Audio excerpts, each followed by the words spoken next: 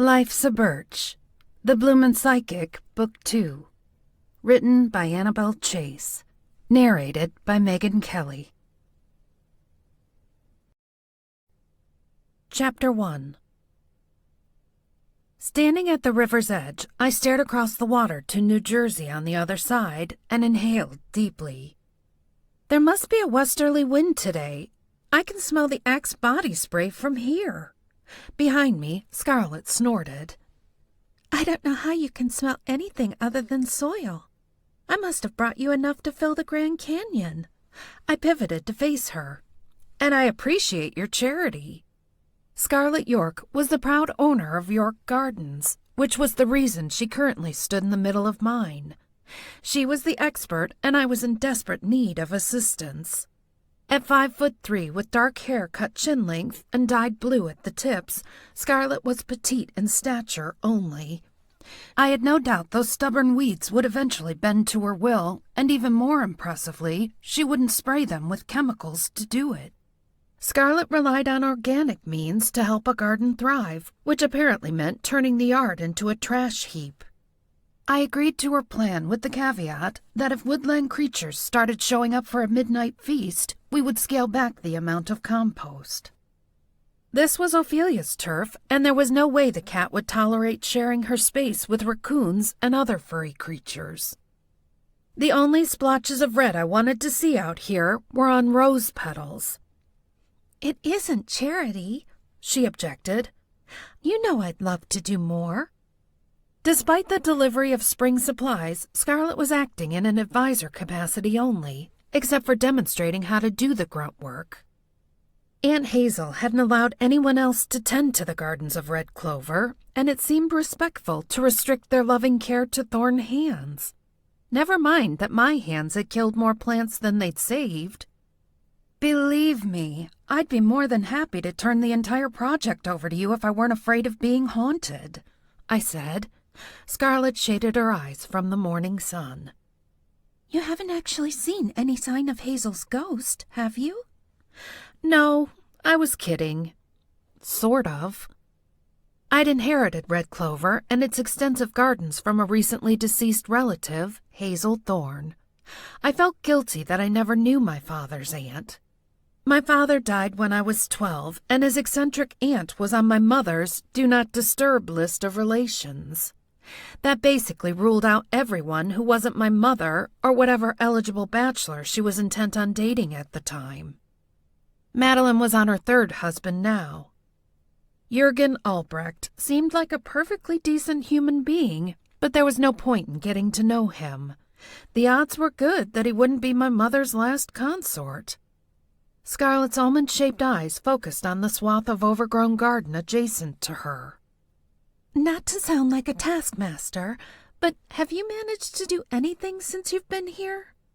I folded my arms and gave her a smug look. I've figured out all the TV channels and how to work the coffee pot. She opened her arms wide. I'm talking about the outside of the house? While I agreed that the gardens were in an unseemly state, I could hardly accept the blame. I'd only lived in the house for about a month, and the gardens had started to deteriorate before I got here. I've been distracted, I said. Scarlet's critical eyes softened. It's because Gladys was found in the garden, isn't it? You've been avoiding coming out here.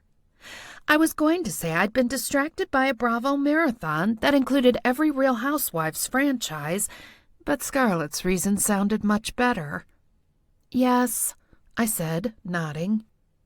Plus, the garden is so overgrown at this point, it feels overwhelming. I don't even know where to start. There was a certain point each day where I felt the urge to cut bait and run. The only thing that stopped me was the provision that mandated I live in the house for 12 months, or else the will would be deemed null and void. Red clover was all I had right now, and I was determined to make the best of it. Scarlet bent over a flower bed. Dirty hoe! Excuse me? She craned her neck to look at me. This hoe is dirty. She nudged the gardening tool with her foot. Oh, I thought we were inventing cute nicknames for each other.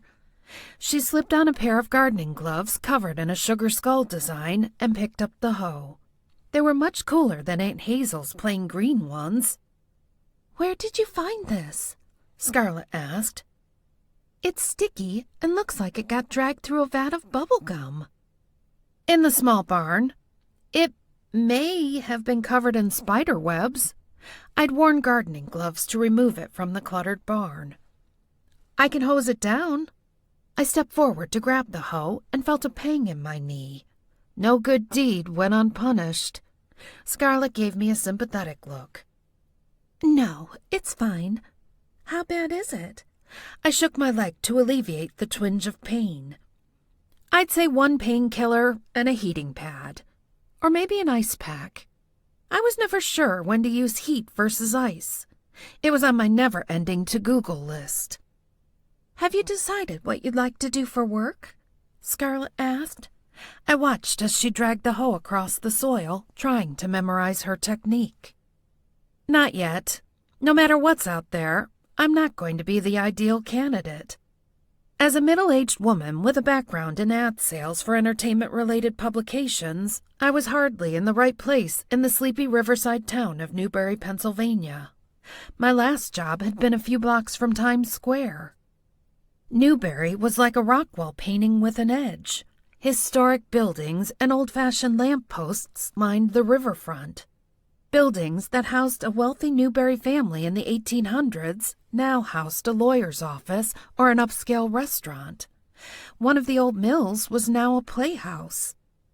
There were the usual trendy shops and restaurants alongside psychics, tattoo parlors, boutique hotels, ice cream parlors, one with homemade liege waffles that I was dying to try, and an art gallery called Pride that featured works of the LGBTQ+ artists. Some of the pedestrianized areas retained their original cobblestone, adding more historic flavor. All pretty to look at, but not necessarily the right job market for someone with my limited skills. "As my grandmother used to say, there's a lid for every pot," Scarlet said. "That's for romance, not employment." "I think it's applicable to both." Scarlet studied the patch of garden she'd attacked with the hoe. "I think the garden is resisting me." I glanced at the ground. "How can you tell? It looks the same." "Exactly. It should look better than this." She handed me the hoe. "I hope you are taking notes. I need to get going. I've got someone coming to my house to buy a tractor." I laughed. Never would I have anticipated living in a place where people sold tractors. "It's only a small one." She contemplated the garden and its tangle of weeds. "We're rushing headlong into spring. I feel like we should have made more progress by now." I don't think these gardens function like other gardens.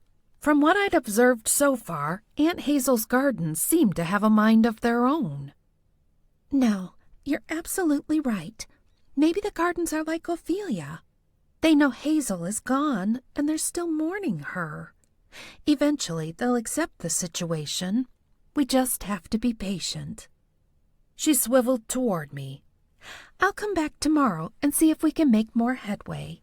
Mornings are best for me." "Scarlet, you have a business to run. You can't be here helping me for free every day." Her dark eyes sparkled with enthusiasm. "You don't understand. For years, I begged Hazel to let me help with this place. It's a gardener's paradise. But she didn't need me." "But I did." "Well, if the garden is rejecting your help, I'm not sure there's much we can do about it," I said. Scarlet removed her gloves and sighed. "It's kind of pathetic how much I want this place to approve of me. I feel like I'm back in 3rd grade and trying to get in with Katie Lang and her squad." "And did you?" She laughed. "Hell no. They were all blondes who liked to dress their Barbies in evening gowns and push them around in convertibles. I was the tiny mixed-raced freak who liked to draw Barbie's hair bright colors and draw butterflies and vines all over her body with Sharpies." "I wouldn't have been allowed to play with you. My mother would have taken one look at a vandalized Barbie and seen destruction rather than creativity. Scarlet would have been branded as bad news and placed on my mother's mental list of undesirables. Good thing we met in adulthood, then. She gave me a backhanded wave as she trudged across the lawn toward the driveway. See you tomorrow. I spent a few minutes with the hoe, trying to replicate Scarlet's movements. It felt awkward and unnatural, like I was trying to ride a horse in a ball gown. Sensing a presence, I turned around, fully expecting to see that Scarlet had forgotten something, although I didn't hear the telltale crunch of gravel in the driveway. There was no sign of Scarlet, or any visitors for that matter. I peeled off the gardening gloves and walked a few paces. That's when the hairs on the back of my neck pricked. Someone was watching me. I sensed it with every fiber of my being. This was how a gazelle at the watering hole must feel when a predator's lurking in the shadows. I peered in the direction of the woods, and that was when I saw it. A glint of metal where no metal should be. Not a ghost, then. I couldn't decide whether to be relieved or more creeped out.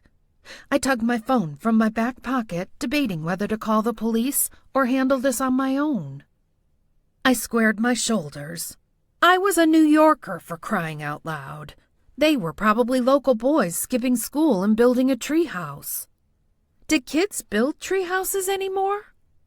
No, they were probably local boys skipping school and smoking pot. I advanced toward the shiny object and was relieved when Ophelia appeared by my side. The oversized tuxedo cat was the best security detail you could ask for. She had sharp claws and little fangs, and she was more than happy to use either of them. I reached the edge of the woods and saw the silhouettes of two men. The glint of metal I'd glimpsed seemed to be a metal square on a strap for binoculars. The men were so focused on the treetops that they didn't register my presence until I cleared my throat. Startled, they whipped toward me so quickly that they bumped elbows. In light jackets, knee-length shorts, and fishing hats, neither one appeared particularly threatening. "What's with the binoculars on my property?" I demanded. It still seemed strange to refer to red clover as my anything. The men exchanged sheepish glances. "I told you we were trespassing, Ron," the man in the blue jacket said. Ron bowed his head. "We're very sorry, ma'am. We got caught up in the moment." Ron's companion pointed to the treetops. "We're bird watchers." He stuck out his hand. "I'm Albert, and this is Ron. We're members of the Newberry Birdwatchers Society." I eyed him skeptically.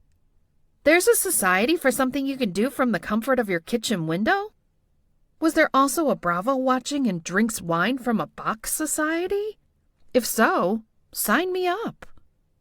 "We got separated from our group," Albert said.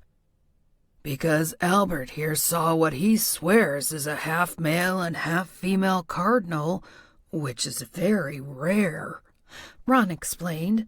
I glanced skyward. "I don't see anything." Ron gestured to the cat, rolling her back in the dirt. "No bird is going to stick around now," Ophelia meowed, unconcerned. "She's my security system," I said. "You don't want to mess with her, trust me." "I don't care for cats," Albert said. "They're a threat to the delicate bird ecosystem. Outdoor cats murder over 2 million birds every year in this country." I inclined my head toward the cat. "She's also a threat to you if you venture too close to my house." Ophelia rolled back to her paws and stretched. She seemed to be lulling them into a false sense of security. "What does a half-male and half-female cardinal look like?" I asked. "Half the body is red like the male, and half the body is the female's coloring," Albert said. He drew an imaginary line straight down the center of his body. "It would be incredible to see one in person. I've only seen them in photographs." I didn't even know that was possible. I scanned the treetops. Now I, too, was interested in glimpsing this gender hybrid. "Do you mind if we hang around here?" Ron asked. If we sit quietly, it might come back. As tempted as I was to sit quietly with them and see this rare bird, I knew I had to get back to the house and resume my search for employment. I'd arrived here on financial fumes and had been coasting ever since. I returned to the house, parting ways with Ophelia somewhere along the way. I briefly lingered on the patio that abutted the kitchen door. This was where Aunt Hazel kept her witch's garden, as Scarlet had called it. There were herbs I'd never heard of. To be fair, there were many common herbs I'd never heard of because I paid no attention to plants and wasn't much of a cook. My apartment in the city had a cramped kitchen with minimal storage, and I'd used the oven as a shoe rack. I entered the house for a glass of water and to rest my aching body. When did I become so decrepit that I needed a heating pad so early in the day? I used to walk 20 blocks to work without breaking a sweat. They were long city blocks, too, not the kind of blocks in a pre-planned neighborhood where all the houses were the exact same distance apart with the same types of trees planted on each property line. Real blocks with traffic lights and delis and windows that stretched wide enough for a decent display. Did I mention delis? I missed my weekly corned beef on rye with Swiss cheese and Thousand Island dressing, although my arteries were thankful for the change in diet. "Hey, Wilson," I greeted the aloe plant. Scarlet had given me the hard-to-kill perennial as a housewarming gift, and, so far, Wilson had proven himself a survivor. As I drained the glass of water, I opened my laptop on the kitchen counter. Despite having a roof over my head, the money in my bank account was dwindling, and I needed a regular source of income. Aunt Hazel seemed to get by like an old-fashioned doctor on the barter system, exchanging charms and love potions for goods and services. I wasn't comfortable taking her place in the magic department, not when I hadn't mastered the skills I supposedly possessed. I could learn to read tarot cards and hang out a shingle like the ones I'd seen downtown, but how would I explain that to people? And by people, I meant my mother. She'd have a coronary if I announced I'd become a fortune teller, or whatever people like Aunt Hazel called themselves. I liked the idea of a turban that covered my roots, though. I'd save loads of money on salon visits. I opened a local employment website and scrolled down, searching for inspiration. Ophelia appeared in the kitchen, meowing with a sense of urgency. "What is it, lassie? Did Timmy fall in the well again?" Ophelia stopped meowing and stared at me with cold green eyes. "Okay, fine. I take it back. What's the problem?" The cat turned and lumbered out of the kitchen. I followed her to the front door, where she stood on her hind legs and scratched at the surface. I jerked open the door just as Patrick's car sped into the driveway, sending pieces of gravel flying. Rolling down the window, he said in his best Arnold Schwarzenegger voice, "Get in if you want Scarlet to live." I frowned. "That's not the line." He reverted to his normal velvety voice tinged with annoyance. Did you not hear what I said? Get in. I closed the door behind me, thankful I was still wearing shoes, and joined him in the car. "What's the emergency?" I couldn't understand every word, but Scarlet found something unexpected in the canal, and she's having a stroke. "The Blue Heart Diamond from Titanic?" Patrick shot me a quizzical look. No. Something bad." My eyes widened. "An alligator?" Thanks to alligators, I'd specifically crossed Florida off my list for future retirement homes. Patrick peered at me with a mixture of horror and disbelief. "No. Where do you get your ideas? A dead body. Scarlet found a dead body." He peeled out of the driveway, and I clicked my seatbelt into place, still reeling from the news. A dead body was definitely worse than an alligator. Unless, of course, an alligator was to blame.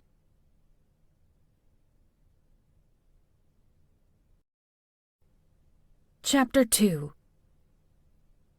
We arrived at Scarlet's house to find police lights flashing and yellow tape stuck to trees in the backyard. Chief Tuck Sherwood was walking along the perimeter as he surveyed the ground. Chief Tuck, as he was known locally, sported the kind of white beard that made his chin look like a mountain peak surrounded by clouds. He reminded me of my favorite type of chocolate chip cookie, hard and crisp on the outside, but soft and gooey on the inside. Wow, this is quite the spectacle, Patrick said, glancing around uneasily. Was it an alligator attack? I asked. Chief Tuck peered at me with those Paul Newman eyes, and I immediately started to crave salad dressing. Classic oil and vinegar and balsamic were my favorites. "We don't have alligators in Pennsylvania," he said. We don't technically have them in New York either, except when people keep them in their apartments illegally and then abandon them when they get too big or too difficult to care for. I motioned to the canal. All it takes is one hungry escapee. Patrick looked at me askance. I thought alligators in the city sewers were an urban myth. A myth based on fact, I said. "We don't have an exotic pet problem in Newberry," Chief Tuck said. "I'd be more concerned about your friend right now than an alligator." My gaze swept the area for Scarlet, but there was no sign of her. She must be so upset. I knew how she felt, having recently found a dead body in the garden. How odd that Scarlet had just mentioned it this morning. "A witness claims she saw Scarlet pushing the body in the water to dispose of it," Chief Tuck said. Patrick and I exchanged horrified glances. "And what does Scarlet say?" Patrick asked. "She claims she was pulling it out in an effort to save the victim, not knowing whether he was alive or dead." That sounded plausible to me. "And you believe her, right?" Patrick asked. Chief Tuck glanced across our heads in the direction of Scarlet's house. "I sure would like to." "Who's the witness?" I asked. Maybe they weren't wearing their glasses. "They weren't wearing glasses," the chief said. I folded my arms. Exactly. "Nina Hargrove is a reputable witness," he said. Doesn't mean she's an accurate one, I shot back. Just means she's not a known liar. "Who's the dead guy?" Patrick asked. "Bernard Sims," the chief said. Patrick sucked the air between his teeth. I looked at him. What does that mean? "Nothing," he said quickly and raked a hand through his thick hair in an effort to seem nonchalant. "Now, if you'd be so kind as to stay on the other side of the yellow tape," Chief Tuck said. "Let us do our job." The chief was so polite that he made it impossible to argue. He might carry a gun, but manners were his real weapon. We spotted Scarlet on the bottom level of her three-tiered patio. She looked like a toddler yeti wrapped in a fuzzy white blanket. "Scarlet hates Bernard Sims," Patrick whispered as we approached the house. "He hired her to do his landscaping a couple months ago and then refused to pay the bill." Did he say why? "He was disgruntled," Patrick said. But Bernard was disgruntled about everything. He'd complained to Mother Nature that the sun was too bright. I once saw him return a taco because it was too taco-shaped. Sounds like a charmer, I said. Scarlet lit up when she saw us. One look at that face told me she had nothing to do with the man's death. "I am so sorry about this." Patrick engulfed her in a hug and immediately sneezed thanks to the yeti fur tickling his nose. I patted her arm. "This is terrible. Did you at least sell your tractor?" She offered a sad smile. "I guess there's a bright spot after all. Thanks for the reminder." I glanced at the police activity. I recognize most of these guys from my yard. "They recognize you, too," Patrick said. "I heard one of them groan when he saw you." "That's only because he was mad that I solved Gladys's murder instead of them." Scarlet hugged herself. "Maybe you could do the same for me. They're treating me like a suspect." "Because of the witness?" I asked. "And because I told them about my recent argument with Bernard." She tucked loose strands of hair behind her ear. "I'd never hurt someone over money. I won't even send people to collections because I know the toll those harassing calls can take on your mental health. I didn't need psychic skills to tell me Scarlet was innocent. Unfortunately, the police had a reputable witness, a motive, and an opportunity. With that lineup, it was going to be tough to redirect them to another suspect. I'm going to scout around, I said. I promised to stay on the civilian side of the tape. I vacated the patio and crossed the lawn to the canal footpath, careful to stay away from the crime scene. I wandered along the footpath with my eyes trained on the ground, hunting for clues. I had no idea what to look for, of course. It wasn't as though there'd be a flashing neon sign or a camera panning to the evidence. Television was my usual method of sleuthing. Birdsong drew my attention to the treetops, and I turned abruptly, catching my sleeve on a thorny bush.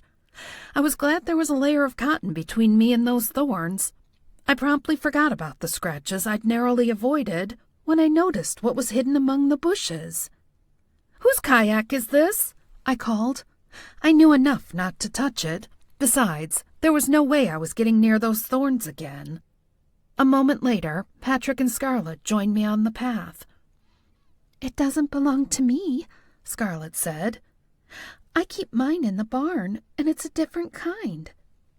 "Maybe it's Bernard's kayak," I said. "He wasn't dressed for kayaking," Scarlet said. I glanced back at the place where I saw the body. "How do you dress for kayaking? Is there a uniform?" "No, but he was wearing suit pants and a buttoned shirt." If it belonged to Bernard, why would it be hidden in the bushes? Patrick asked. What did he do?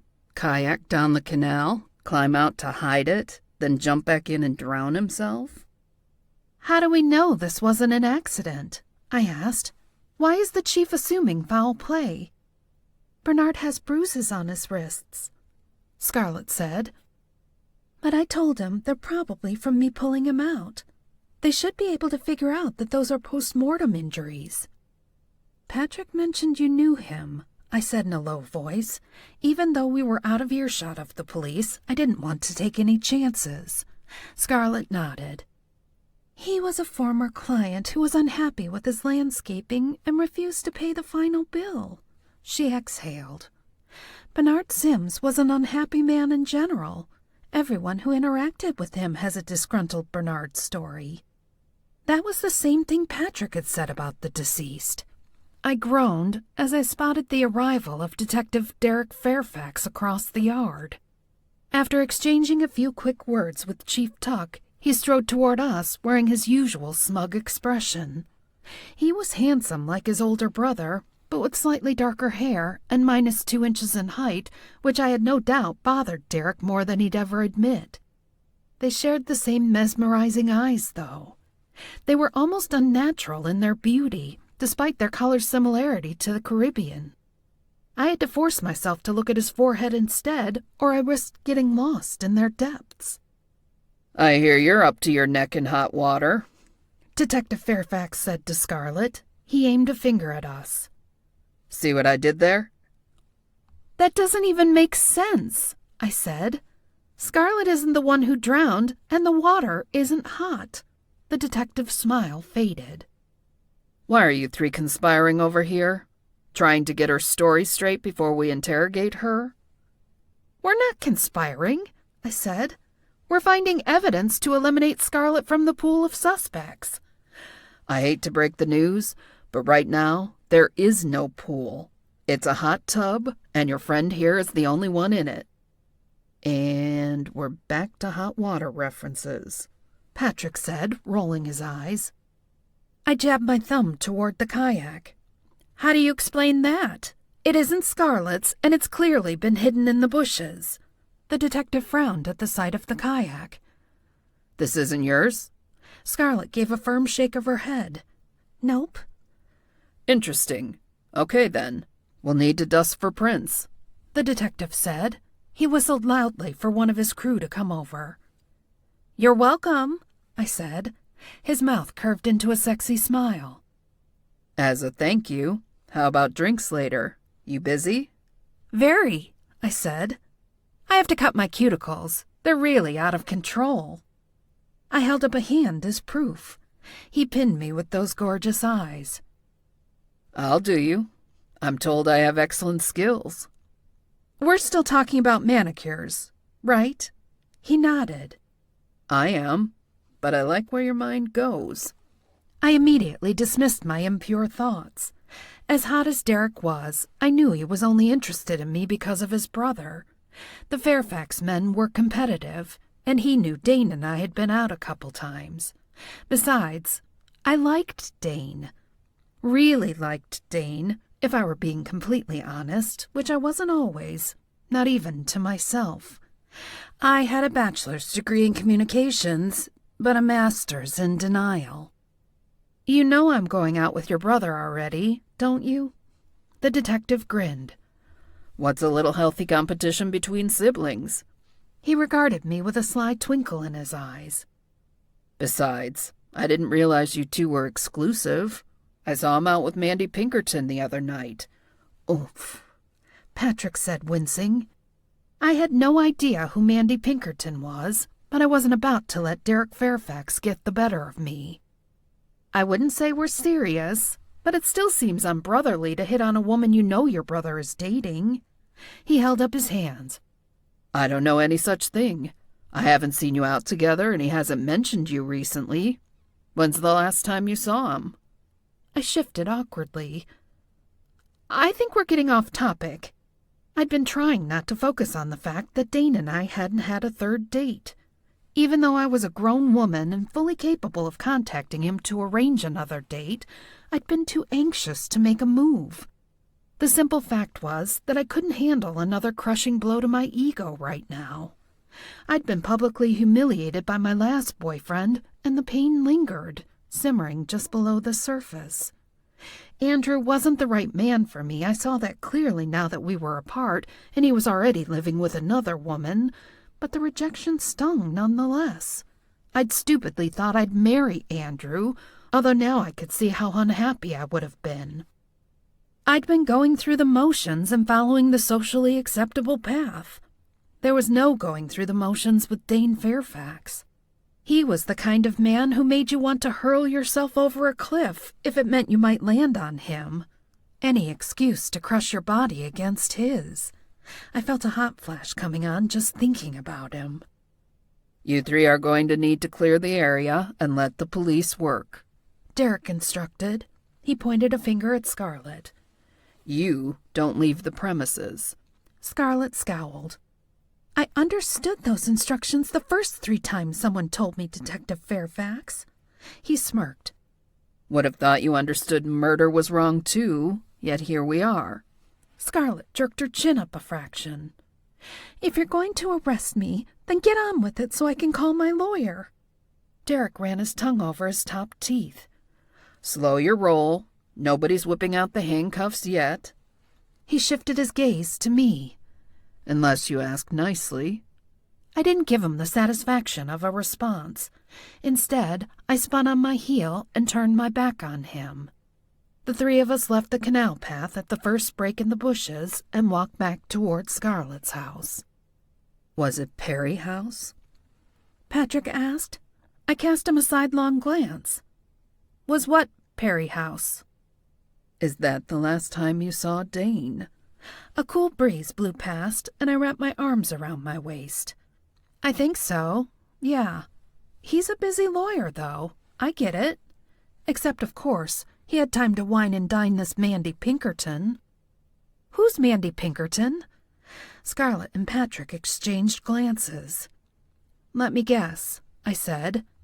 She's got the body of Selma Hayek, the brains of Marie Curie, and the bank account from the former Mrs. Bezos. She's his ex-girlfriend, Patrick said. Not the ex-wife? I asked. I knew from our date that he'd been married once before, but the marriage only lasted about 5 years. No, I think Mandy was the rebound relationship, Patrick said. But then she moved away to Pittsburgh. Why would someone do such a thing? Trade Dane Fairfax for Paris, maybe. But Pittsburgh? Unimaginable. Her loss is your gain, Scarlet said. Unless Dane had changed his mind about me now that Mandy was in town, it occurred to me that Derek might know something I didn't. That wasn't a thrilling prospect, no matter what the topic, but it certainly unsettled me in relation to Dane. I thought Dane was different. Once again, maybe I was wrong. Chapter 3. Scarlet, Patrick, and I decided to escape the crime scene and retreated to my kitchen. Scarlet wanted to put distance between herself and the unfortunate event, so I let Chief Tuck know she'd be at my house if the police decided they needed her. "I didn't kill Bernard," she said. "You don't need to say the words out loud," Patrick told her. "Obviously you're innocent." "I wasn't saying it for your benefit. I was saying it for Mia's." I looked at her affronted. "Why would you need to say it for my benefit? I know you didn't hurt that man." Her dark eyes met mine. "You have no reason to believe otherwise. You haven't known me as long as Patrick has." "You ooze innocence, Scarlet. There's no way I would ever think you're capable of committing murder." I waved my hands. "Okay, there might have been a whole 2 seconds where I thought you killed Gladys Spencer, but that passed faster than gas." "Well, somebody had a reason to kill Bernard," Patrick said. "What if Bernard had a reason to kill Bernard?" I asked. Scarlet grimaced. "Suicide? Ugh, that's a horrible thought." "Why the canal, though?" Patrick asked. "Why not the river?" Scarlet shook her head. "I don't think Bernard was the type to commit suicide." "You said yourself he was always disgruntled," I said. "I know, but he wasn't depressed," Scarlet countered. "Just miserable." The whistle of the kettle shrieked, and I turned off the burner before pouring hot water into 3 cups. "Could have been an accident. He could have fallen in, and maybe he didn't know how to swim." Patrick eyed the teacup on the counter. "Do you have any honey and lavender? That's my preferred beverage at the moment." Scarlet wandered into the pantry and turned on the light. "Do you mind if I borrow peppermint oil while I'm thinking of it? I find it calming in times of stress." "Do I have peppermint oil?" I followed behind her. "Hazel has everything." As she lifted her arm to reach for a bottle on the shelf, her top shifted, and I noticed a design peeking out from her shoulder blade. "Nice ink. Does it mean something?" This was Scarlet. Of course it meant something. Scarlet glanced in the direction of the crescent moon tattoo on her shoulder blade. "That one's for divine guidance and intuition." "We could all use that right now," I said. At this point in my life, I needed crescent moons plastered all over my body, including my eyelids. "I have a few others, but they're generally kept under wraps except in the summer." She scanned the bottles on the shelves. "No surprise Hazel labeled all her oils with expiration dates." She cast a glance at me. "You need to dump all these. Most oils should be used within 6 months." I peered over her shoulder. "What's the worst that can happen if you use expired oil?" I caught sight of a jar labeled mistletoe and pulled it down from the shelf. "Did Aunt Hazel keep this around in case she had a visitor she wanted to smooch?" Scarlet glanced at the label. "Fun fact, mistletoe was used by the Druids in their sacred rituals." I'd heard of the Druids. "You mean when they sacrificed someone?" Cringing, I put the jar back on the shelf. I liked my kissing theory better. "The contents of that jar are about to expire," Scarlet said, pointing to a shelf above her head. "If you suffer from insomnia, that mixture is extremely potent." "Come to Mama," I said. With eager hands, I reached for the jar labeled Lavender Lullaby. It was as though Aunt Hazel had anticipated my needs, although it was more likely she also suffered from insomnia, given that she was ancient when she died. I removed the lid and sniffed the contents. "What's in it aside from lavender?" Scarlet stuck her nose inside. "Not sure. It's one of Hazel's homemade mixtures." Patrick appeared in the pantry doorway. Can we focus, please? Scarlet is being accused of murder. Plus, I'd really like my tea. My lips are parched. I set the insomnia cure on the counter and went back in search of a jar of honey and a sachet of lavender.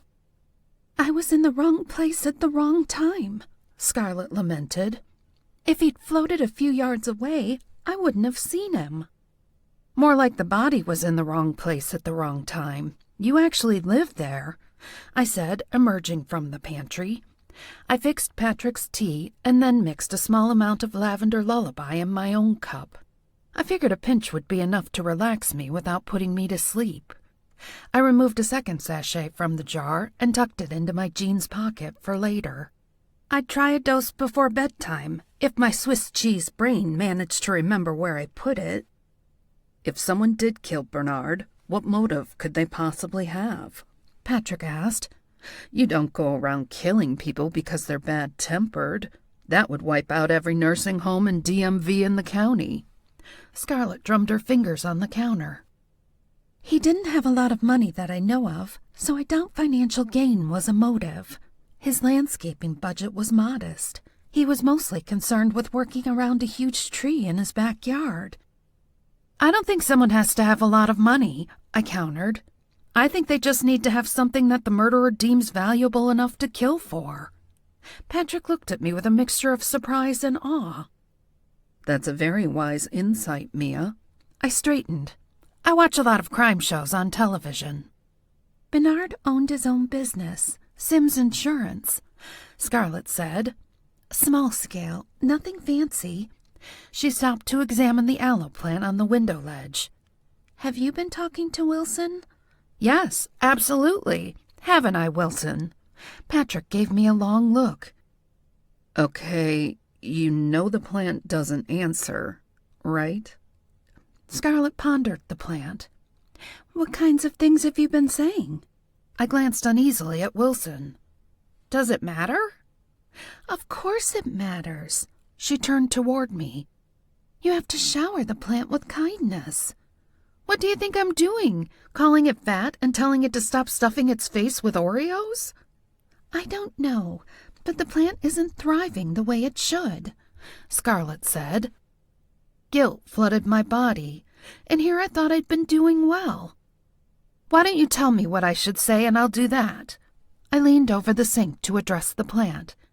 Hey, Wilson, you don't look the color of pea soup anymore. Good job, buddy. Scarlet buried her face in her hands. I didn't realize this would require hand-holding. It's not my fault, I protested.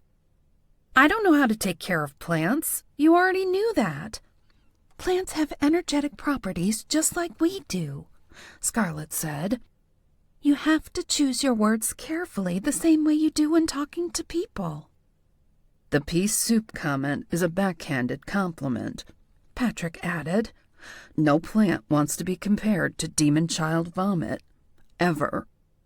I licked my lips and tried to think of a more positive remark. Wilson, I'm so happy to have you here. Every morning when I come downstairs, you're the first thing I see, and I'm reminded that I've made friends in a new place. Which wasn't easy at my age. Most people had their tribe by the time they made it to adulthood, and there wasn't always room for one more. Scarlet smiled. See, that was perfect. And very sweet, Patrick added. When plants are treated with kindness and respect, they thrive, Scarlet said. They respond to the world around them, so whenever you speak, you need to remember the plants absorb whatever energy you're putting out into the universe. I resolved to do better by Wilson. Thanks for the tip, Scarlet. I leaned toward the aloe plant. And I'm sorry for the negativity, Wilson. I'll strive to improve. Scarlet patted me on the back.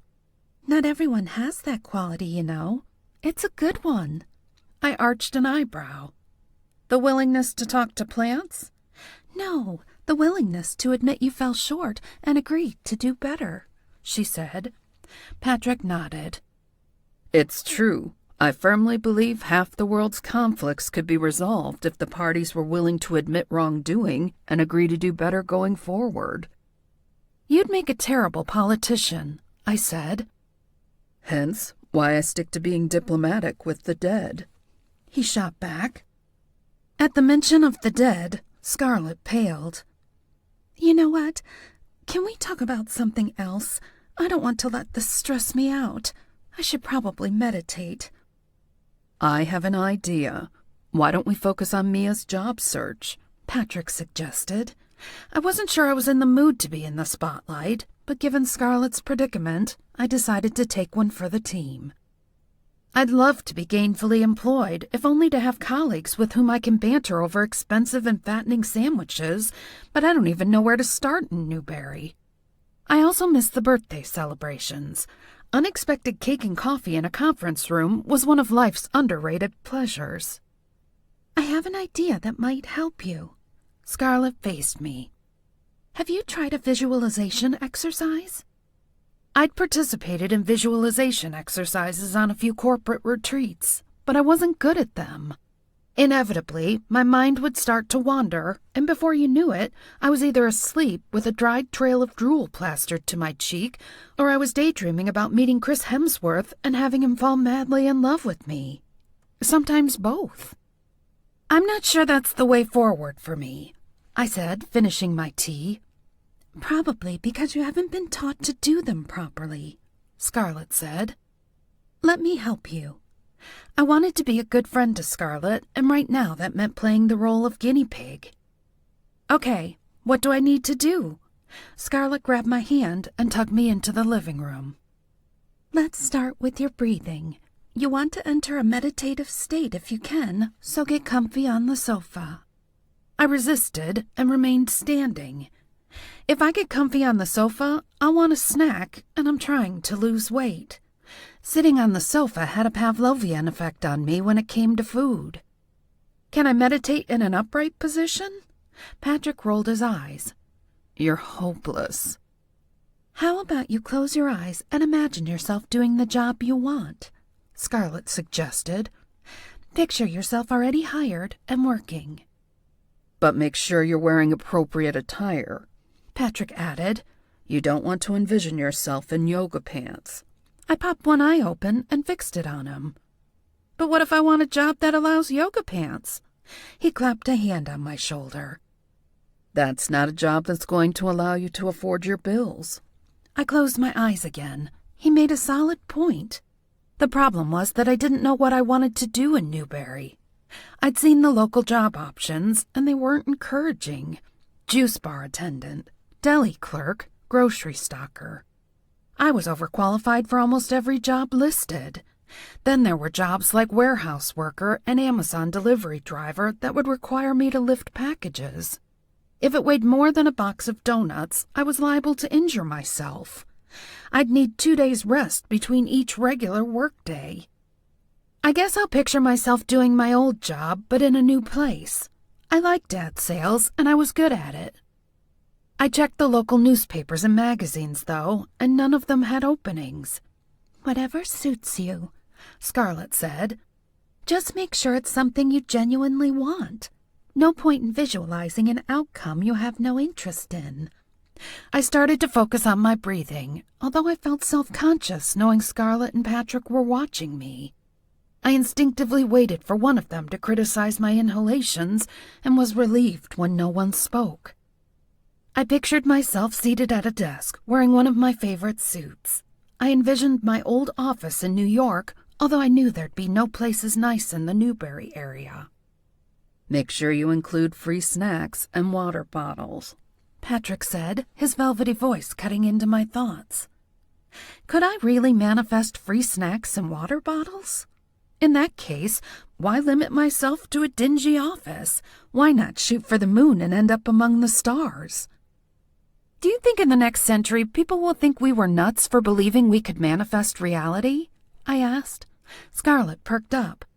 Fun fact, there was a Greek physician named Dioscorides who believed certain illnesses could be treated by plants that resembled the related body part. So if you had a headache, he'd prescribe you a walnut? I asked. Exactly. That's just a fact, I countered. There was nothing fun about it. What do you think he told women to eat for menstrual cramps? A peach? Patrick asked. A peach? Wouldn't that be more for butt pain? I asked. Scarlet pulled a face. Who has butt pain? I looked at her aghast. You've never had a cramp right under your butt? I glanced at her petite, muscular body.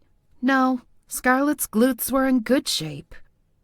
I've seen some half-opened edamame that would qualify, Patrick said. He jerked his head toward Scarlet. Oh, remember that sweet potato at your parents' house? You and I laughed for an hour afterward. Scarlet pulled out her phone. I think I still have a photo of it. She clicked the photos and showed me the image of the sweet potato vagina.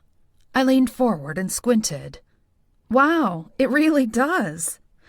I straightened and waved a hand. Can we stop talking about this now? I don't want to accidentally end up getting a job in an OB's office because the universe misunderstood my request. It could be worse, Patrick said. Yeah, Scarlet agreed. You could end up a murder suspect. I raised a hand. Been there, done that, refused the T-shirt. Patrick gave my top the once-over. Maybe you should have considered the T-shirt? I gave his arm a gentle smack. You're supposed to be on my team. I am, he insisted. Why do you think I'm trying to save you from committing crimes of fashion? I closed my eyes again.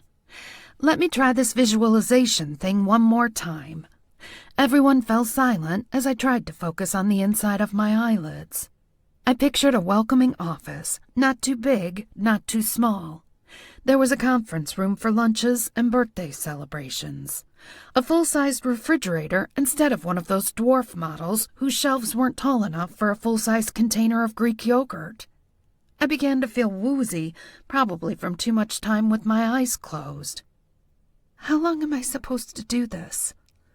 I whispered. When no one answered, I opened my eyes to find myself alone in the living room. I was on the sofa with a blanket draped over me. The light had changed, and the room was mildly darker than when I'd started the exercise. How long had I been in a meditative state? I became aware of dried saliva on my cheek. Not a meditative state, then. I'd actually fallen asleep. Hello? I called. There was no sign of my friends. I wandered into the kitchen and noticed a yellow post-it on the counter. Great job. Hope it helps you land the job of your dreams. Talk soon. Scarlet signed off with the drawing of a tiny heart. I sniffed the empty cup that held my tea. Scarlet wasn't kidding about the mixture's potency. Next time I'd be smart enough to drink it before bedtime instead of the middle of the day. I lifted the mug and saluted the empty air. Cheers for that, Aunt Hazel.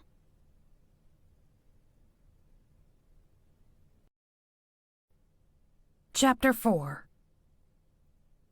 I slept like a college student recovering from an all-nighter. I only woke up because I heard the sound of my phone vibrating on the bedside table. With my eyes still closed and strands of hair matted to my cheek, I blindly reached for the phone. It was a text from Patrick telling me to call him ASAP. I bolted upright in bed and called. If something happened to Scarlet while I was dreaming about dancing chickens, I'd never forgive myself. And no, I had no idea why I dreamed about dancing chickens. What's up? I asked.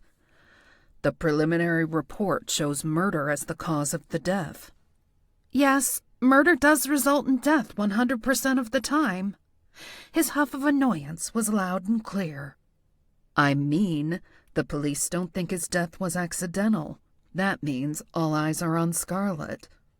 How do you know? They had her come down to the station for questioning. She called me on her way home. I winced. That wasn't good. Did they say why they've ruled out accidental death or suicide? There was something strange about his underpants. I grimaced. His underpants? Do I want to know? According to the police, Bernard was wearing days-of-the-week underpants. Bernard Sims. Were we talking about the same victim? I didn't even know they made them for adult men, Patrick said. That's definitely an interesting choice. Get this. Patrick waited for my full attention. He wasn't wearing Thursday. What kind of nutcase goes to the trouble of owning days of the week underpants, but then wears them the wrong day? I immediately regretted the question as I realized I was the kind of nutcase who would wear the wrong day and not think twice about it. Not that I would own them in the first place. Unless they came in eye-catching colors with cute designs, then I'd consider it. Bonus points for catchy phrases like Wow Me Wednesday, although I drew the line at Taco Tuesday. Gross. The police think it could be significant. That maybe he hadn't changed them. I scrunched my nose. Ew. TMI. Or maybe the time of death is wrong. It wouldn't necessarily rule out Scarlet, but it would weaken their case. It would also discredit the witness. Could they be wrong by an entire day, though? I think science is more reliable than what the victim was wearing. It's only the preliminary.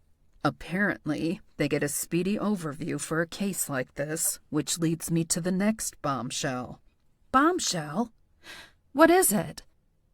He had muscle relaxers in his system. Oh, wow. That was a bombshell. Maybe he took them before he went out because he's prone to cramps. I could relate to that. No, wait. He was wearing office attire, wasn't he? Let me elaborate. Bernard had enough muscle relaxers in his system to calm a raging rhino, and there were none in his house and no prescription for them. Does that change the time frame, then? How long would it take the muscle relaxers to take effect? No clue. I stick to pot. I'm surprised they shared all this with Scarlet. It was part of their interrogation technique, Patrick said. Scarlet told them between the drugs and the underpants, they'd established reasonable doubt for the defense, so they might as well let her walk now because a jury surely would. I snorted. I bet Derek loved that. She was heading home to shower and go to work, but I told her I'd update you.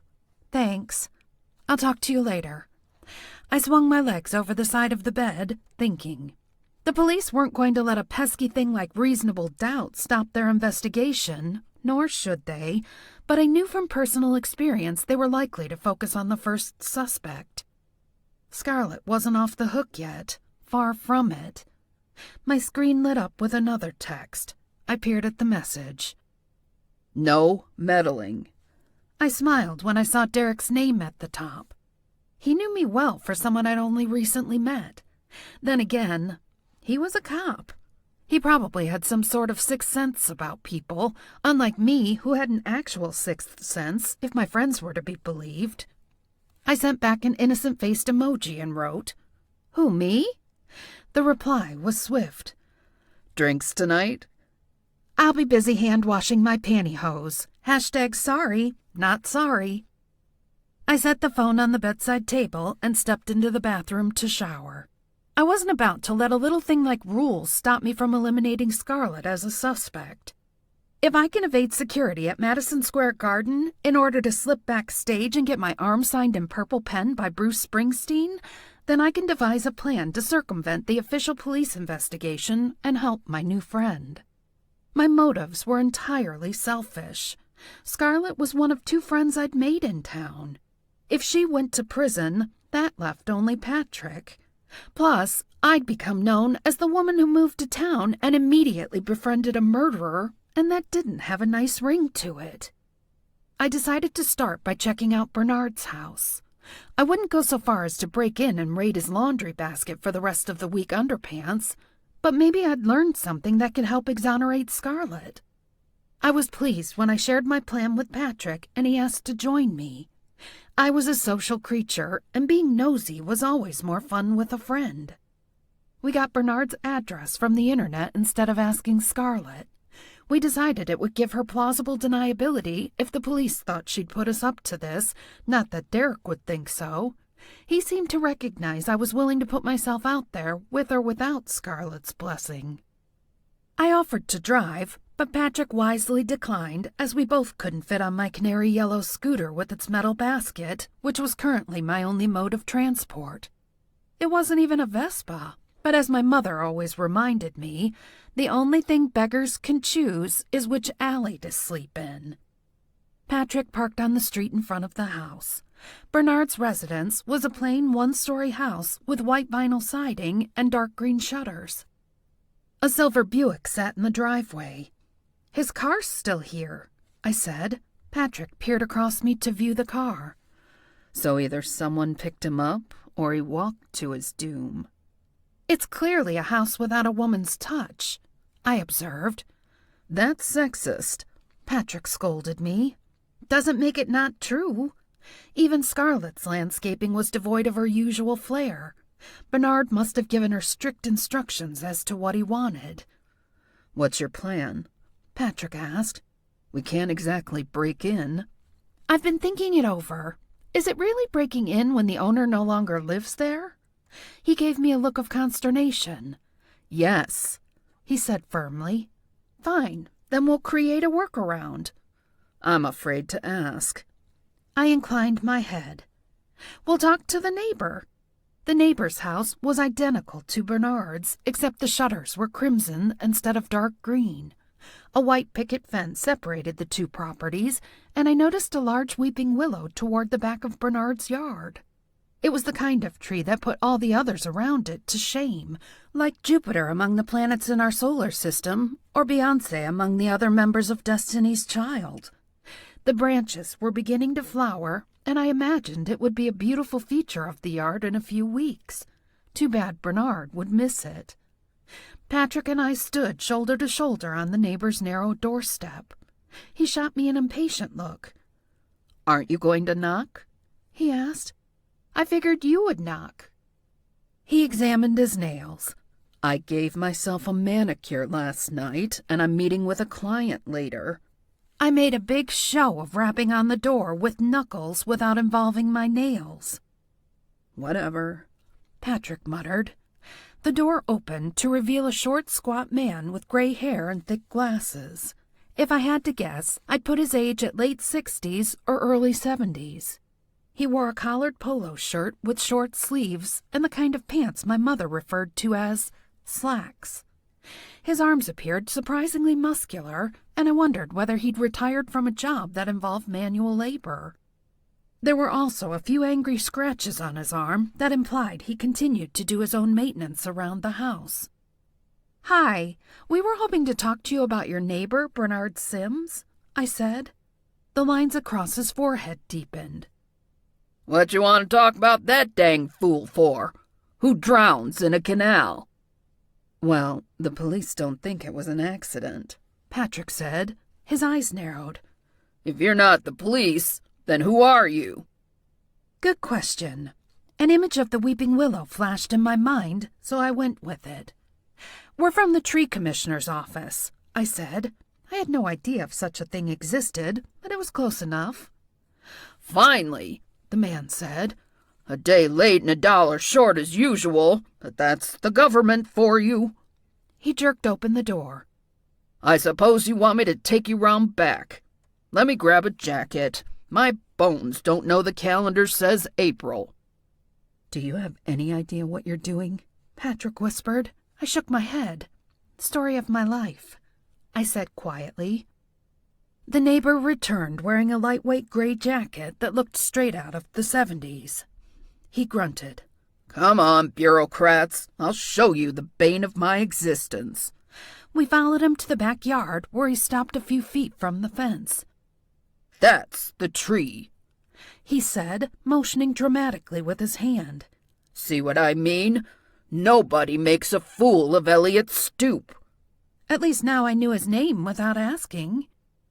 "Why don't you tell us the whole story from the beginning, Mr. Stoop?" I asked.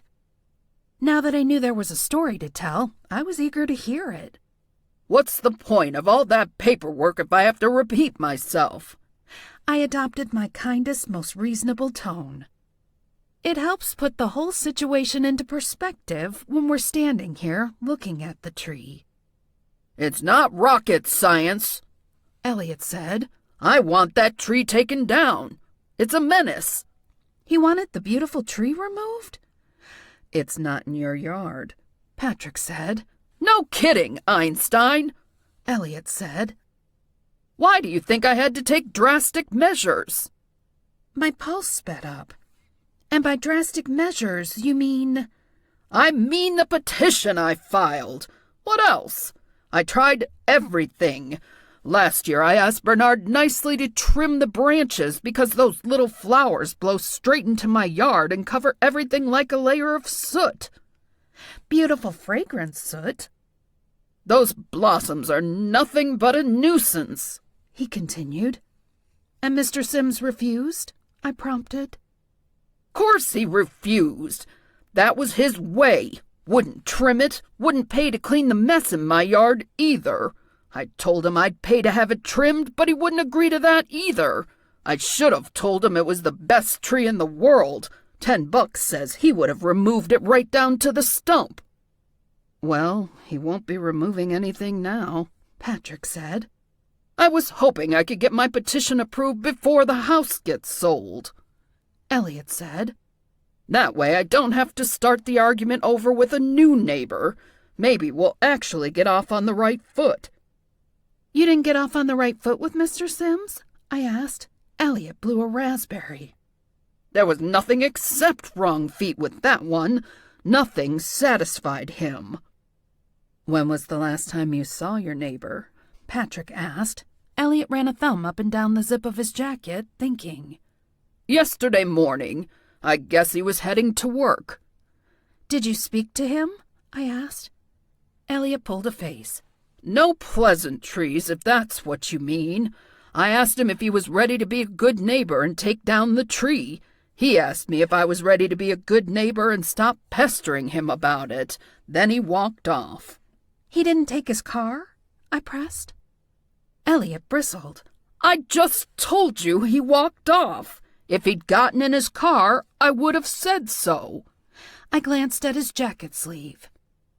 Mr. Stoop, I noticed scratches on your arm.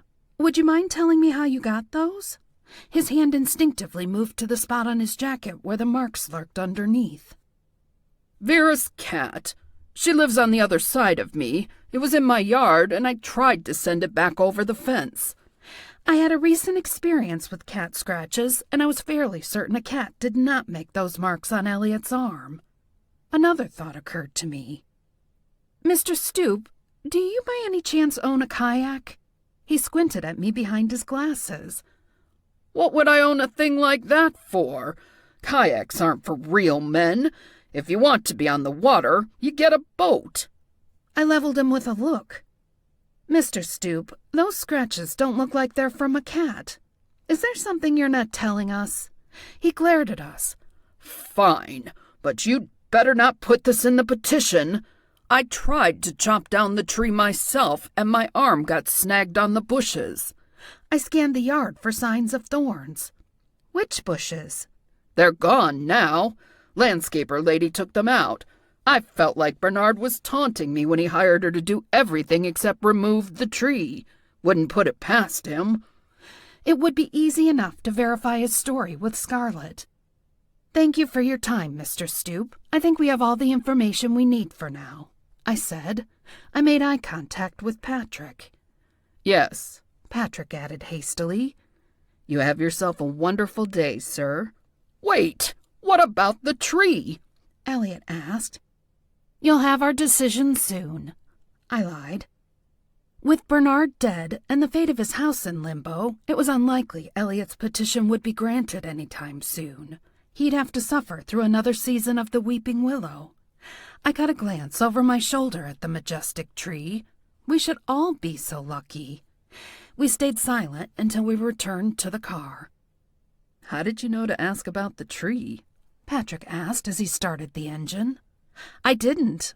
I noticed the weeping willow on our way to the front door, and it was the first thing that came into my head when he asked why we were there. Patrick cast me a prolonged sidelong glance. What? I demanded. You're so clueless. I stared at him blankly. About what? That was you being psychic. No, I saw the tree on the way to the door, and it stuck in my head. Yes, it stuck in your head because you intuitively sensed it was important. You knew it was relevant, even if you didn't know. I waved him off. You're reading too much into it. It was a stroke of luck. And genius, quite frankly. What do you think, Madame Thorne? Is Elliot Stoop our killer? I glanced out the window at the older man as he ducked into his house. I don't think so. I doubt those two would get close enough to each other to allow Elliot to force-feed him muscle relaxers. Patrick tapped my arm. Text Scarlet on the drive back and ask her about the bushes. On it. I shot off a quick text. You should have taken something from him so you could try to do a reading later, like a strand of his hair, although I'd hate to deprive him of what few hairs he has left. The only reading I do involves library books. He gave me a coy look as he pulled the car onto the road. Whatever you say. Chapter 5. Scarlet quickly confirmed the list of plants she removed from Bernard's yard, including thorny bushes located near the willow tree. She also confirmed marks that suggested someone had unsuccessfully attempted to chop it down. Poor Elliot Stoop. His stubborn neighbor was dead, yet he still found obstacles in his path to foliage freedom. As we drove along River Road toward Red Clover, my phone lit up with a text. My heart skipped a beat when Dane's name appeared. Finally, Patrick said, eyes on the road. I clutched the phone closer to my chest and turned toward the window so that I was the only one who could see the message. Busy Saturday? Would you like to go on an adventure? An offer to go on an adventure with Newberry's hottest bachelor? Yes, please. It's like he can read my mind, I said. Now who's psychic? You are? Patrick said. You were probably psychically communicating your desires to him, and he picked up the transmission. Is that even possible? Patrick groaned. How can you be skeptical at this point? What will it take to convince you? It's not that I disbelieve. He pulled into the driveway of his Victorian house and parked the car. It is that you disbelieve. That's exactly what it is. I glanced wistfully in the direction of my house. You're going to make me walk home? Even though my house was only 2 doors down, it seemed unnecessarily cruel. He knew I frequently suffered from leg cramps. You're not going home yet. You're coming inside for a lesson. What kind of lesson? We're going to practice sending and receiving transmissions so you can see what I mean. I wasn't certain I wanted to understand what he meant. If I could communicate my unspoken desires to Dane, that seemed embarrassing, among other things. Reluctantly, I stepped over the words "go away" on the not-so-welcome mat and followed him into the house. Shouldn't we be focusing on Scarlet's situation? I asked in a last-ditch effort to get out of this. Mia, don't you realize that if you could control your abilities, you would have already solved the case by now and gotten Scarlet out of trouble? Every step we take toward embracing your authentic self is a step toward helping Scarlet. And you, of course. We stopped in the living room and faced each other. You think I need help? Patrick's eyes sparkled with sympathy.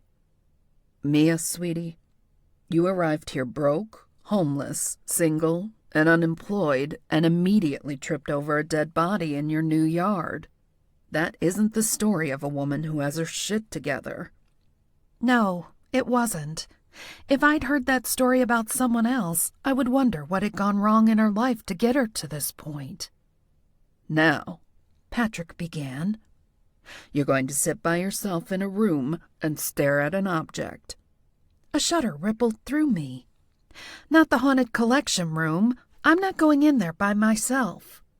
The haunted collection room included objects with spirits attached that Patrick couldn't bear to cleanse or part with, including a creeptastic doll named Susie that ended up in bed with me after Ophelia decided to make her my playmate.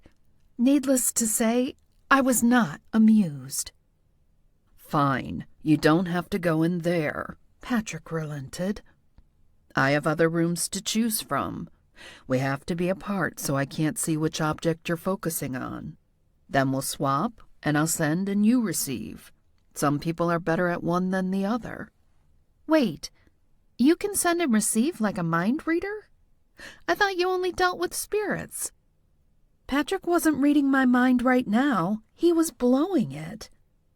If you want to get technical, I have one psychic ability, and that's channeling. What about your whole cleansing shtick? He gave me a sour look. First of all, it's not a shtick, and that's insulting. Second of all, cleansing isn't a psychic skill. I still had so much to learn. What we should do is test for all the psychic functions and see which ones you can do, Patrick continued. I didn't like the sound of that. I'm not big on tests. I used to get nauseous in school before every exam. There are no grades. If you can't do something, there are no consequences. No consequences? That seemed like pie in the sky. Ugh, why did I have to think of pie? Now I was hungry. I ignored my pangs of hunger. If I can't do it, we just cross it off the list? Not necessarily. It might mean you haven't tapped into that particular power yet. I laughed. I'm 42, Patrick. I would think I'd know by now if I can read minds. He gave me a pointed look. No offense, but you reek of suppression. And what does suppression smell like exactly? He waved a hand in front of his face. Garlic and onion, apparently. You smell like an Italian restaurant. You smell my morning bagel. Patrick tapped his phone and turned the screen toward me. Here's the list of possibilities.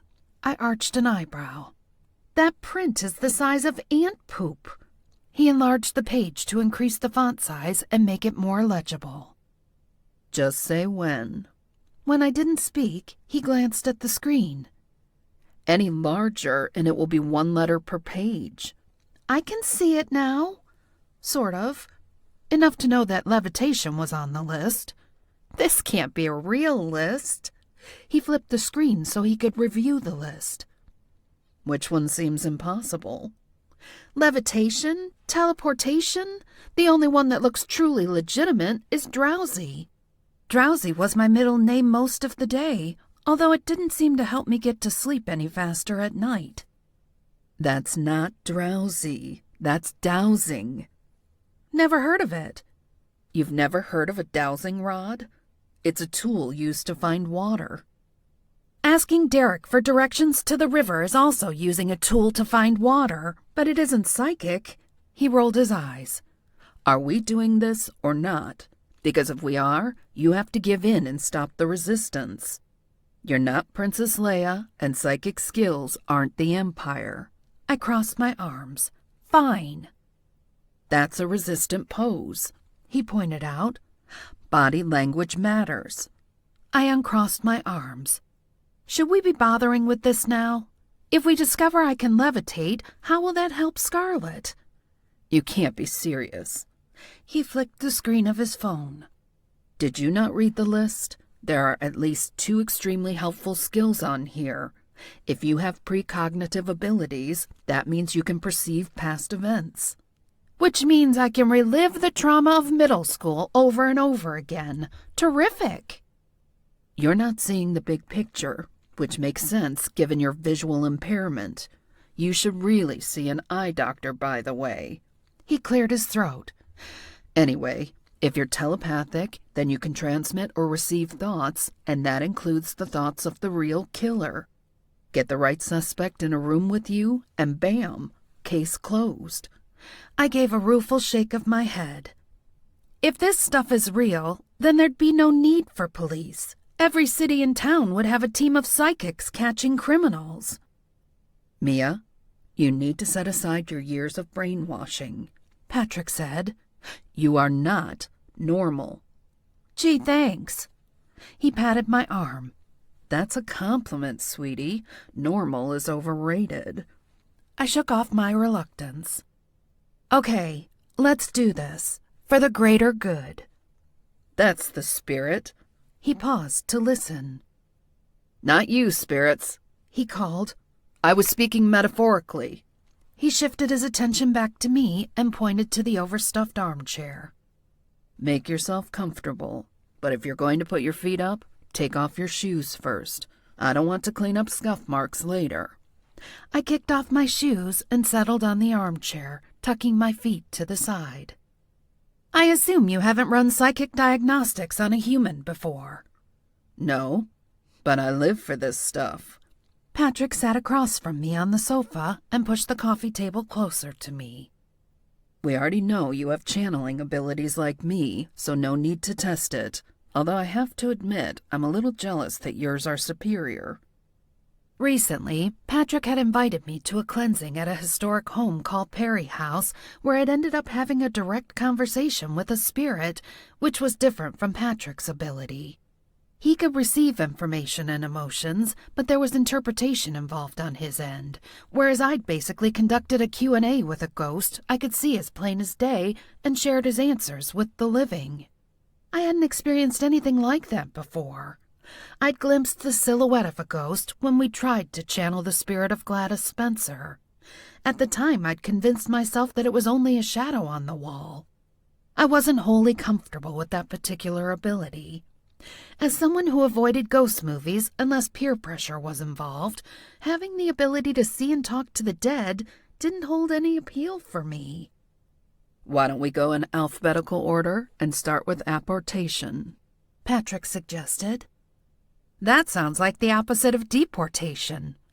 Ignoring me, he retrieved a key from his pocket and placed it on the coffee table. See if you can make the key disappear. I barked a laugh. Oh, sure, nothing up my sleeves. I ran a hand down each arm like I'd seen magicians do. Apportation means you can make objects disappear, appear, or teleport them elsewhere. Trust me, if I could do that, I'd be an expert by now. Naturally, my mind went straight to all the food items I could manifest. Desperate for a slice of raised pizza but too lazy to leave the apartment? Problem solved. Just try, Patrick said. Close your eyes and concentrate. If you're going to teach me to use the Force, you at least need to use your Yoda voice. Patrick straightened his back. I will do no such thing. I don't even understand the whole Star Wars obsession. I only know enough to make socially acceptable references. I frowned. I'm not sure you and I can be friends anymore. I think it's nostalgic for your generation, he said. Although I do see the appeal of The Mandalorian. Pedro Pascal's voice alone is worth the cost of Disney+. I'm going to choose to overlook the reference to my generation, I said. Patrick tapped the coffee table. Let's see what you can do, Duke. My eyes popped. Oh my God, his name is Luke. I shifted so that my legs were in front of me and tried to focus on the key. This isn't important, right? If I can actually transport it somewhere, I have no idea where somewhere is. I have a spare. We're good. I closed my eyes and concentrated on the key. Okay, I'm focused. What now? Use your mind to wish it away, and, if it works, you might want to try that shirt next. It does nothing for you. I stayed focused on the key and pushed. Stop grunting, Patrick advised. You're not giving birth. After a few more minutes of great effort by me and no result, we decided to test a different skill. Astral projection is next, he said. Let's skip to the end and try something more useful like telepathy, I suggested. That's going to be more helpful to Scarlet than me having an out-of-body experience. Patrick rose to his feet, and I was mildly miffed that he could do that without his knees cracking. He didn't know how lucky he was. I'm going to stand in the kitchen and look at an object, and you tell me whether you see anything in your mind's eye, he said. Okay. Patrick disappeared in the kitchen. Ready? I closed my eyes and tried to visualize his chosen object. A refrigerator? Don't guess, he called. Only tell me if you see something. Your reflection in the microwave. You're checking your hair. He poked his head through the doorway. Okay, that doesn't take a psychic. he ducked back into the kitchen. I closed my eyes again and tried to inhale through my nose and exhale through my mouth.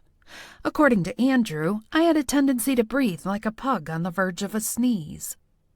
After a quiet moment, I saw the round-eyed face of an owl. I probably had birds on the brain thanks to my recent encounter with the local bird watchers. Did that make me a bird brain? "Okay, I'm raising the white flag," I called. My own thoughts are getting in the way. I was probably hungry.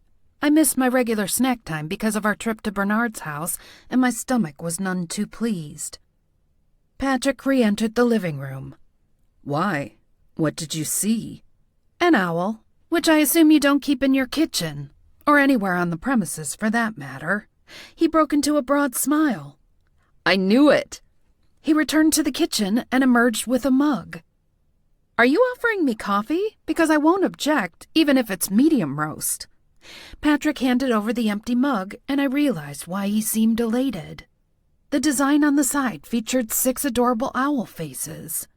I recognized the one in the middle as the face I'd seen. "Huh," I said, returning the mug to him. "Huh? That's all you have to say?" He punched me lightly on the arm. "You can receive transmissions." I vaulted from the chair and maneuvered around him. "I'm not a fax machine." "Mia, you should be thrilled. This is good news." "I'm sure it is. I really need to get home and make sure Ophelia hasn't rearranged the furniture. I wouldn't put it past the cat. She was stronger than her size suggested." "What about the rest of the experiment?" Patrick asked. "There were 17 skills on that list. I don't think we have time for all that in one sitting." He gave me a long look. "Do you want me to drive you home?" "No, thanks. I could use the fresh air." I felt the need to clear my head. I fled the house and took the pathway along the river. As I hurried home, I listened to the sound of birdsong, which I found surprisingly pleasant and peaceful. The only bird sounds I'd heard in the city were the cooing of pigeons. Not the same. I wasn't sure why it upset me so much to have seen the owl. Patrick was right. I should find it cool and exciting. Except I didn't. Part of me knew it was years of programming by my mother. She did everything in her maternal power to make sure I fit in. The right clothes, the right behavior, the right friends, the right activities. Cheerleading, Girl Scouts, whatever it took. And I did fit in, at least superficially. It was on the inside that something never seemed quite right. And now I was starting to understand why. I was like kooky Aunt Hazel, with her jars of weird-smelling herbs and her reclusive lifestyle. But if Aunt Hazel had these same abilities, then didn't she know I wasn't the right person to inherit Red Clover? My mother's efforts to keep us at arm's length was enough of a clue, even without psychic skills. As I neared the cottage, I remembered the letter Aunt Hazel had left for me, the one where she'd told me I was special. It was still difficult to wrap my head around. Having these abilities, the whole psychic concept made me deeply uncomfortable. What if I didn't want to be special? What if I was content being the person I already knew? I sighed as I passed through the overgrown gardens. I knew better than to believe I was content. I'd always been slightly off-center. I just didn't have the courage to admit it to myself. It was probably the reason my relationships failed.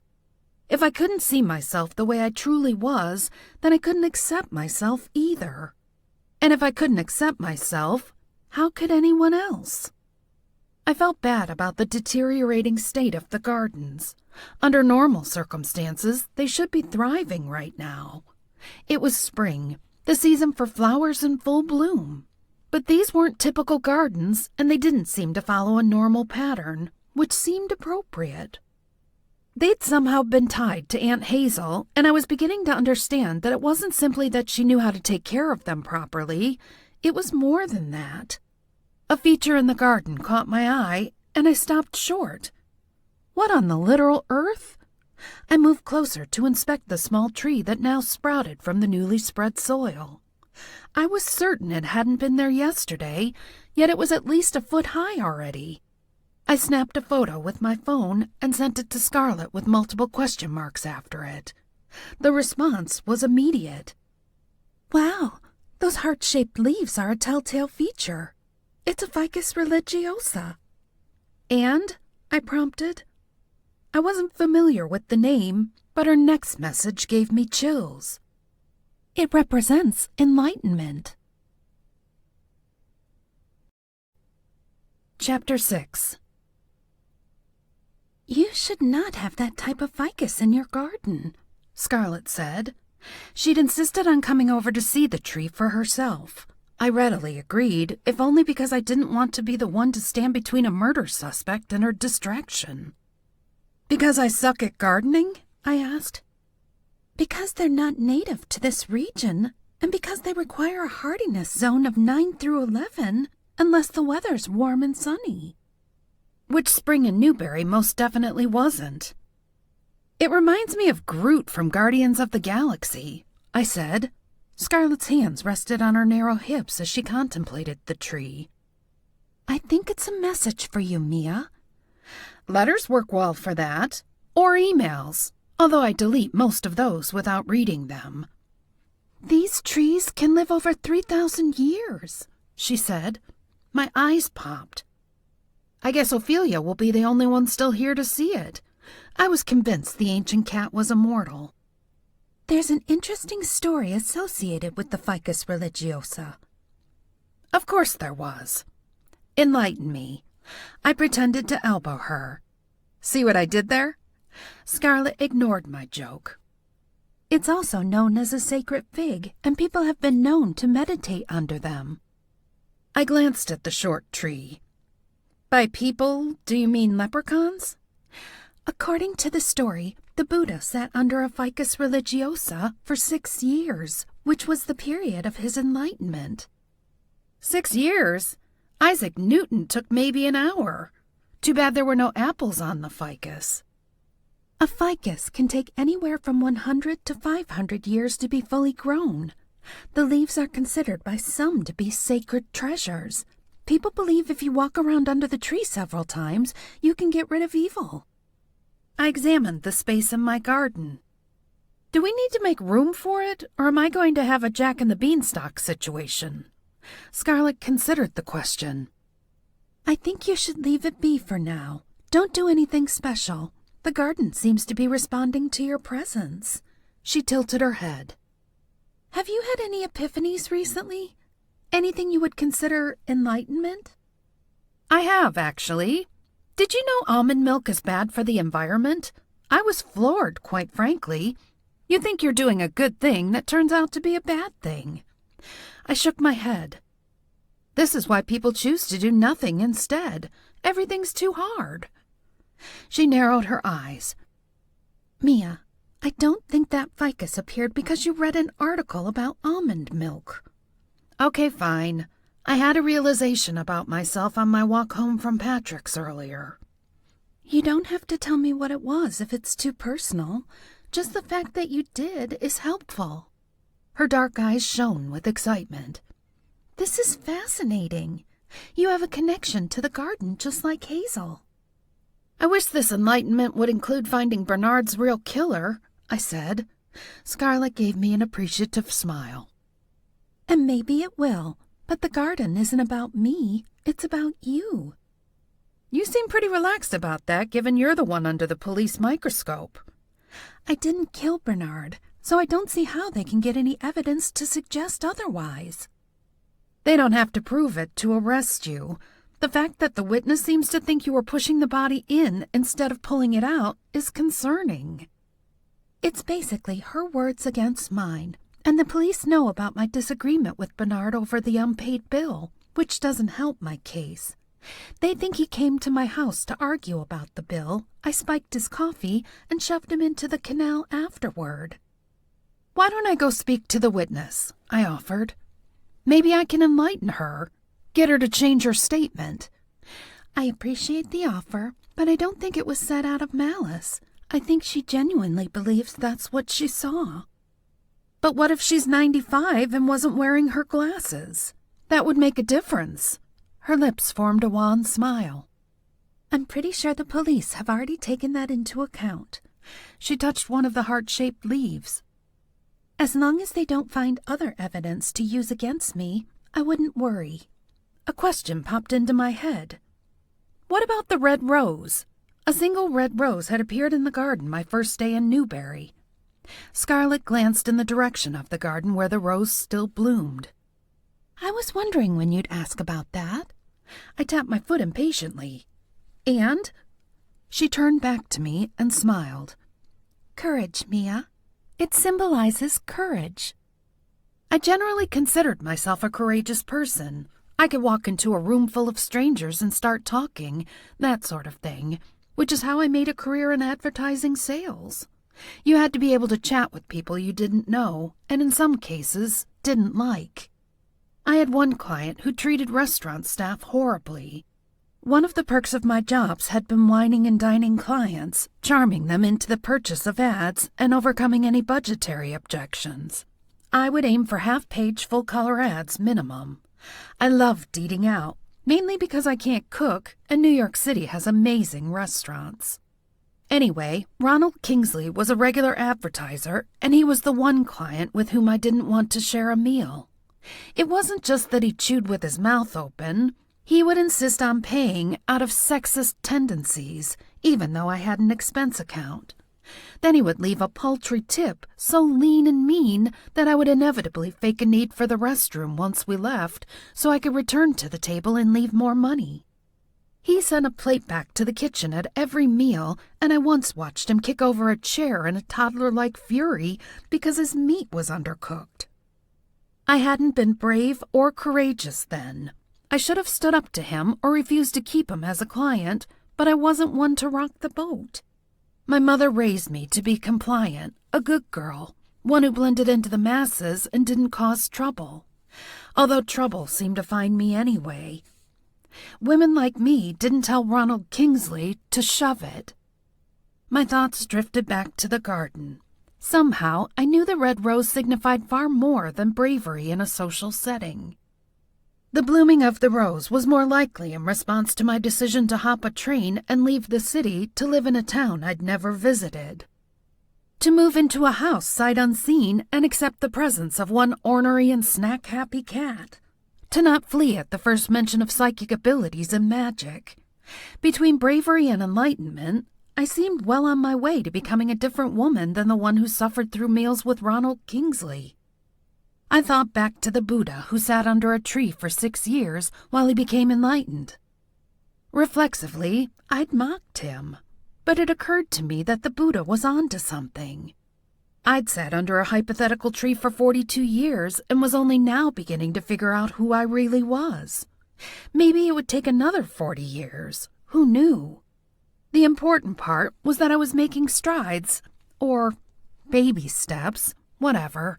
The point was that I was moving forward, not standing still, and that was progress. My pocket vibrated with an incoming text, and I pulled out my phone to see Dane's name on the screen. Scarlet smiled. I suspect you don't get that look on your face when it's a text from Patrick or me. Ever since Detective Parade McGrain had mentioned the return of Dane's ex-girlfriend to town, worry had begun to gnaw at me. It wouldn't be the first time I'd been thrown over for an ex. The most notable one was Christopher, who'd ended a 2-year relationship when we started dating. That should have been my red flag that I was the rebound girl, but no. Despite the signs, I'd convinced myself that he'd moved on until he announced he was breaking up with me and that they were getting engaged. How did a guy simultaneously break up with one woman and get engaged to another?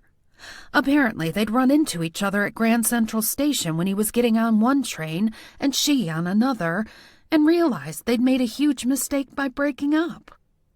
I became the jilted woman in a romantic comedy that the audience wasn't meant to care about because I wasn't the love interest. My sole purpose was to be tossed aside at the right moment when the clouds finally broke apart and beams of transformative and reassuring light beamed down from the sky, illuminating for Christopher and Kelly what the audience knew all along. Dane wants to know if I'm interested in kayaking. I glanced up at Scarlet. Am I? She kicked out a foot to nudge me with it. Of course you are. You want to go out with him again, don't you? 100%, but I'm not very outdoorsy. I don't want to embarrass myself by doing it wrong. She laughed. Doing it wrong? It's a kayak. You sit in it and paddle. Or better yet, you sit in it and let him paddle. So I talked to the back of his head? If only there were tandem kayaks where we could sit next to each other. Even a rowboat would do, where we could face each other. Then again, if we faced each other, he'd be able to see how much I was exerting myself in order to row. Not ideal, especially if said exertion resulted in a hot flash. The considerations I never imagined having to take into account when I was under 40. Ignorant bliss. You could sit in front of him and let him talk to the back of your head, Scarlet said. Or you could use a second kayak, but then you'd have to keep up with him. You can borrow my kayak if you want. I'm pretty sure Aunt Hazel has one in the barn. I remembered seeing something resembling a kayak in the clutter. Tell him yes. I started to type a reply, but looked back at Scarlet. What about you, though? What about me? I don't think I'll feel right enjoying myself with Dane while you're under a cloud of suspicion. I feel like I should be spending my time helping you. That's really sweet, Mia, honestly. But I want you to go on your date. Everything will work out the way it was meant to, whether you stay or go. That's very philosophical. Still, I promise to do a little more sleuthing on your behalf between now and then. It's not like I have a job. I might as well make myself useful. Chief Tuck won't like it, Scarlet said. And I won't like it if they're so busy focusing on you that they miss the real killer. You said Bernard had his own insurance company, right? Where's his office located? I'll go snoop around and see if I can learn anything helpful. You don't need to do that. I placed a hand on her shoulder and looked her in the eye. I want to, Scarlet. You've done so much for me already. The least I can do is make a nuisance of myself. I won't stop you. She paused. But don't get caught. Now I felt better about accepting Dane's invitation. I told him I'd love to join him and added a smiley emoji because why not? His response was immediate. 11 o'clock tomorrow. He'd meet me here and we'd use the launch pad, whatever that was. With trembling fingers, I tucked the phone back in my pocket. I had a date with Dane Fairfax. After 2 dates, he was still interested. Take that, Mandy Pinkie Pie, or whatever your name is. Amelia Thorne was still a contender. Chapter 7. I rode my scooter to Bernard's executive suite on Old Mill Road. The plain brick building with its climbing vines looked more like an abandoned prison than an office building, but I'd once worked in an office in New York City with rat traps and bars on the windows, so who was I to judge? I approached the entrance and was relieved to see no mention of doctors on the signage. The whole place felt grimy, and the thought of people stripping off clothes to put on a paper gown in a place like this made me queasy. You'd leave your appointment with either an extra set of germs or a secret video of your time on the table. Maybe both. The dimly lit corridor stank of mildew and an artificial lemon scent, as though someone had sprayed it in an effort to disguise the foul odor. Bernard's office was the first suite on the left, which I appreciated because its placement meant I didn't have to fully enter the belly of the beast. I pushed open the door and greeted the woman behind the desk. Her white hair was pulled into 2 symmetrical braids, and her forehead was large enough to serve as a landing strip for jumbo jets. The pastel pink bow that held back her wispy bangs wasn't doing her any favors. A row of troll dolls lined the edge of the metal desk. Each doll wore a dress that seemed far fancier than any troll outfit I'd ever seen. Her nameplate made identification easy. You must be Mary Ann Whipple. You can call me Mary. Her voice was sing-songy in a slightly unhinged way. She was like a geriatric version of Luna from Harry Potter. These are some spectacular dresses, I said. Her face brightened. Do you like them? I made them myself. They're all modeled on dresses worn by the late Princess Diana." "Oh, wow. That's quite a hobby." "It really is. Takes ages with all the small details." She leaned forward. "But somehow I doubt you're here to talk about my troll collection."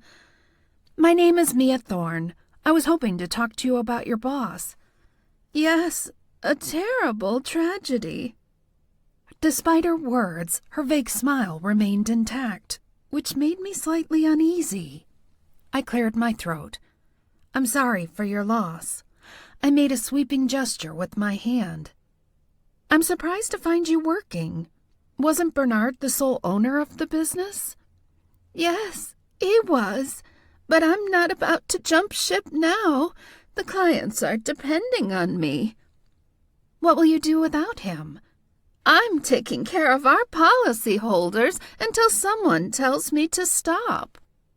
She sounded awfully chipper for someone on a sinking ship. "Are you here to advise me to stop, by any chance?" "No, I don't have any interest in his insurance company." She picked up a troll doll and held it in front of her face. "Then why are you here?"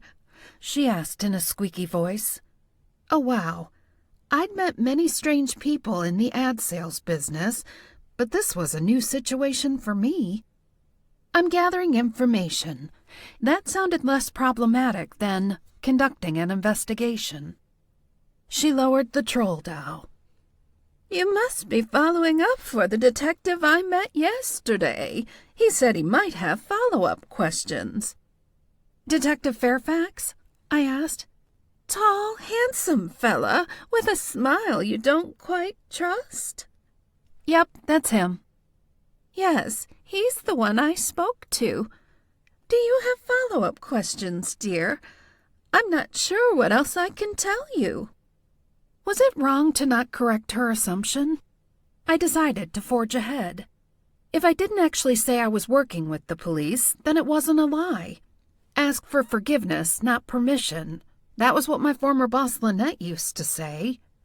As the associate publisher, she was known for barging into the offices of movie studio heads and finagling a meeting to discuss advertising. Finally, security wised up to her methods and started to recognize her when she stepped foot on the lot. Lynette was ballsy and had zero interest in anyone's opinion of her. She was, quite frankly, terrifying.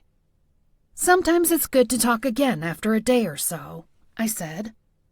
"You might think about things differently or remember something relevant when you were falling asleep last night." "Oh, does that happen to you too?" She fixed her dreamy gaze on me. Her eyebrows were so light they blended into her pale forehead and only served to make the space above her eyes appear larger. "All the time," I said. "I'll be trying to remember the name of a book all day, and then the second my head hits the pillow, I remember." "Must be a woman thing. Bedtime is when I finally remember why I went into the pantry after breakfast." Her laugh was a strange mixture of a hyena and a snort, which somehow suited her. "Did you happen to think of anything that you didn't tell Detective Fairfax?" I prompted. "As it happens, I did." Mary Ann stroked the troll's hair before placing it back at the edge of the desk. "I saw him crying in his office last week. I'd managed to put it out of my mind because it was uncomfortable. This office is cramped, you know." "Was that unusual?" "Only because it was my boss. I'm usually okay with seeing people cry. Why, just the other day, a little boy fell in front of me on the sidewalk and scraped his knee. Didn't bother me in the least. I just smiled and stepped around him." "Okay, then." "I don't mean your reaction. I mean the fact that he was crying." A hand fluttered to her chest. "Oh, yes. I'd never seen him cry. Not in 15 years of working for him." "Did you ask him what was wrong?" "No, dear. We didn't have that kind of relationship. Not even after 15 years? She met my gaze.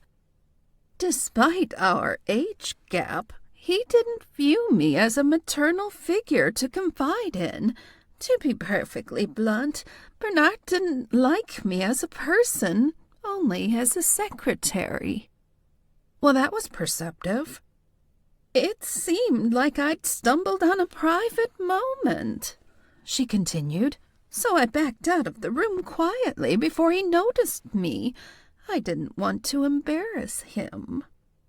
The walls didn't seem too thick. You must have overheard his conversations. Any idea what might have happened? She flipped a white braid over her shoulder. I thought he might have reached that point in life. I call it the wall. The wall? Her gaze raked over me. You're not there yet. It's that point in life when you realize your life is almost at an end and you're staring down into the void. You think Bernard was suffering an existential crisis? If he'd been suffering from an existential crisis, maybe he'd taken the muscle relaxers as a way to calm himself down. He could have had them left over from an old injury and decided to down a few, although it sounded like his system had absorbed more than a few, and there was no evidence of a prescription. Bernard wasn't an emotional man, but lately he'd been moody, red-rimmed eyes, pockets bursting with tissues. And you didn't tell that part to the police? No, I only remembered last night. I have no reason to hide it. He's too dead to be embarrassed. And Bernard didn't mention what had him so upset all the time? No clue at all? I would have guessed the end of a relationship, except he wasn't involved with anyone. Not seriously, anyway. He confided in you about his relationships? No, but I can hear snippets of conversation from out here. Most of it wasn't very interesting. She leaned forward and addressed the troll doll in the sparkling blue dress. Was it, Diana? No, not in the least. She straightened in her chair. Bernard lived a fairly dull life. His last serious relationship ended about 3 years ago, and I'm fairly certain he hasn't had a steady woman in his life since then. Maybe he'd met someone he really liked and they'd shot him down. I made a mental note to find out about his recent dating habits, although I had no idea how I would manage that. What about disgruntled customers? I asked. How ironic if Bernard, the epitome of the disgruntled customer, had been killed by someone just like him. It's insurance. There's always unhappy people, Marianne said. That comes with the territory, I'm afraid. She smiled. Are you thinking of getting into the insurance business, dear? No, I said slowly.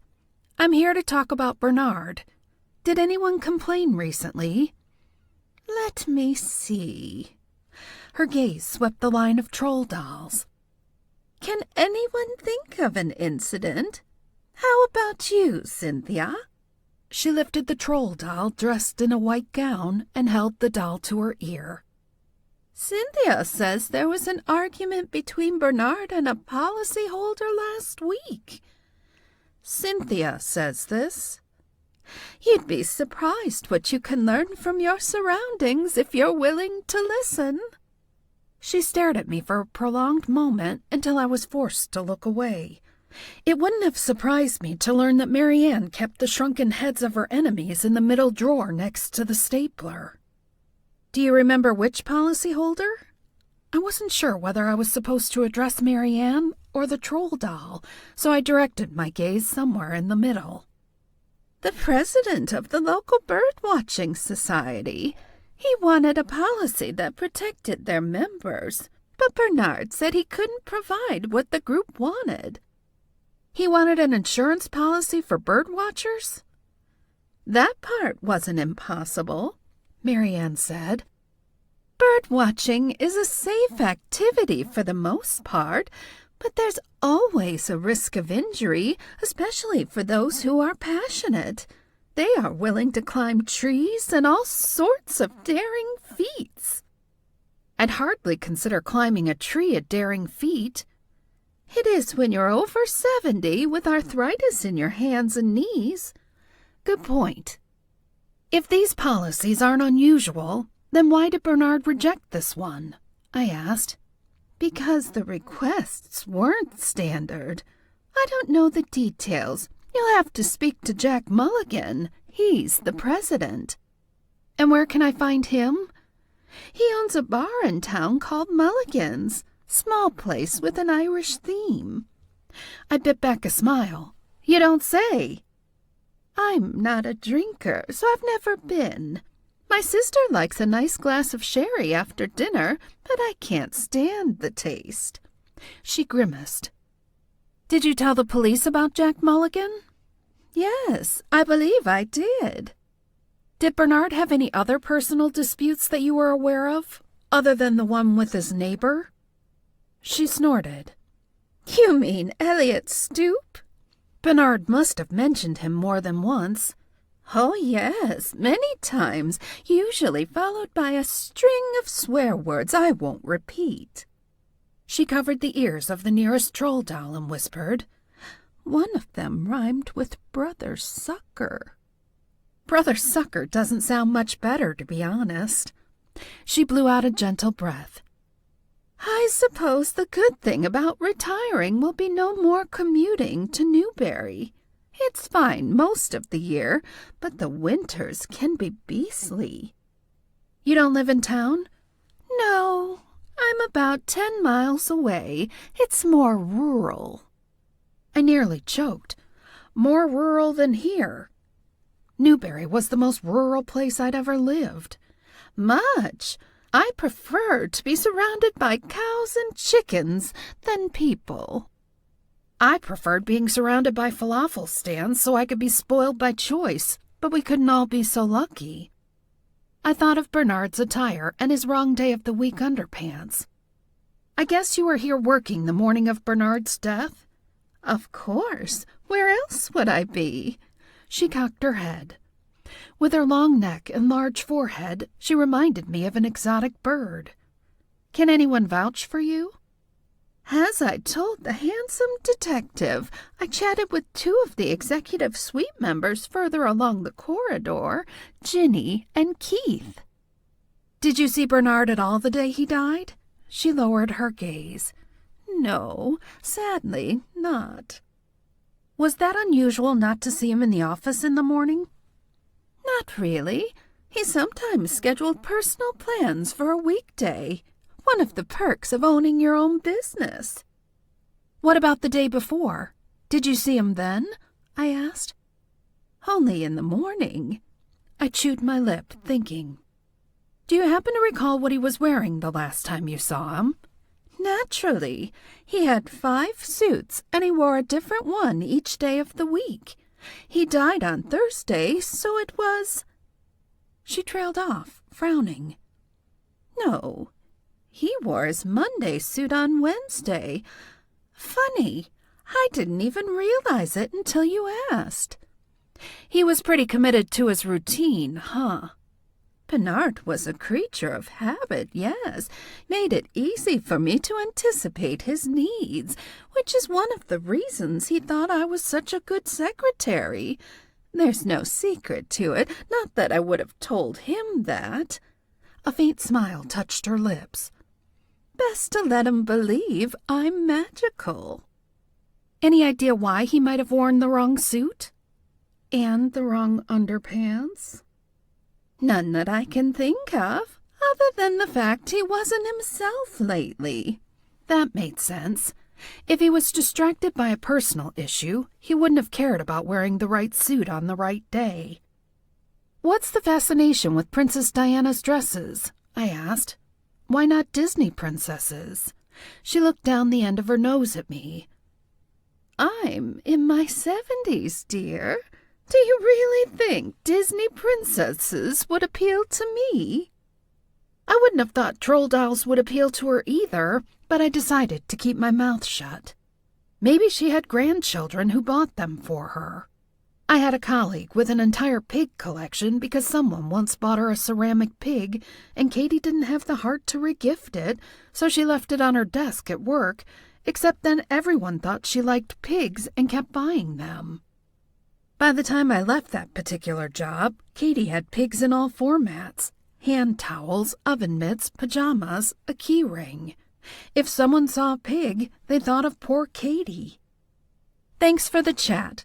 Enjoy the rest of your day," I said, pivoting toward the door. "Oh, I will. It's my favorite time of year. After all, Beltane will be here before we know it." I turned back to look at her with a quizzical expression. "Beltane?" "Yes. Surely someone like you knows what Beltane is, dear." Someone like me? What did that mean? A college graduate?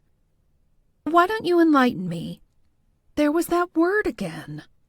Marianne angled her head, and the pink bow slid down the slope of her hair.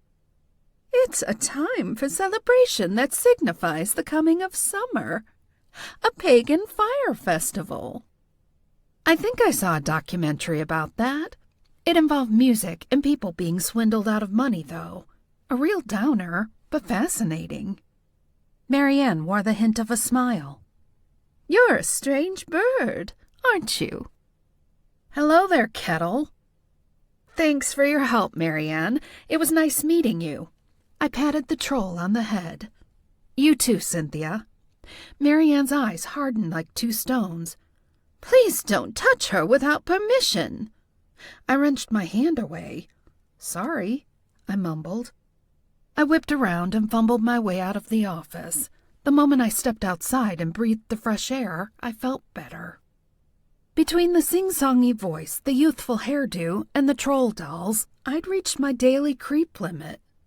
It was a good thing she was here at the office and nowhere near the canal.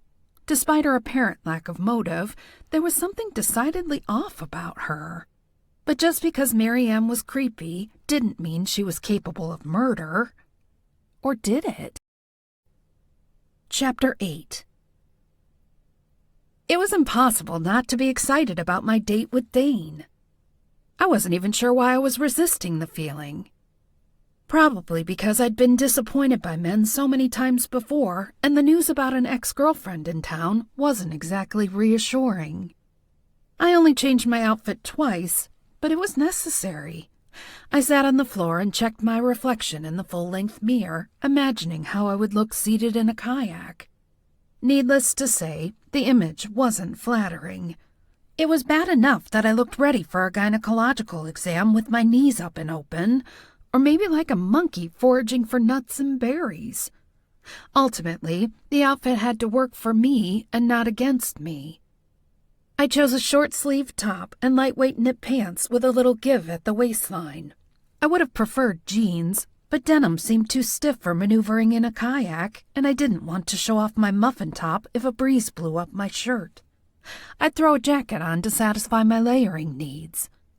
As I ran a comb through my hair, intending to pull it back into a ponytail, my reflection revealed streaks of gray on the sides over my ears. Nope, no ponytail today then. I set a reminder on my phone to color my hair. I couldn't afford salon prices without a job, so a box from the pharmacy would have to do. As long as the wind didn't blow my hair back repeatedly throughout the date and reveal the aging woman underneath, I'd survive. I turned to exit the bedroom and nearly tripped over Ophelia. The cat was sprawled across the floor in the hallway just outside the door. Her oversized body spread like magma and covered far more floor than it should have. Ophelia gave a whole new meaning to the game, "The floor is lava." "Why are you lurking there?" I demanded. The cat looked up at me and meowed. As I stepped over her, she swatted at me with an angry paw. I craned my neck to glare at her. "I thought we were friends." Reluctant roommates was more like it. My situation with Ophelia reminded me of Nicole, my first college roommate. We didn't know each other, had nothing in common, and yet found ourselves sharing a tiny rectangle of space for an entire year. At least Ophelia didn't steal my black cherry yogurt out of the mini-fridge and claim she never touched it. The doorbell rang, and I suppressed a squeak of excitement. I felt like a teenager again, swooning over my high school crush.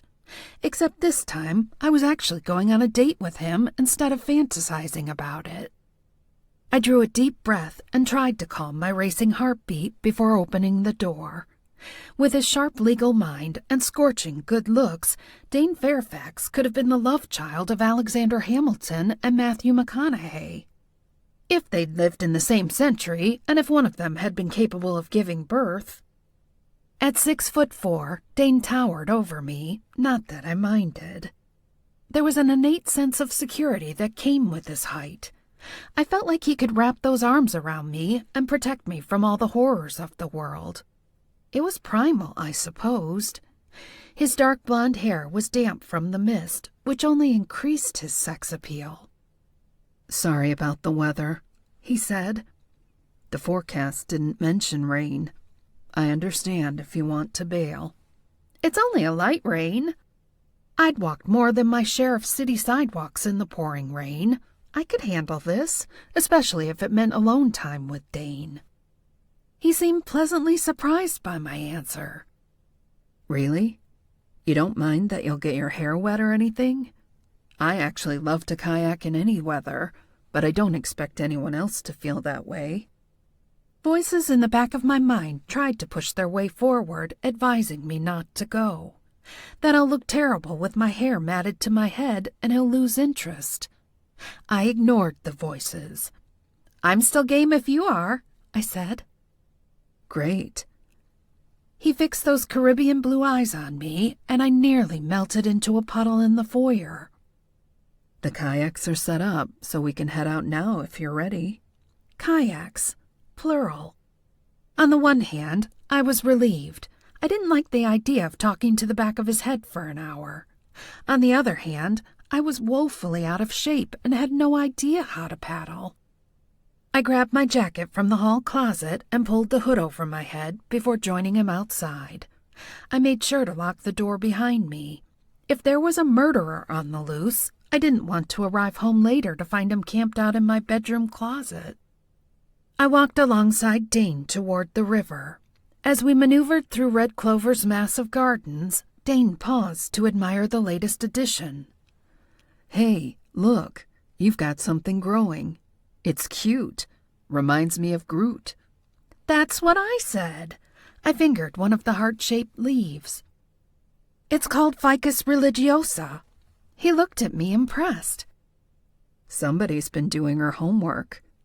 "Technically, Scarlet's been doing my homework for me." He surveyed the rest of the decaying grounds. "Has she said what's causing all this rot?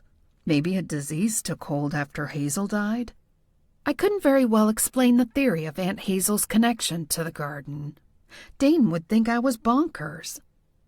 "It was left unattended for months," I said vaguely. "I know, but still." He whistled. "This place looks like it's been neglected for years." He cringed. "I'm sorry, Mia. That was rude." "No, it's a fact. And not a fun one. It's a work in progress. Like me." We continued to the water's edge where 2 kayaks waited on the nearby lawn, along with 2 orange life jackets. I hoped the life jacket fit over my top and rain jacket. I hadn't anticipated yet another extra layer. "I can get you into the water first and then follow," Dane said. "It's nice that you have your own launch pad." Pulling on the life jacket, I watched as he dragged the first kayak into the water. I couldn't wait for warmer weather when I could witness his muscles at work. Right now they were hidden under a layer of wicking fabric. He stood on the launch pad and held out a hand. "Ready?" As my skin touched his, I felt a spark. Not the metaphorical kind, an actual physical spark. I looked at his face to see whether he'd experienced the same thing, but he didn't seem to register any spark. I climbed into the kayak and was grateful I managed to do so without tipping over or collapsing onto my butt in a graceless heap. I probably should have mentioned earlier that I have no idea what I'm doing. I said. Dane's kayak was beside me in the water before I had time to blink. It's easy. A smart woman like you will pick it up in 60 seconds. Just mimic my movements. I watched how he dipped the paddle into the water on each side, and I copied him. I'll go slowly so you can keep up, Dane said.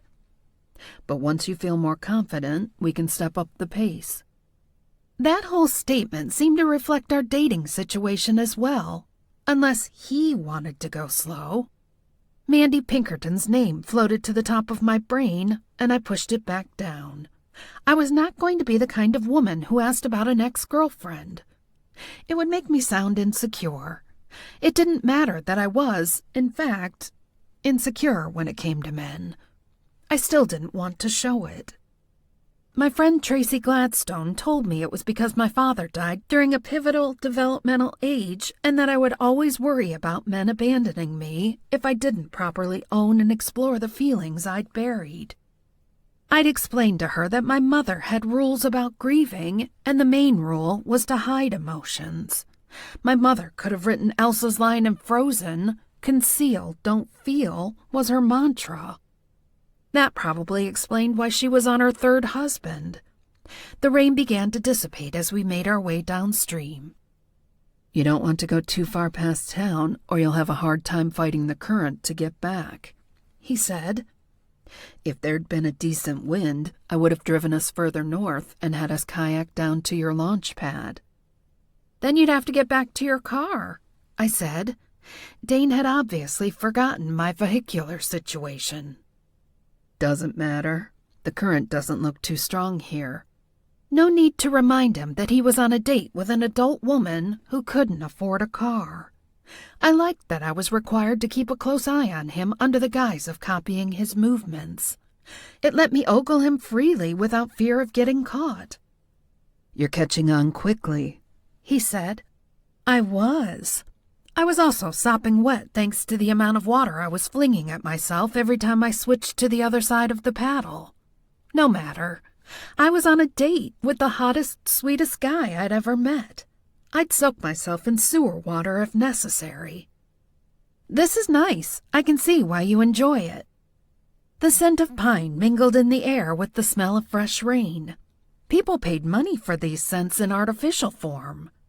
I once had a colleague who stored an entire collection of air fresheners in her desk drawer. When she was tired of the stink of the city, she'd choose an air freshener based on her mood. Ocean breeze was her go-to. Unfortunately, I was so caught up in the moment that I failed to see the frog until it landed in my lap. Instinctively, I screamed and shot to my feet. The kayak rocked from side to side, and I prayed it didn't capsize. Mia, what's wrong? I froze in place, petrified that one wrong move could have me plummeting into the river. It was only April. The water would still be too cold for swimming. The frog hopped a few times around the kayak before vaulting over the side and returning to the river. Slowly, I lowered myself back to a seated position. A frog decided to join me. It's gone now. Dane laughed. Are you serious? A frog jumped into your kayak? I've been kayaking this river my whole life, and I've never had that happen. He shook his head. Some people are just lucky. He thought a frog jumping into my kayak was lucky? He and I clearly had different ideas about luck. I usually see them more often in the canal, he continued. They like the water there better. He slowed his pace to allow me time to maneuver closer to him. Maybe they heard about the dead body and decided to steer clear. He shook his head. It's awful. My brother can't seem to talk about anything else. Did he mention that Scarlet's a suspect? Dane shot me a guilty glance. He might have mentioned it. You know it's ridiculous and a complete waste of time, right? Of course, but I can't tell my brother how to do his job any more than he can tell me how to do mine. Fair enough. Who's Mandy Pinkerton? I blurted. So much for restraint. His brow lifted. Wow. Where'd you hear that name? Your brother. He chuckled. I should have guessed. What did he tell you? That you were out with her recently. He seemed to think you and I weren't dating anymore." Dane scowled. "I wish my brother would stop meddling. He has no clue what's happening with me because I choose carefully what to share with him." "No worries. I'm well versed in complicated family dynamics." Dane paddled closer to me and looked me in the eye. "Mandy and I dated after my divorce until she relocated for work." "You didn't try the long-distance thing?" Pittsburgh was about an 8-hour drive from here, which I discovered thanks to Google Maps. I hadn't realized how wide Pennsylvania was until I saw the map. "It wasn't worth it. Neither of us was invested enough in the relationship. It was more out of convenience, I think. We wanted someone to go out to dinner with, see a show, that sort of thing." "Well, that was a relief. And she's here to visit someone?" "A friend of hers was recently diagnosed with an aggressive form of cancer. Mandy wants to spend time with her before—" He shook his head, leaving the sentence unfinished. Oh, wow. Now I felt horrible for being jealous. Mandy was only in town because she was a good friend. Nice one, Mia. How long is she staying? "She isn't sure. Brenda's on hospice, and Mandy wants to stay with her until the end. She's been reading a lot of books out loud." He smiled. "She sounds like a chain smoker from the 50s. "I'm sorry," I said. "It all sounds terrible." "Yeah, it's a shame. She and Brenda were neighbors when Mandy lived here, and they were close. She was gutted when Brenda told her the bad news." "I guess you know Brenda, too." "Not well," he said. "Mandy spent most of her time at my place when we were together." He cringed. "Sorry, that doesn't seem like something I should be telling you." I laughed. "You're a grown man, Dane. If you didn't have women staying overnight with you at some point, then I'd be concerned." "We've been out a few times since she's been here, which is why I haven't asked you out again sooner. I know that doesn't sound great from your perspective, but Mandy's having a rough time. It would feel wrong not to offer emotional support to a friend in need." A friend. I clung to that description like it was the last lifeboat off the Titanic. Oh no. I felt it coming, but there was nothing I could do. Neck cramp. I dropped the paddle across my lap and reached for the tightening muscle. I kneaded it as hard as I could, but the knot was like granite. I'd become more prone to muscle cramps the last couple years, and each one was like an exercise in how to look insane without really trying. As I tilted my head to stretch the muscle, I spotted a glint of metal in the woods. Those guys again? Dane paddled closer to me, concern etched in his rugged features. "Are you okay?" "It'll be better in a minute. I just need to stop paddling." I nodded toward the woods. "Do you see them?" Dane scanned the riverbank. "See what?" "The birdwatchers. I met 2 of them trespassing in my yard the other day." "That doesn't surprise me.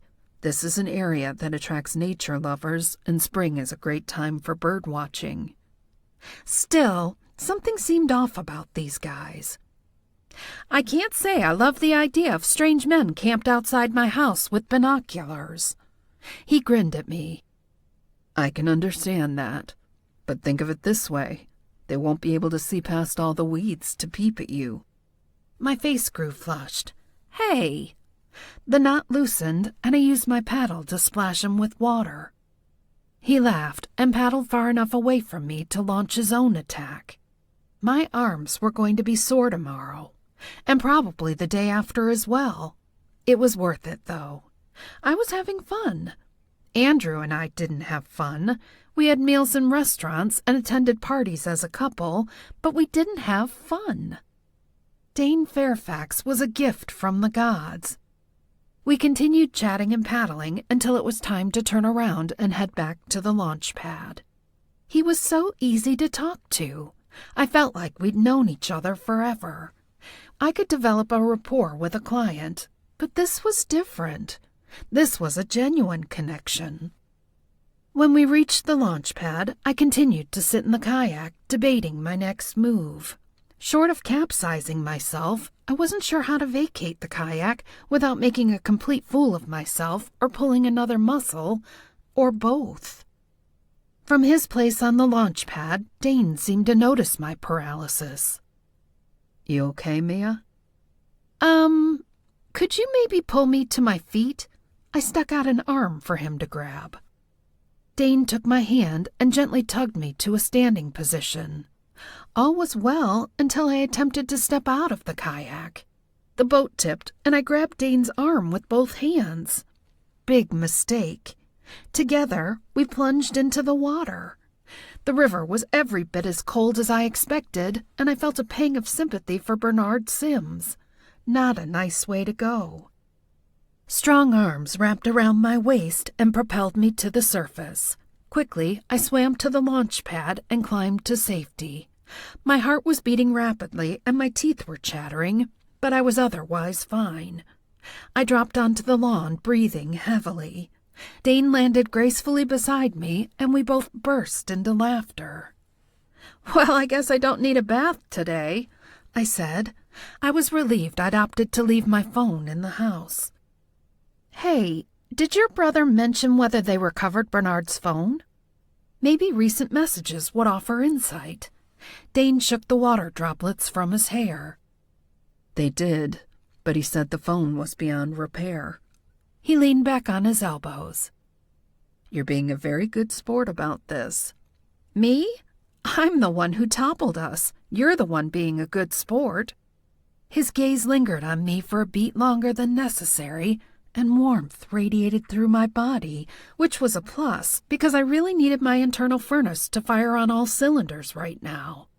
Where was a hot flash when you really needed one? Dane cleared his throat, breaking the spell. "We should get these clothes off you. Because they're wet," he added quickly. "Not because I'm trying to pull a fast one." Part of me wanted him to pull a fast one. Not too fast, of course. I wanted to enjoy myself, too. Then my teeth started chattering again, and I came to my senses. The timing wasn't right. This was only our third date, and he'd just been out a few times with his ex-girlfriend. Not only that, but I needed to get my life in order and focus on myself instead of another man. I didn't want to turn into my mother, bouncing from one relationship to the next without any self-reflection. Although body warmth is important in these situations to prevent hypothermia, he said with a mischievous twinkle in his eye. "I guess skin-to-skin contact helps with that," I said. My gaze lowered from those sea-blue eyes to his kissable lips. We leaned forward at the same time, and his lips fastened to mine. Kissing him was every bit as amazing as I remembered, not that I was inclined to forget. I rolled onto my back, and he shifted on top of me. His tongue tasted like seaweed, which would have been a turn-off under normal circumstances, but was perfectly understandable given our icy plunge. Without warning, he pulled back and propped himself up on his forearms. "We're stopping?" I tried to disguise my disappointment. I wasn't planning to, but there's a cat on my back. I leaned up far enough to see Ophelia seated like the Sphinx on Dane's lower back. "What do you think you're doing?" The cat meowed at me. "I think she's trying to keep me warm," Dane said. "No threesomes. Go find your own playmate," I told the cat. Ophelia jumped to the ground and waddled away. "You need to get inside and dry off," he said. "I don't want you to catch pneumonia on our date. It would make getting you to agree to a fourth date more difficult." It really wouldn't, but I decided to play it cool. "You could come in for hot cocoa." I didn't even know if there was hot cocoa in the pantry, but I figured Aunt Hazel had something in the cupboard that was passable. Dane rose to his feet and pulled me to mine. "As tempting as that is, we're both freezing." I inched closer to him. "I know, and I don't want to make your balls any bluer than they already are." He broke into a laugh. "You're just completely yourself, aren't you? I love that about you." I smiled up at him through strands of wet matted hair. Who else would I be?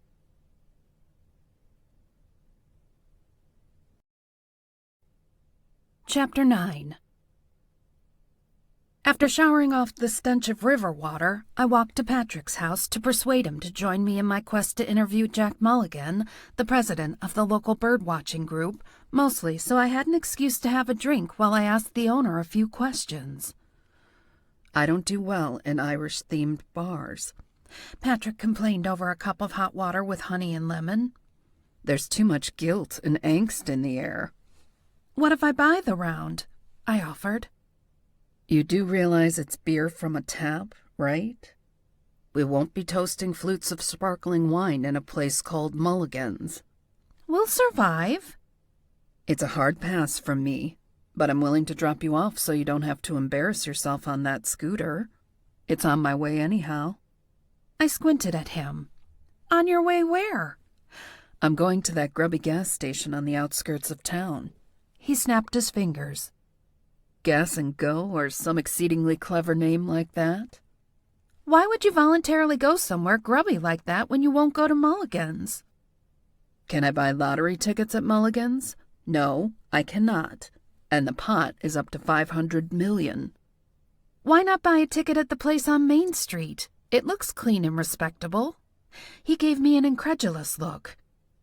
When have you ever seen a winner who bought their ticket from a nice store? It's always a hole in the wall. I figure the Gas and Go ups my chances. Best of luck to you, sir, and I will accept your kind offer of transportation. If you text me when you're done with the interrogation, I might even pick you up on my way back. You'll probably be too quick. I have a feeling you'll be leaving skid marks when you leave that place. He patted my shoulder. Let's hope you mean the kind on the road. These are new boxer briefs. Should I ask Scarlet to come with me? I asked. I think she's feeling more stressed than she's letting on. I would leave her to practice deep inhalations in the comfort of her own home. Besides, she has a business to run. She can't afford to be gallivanting around town in a quest to clear her name. Without a job, I was the ideal person to spend the time, albeit not the money. Patrick emptied his mug and put it in the dishwasher. Are you sure you don't want to leave this one to the police?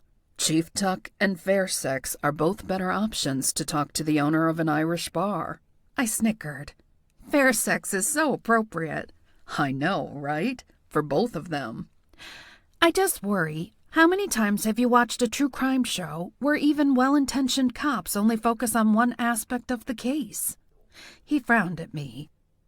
Is this because of what happened with the Gladys Spencer case?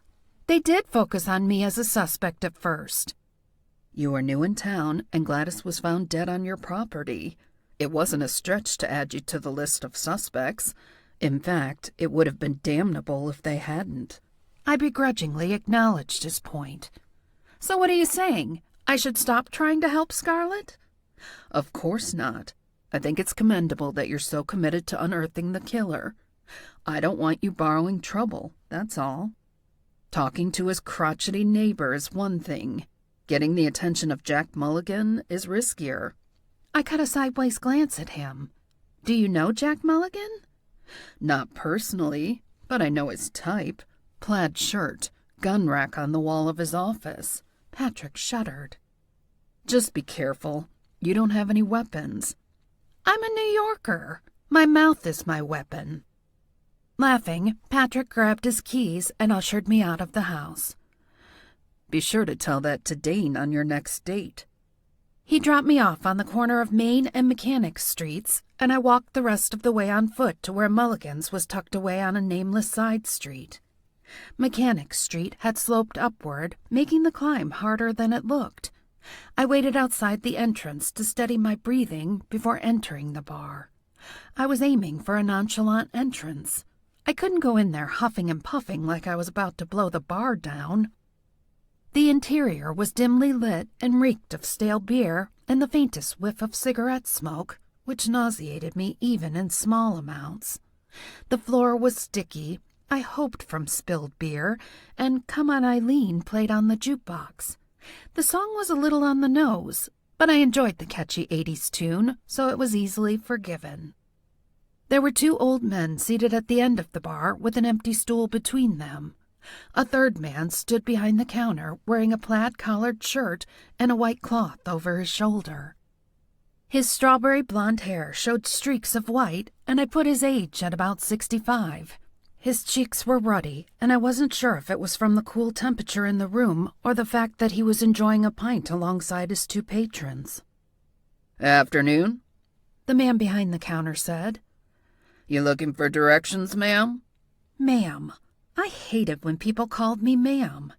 "No, I'm looking for Jack Mulligan," I said. His gaze flicked to the two patrons and back to me. "Good job. You found him." He motioned to the opposite end of the counter. "Why don't we have a chat down this end so as not to disturb my regulars?"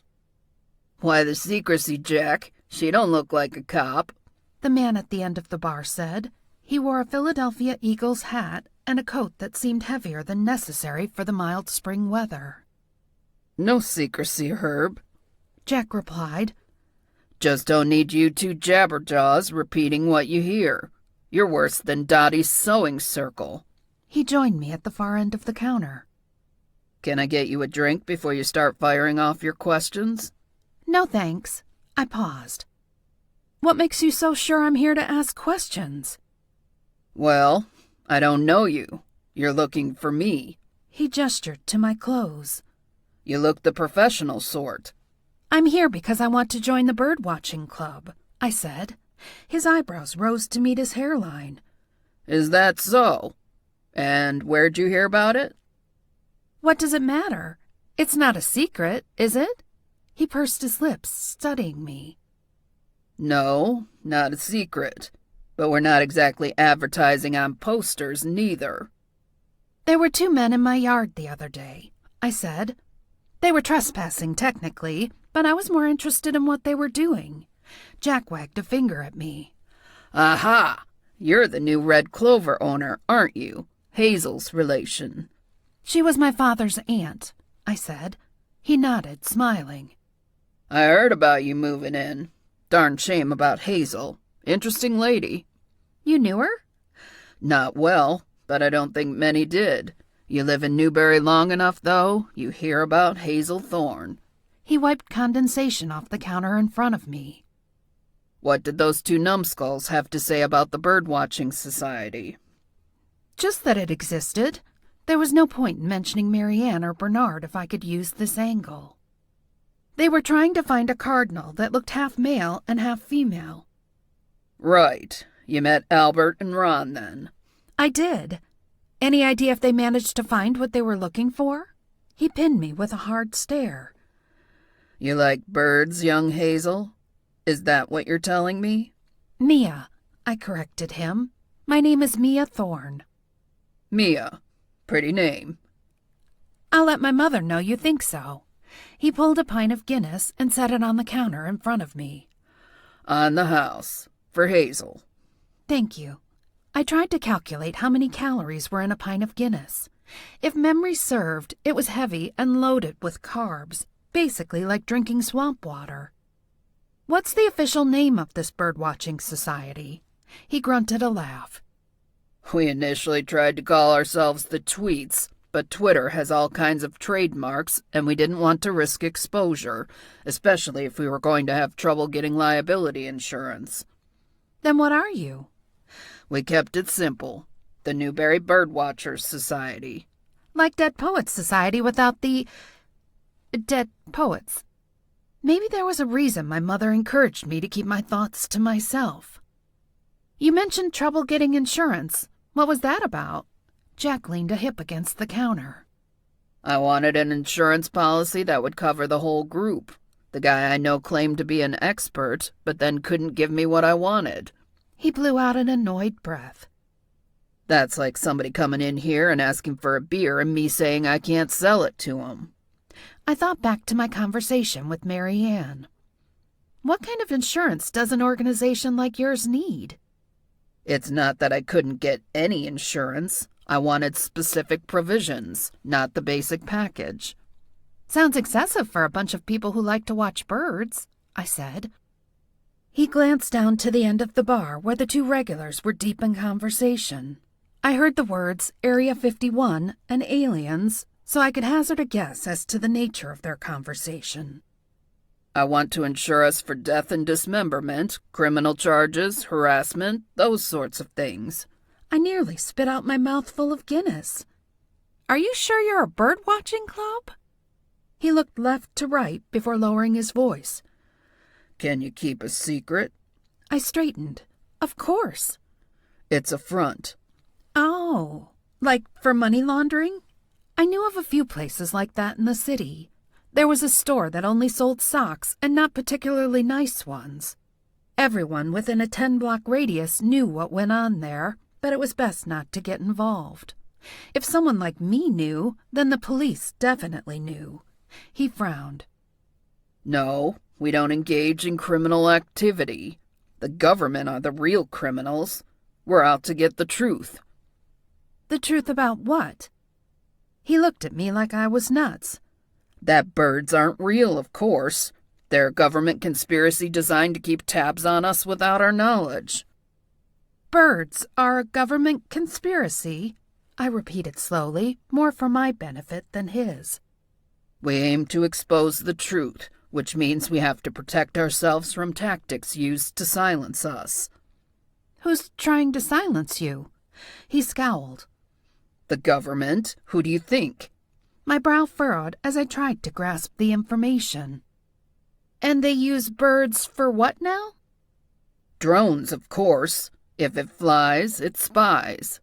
Catchy. And insane. You believe the federal government has created an army of drones that look like birds in order to gather intelligence on its citizens?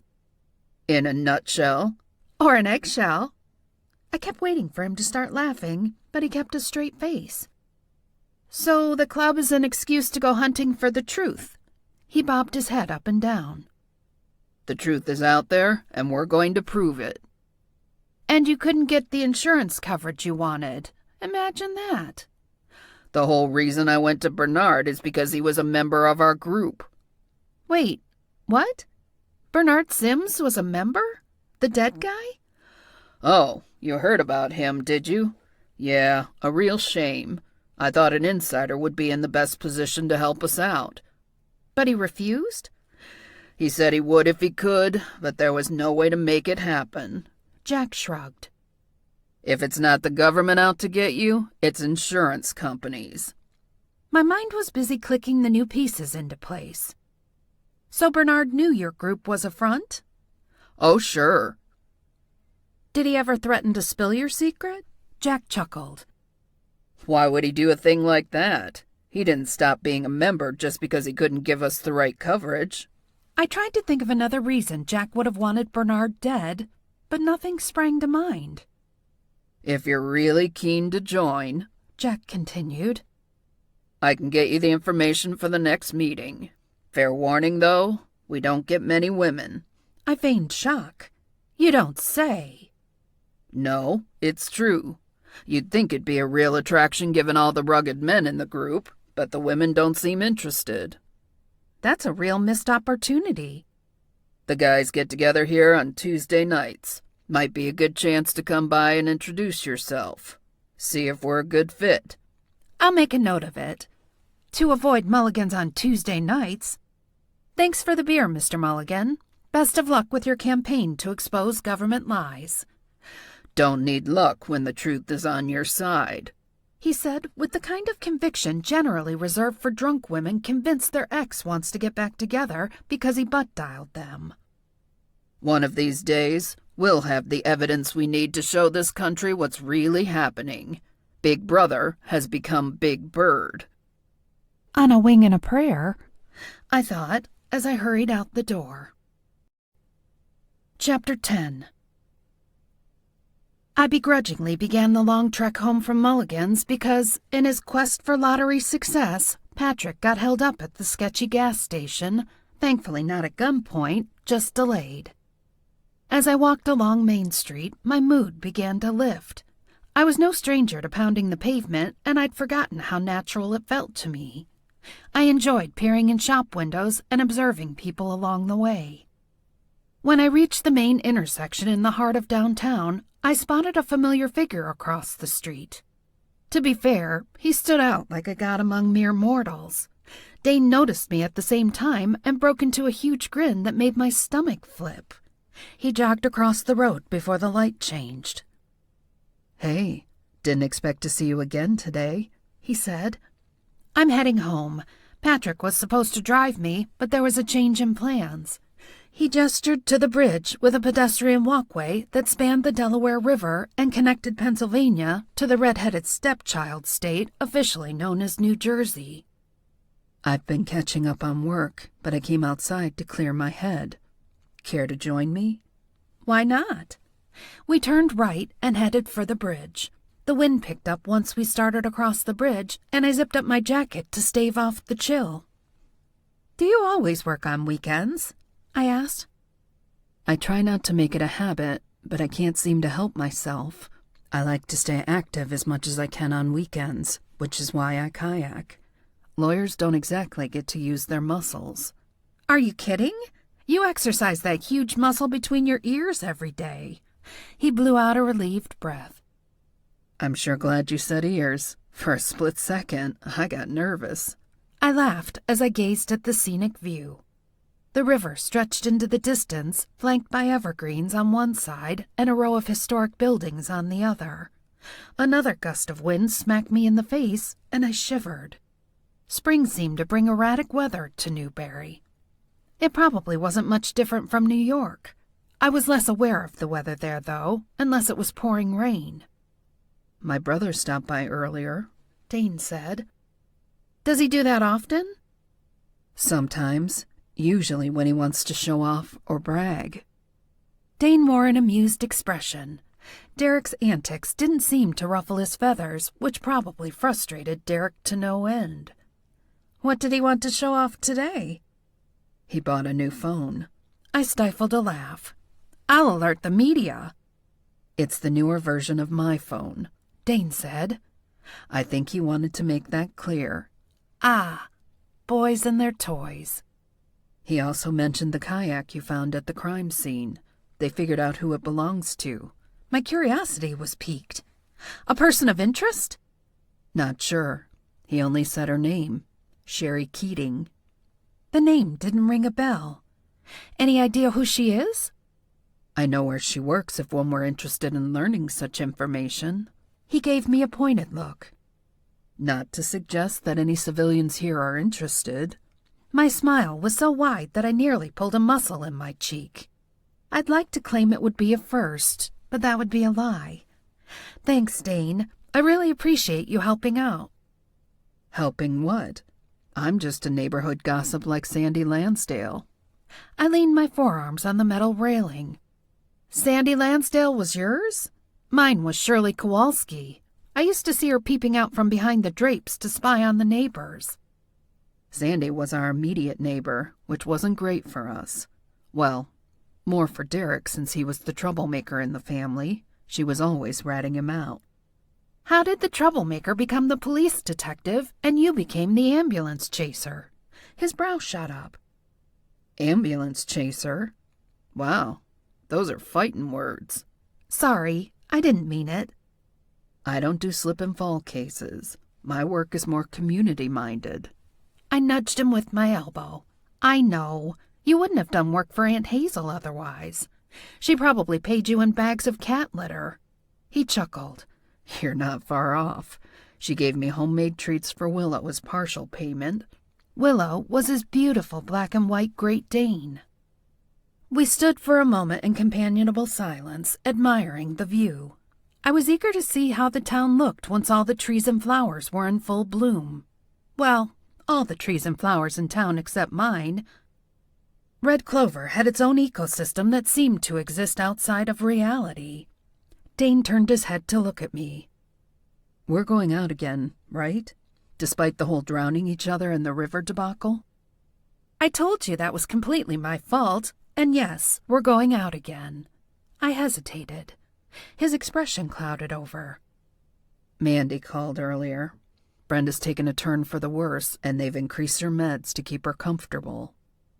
"That's terrible." "Makes you think. Brenda's not old. She hasn't lived a full life yet. He shifted his attention back to the river. Did you know George Washington crossed the river not far from here? Christmas Day, 1776. It was the battle that turned the tide of the Revolutionary War in our favor. They reenact the crossing every year in December. I like to go and watch. Sounds cold. Try being in his army. No shoes in the snow, no food, tattered clothes. Those colonials were tough. His jaw set.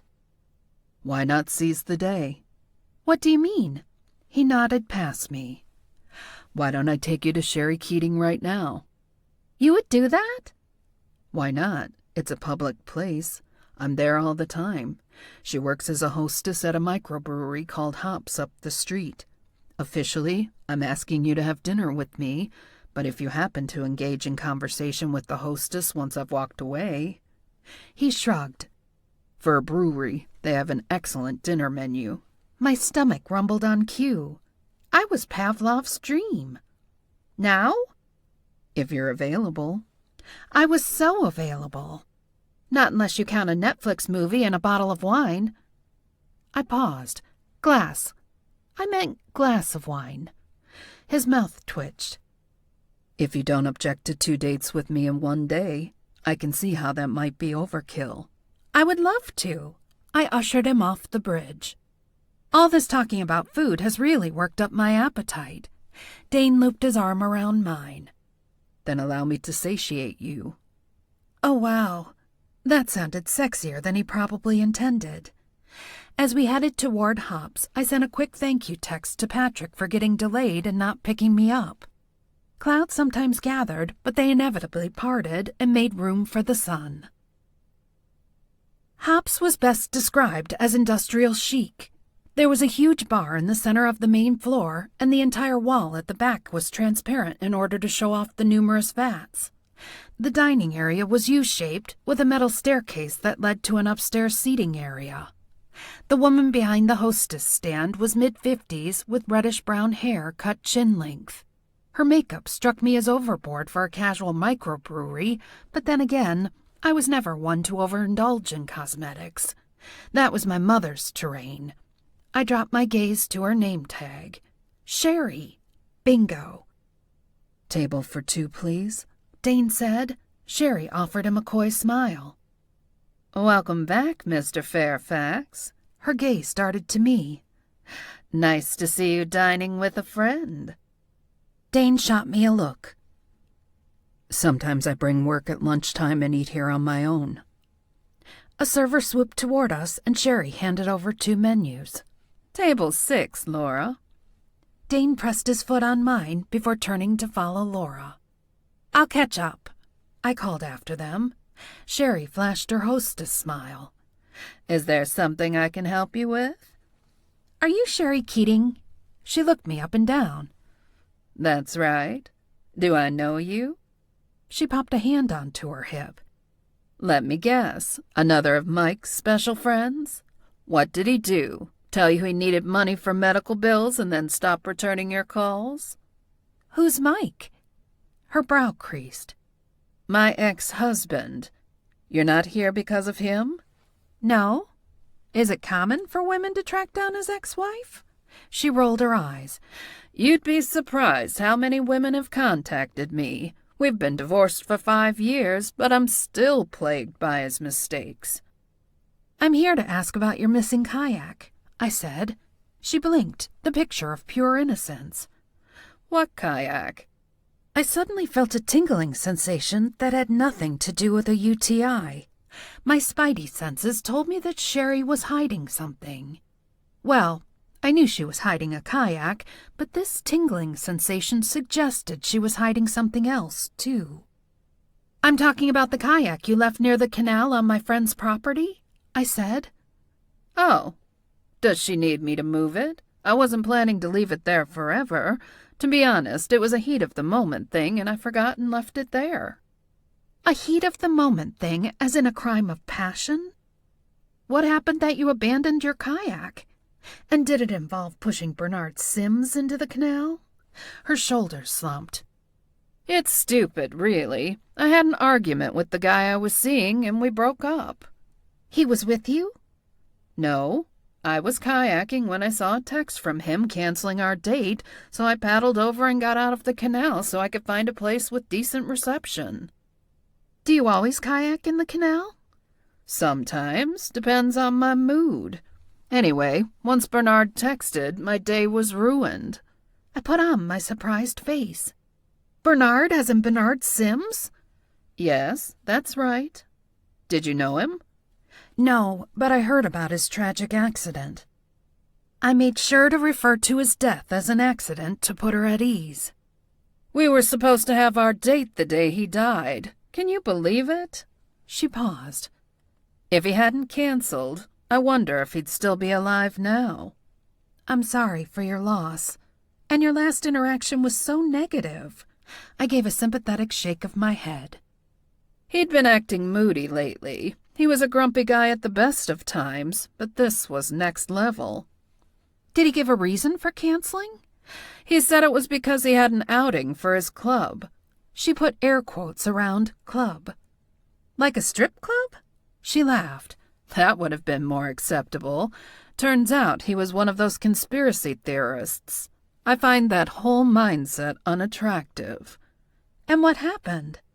I told him I thought it was stupid to try to prove birds weren't real when everybody with common sense knows they are, and that it lowered my opinion of him. He told me I was ignorant and living in the Matrix. Great movie, I said. Yeah, emphasis on movie, not real life. She shook her head. I've dated a lot of idiots in my life, but to think birds are government-controlled drones? That's a new level of moron. I found myself warming to Sherry. Why did you hide the kayak? I wasn't hiding it from the cops. I stuck it in the bushes so no one would steal it before I had a chance to come back for it. I went to find Bernard to talk it out with him. And did you? Her nostrils flared with annoyance. No, he refused to tell me where he was and broke up with me then and there on the phone.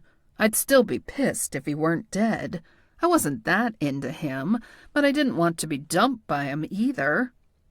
Was this Thursday morning? No, Wednesday. I told this to the cop, but he still wanted my alibi for the day of Bernard's death, which was easy because I ended up working a double shift that day. I figured if I wasn't going on a date, I might as well make money. So much for Sherry as a suspect. Why didn't you tell me this when I first asked you about the kayak? You acted like you didn't know what I was talking about. She lowered her gaze. I don't want people talking about me in connection with his death, or I'll never date again in this town. It's hard enough to find eligible men in our age bracket. Yours and Bernard's? She looked at me. I meant yours and mine. Ouch. Did Bernard mention any problems with people? A client or a friend? He mentioned a brother a couple times. It sounded like they weren't close, but I don't know why. A big age gap or something. This was promising. Do you remember his name? She snorted. I do. Clive. Hard to forget a name like that. He said Clive's mother was English. Half-brothers. That explained the big age gap. Thanks, Sherry. That's helpful. Her mouth turned down at the corners. It's a shame about Bernard. He wasn't really my type, but he wasn't a bad person. He certainly didn't deserve to end up in the canal like a Twix wrapper. No, he definitely didn't. You know, it's funny, she continued. I spoke to a cop, but he didn't ask me about things Bernard told me. He only wanted to hear my story and whether I'd given him any muscle relaxers recently.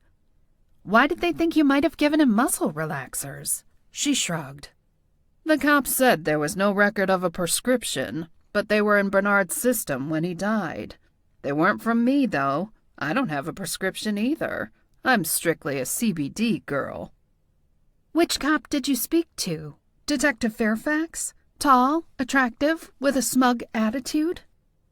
Her face registered surprise. Oh my gosh, you're right.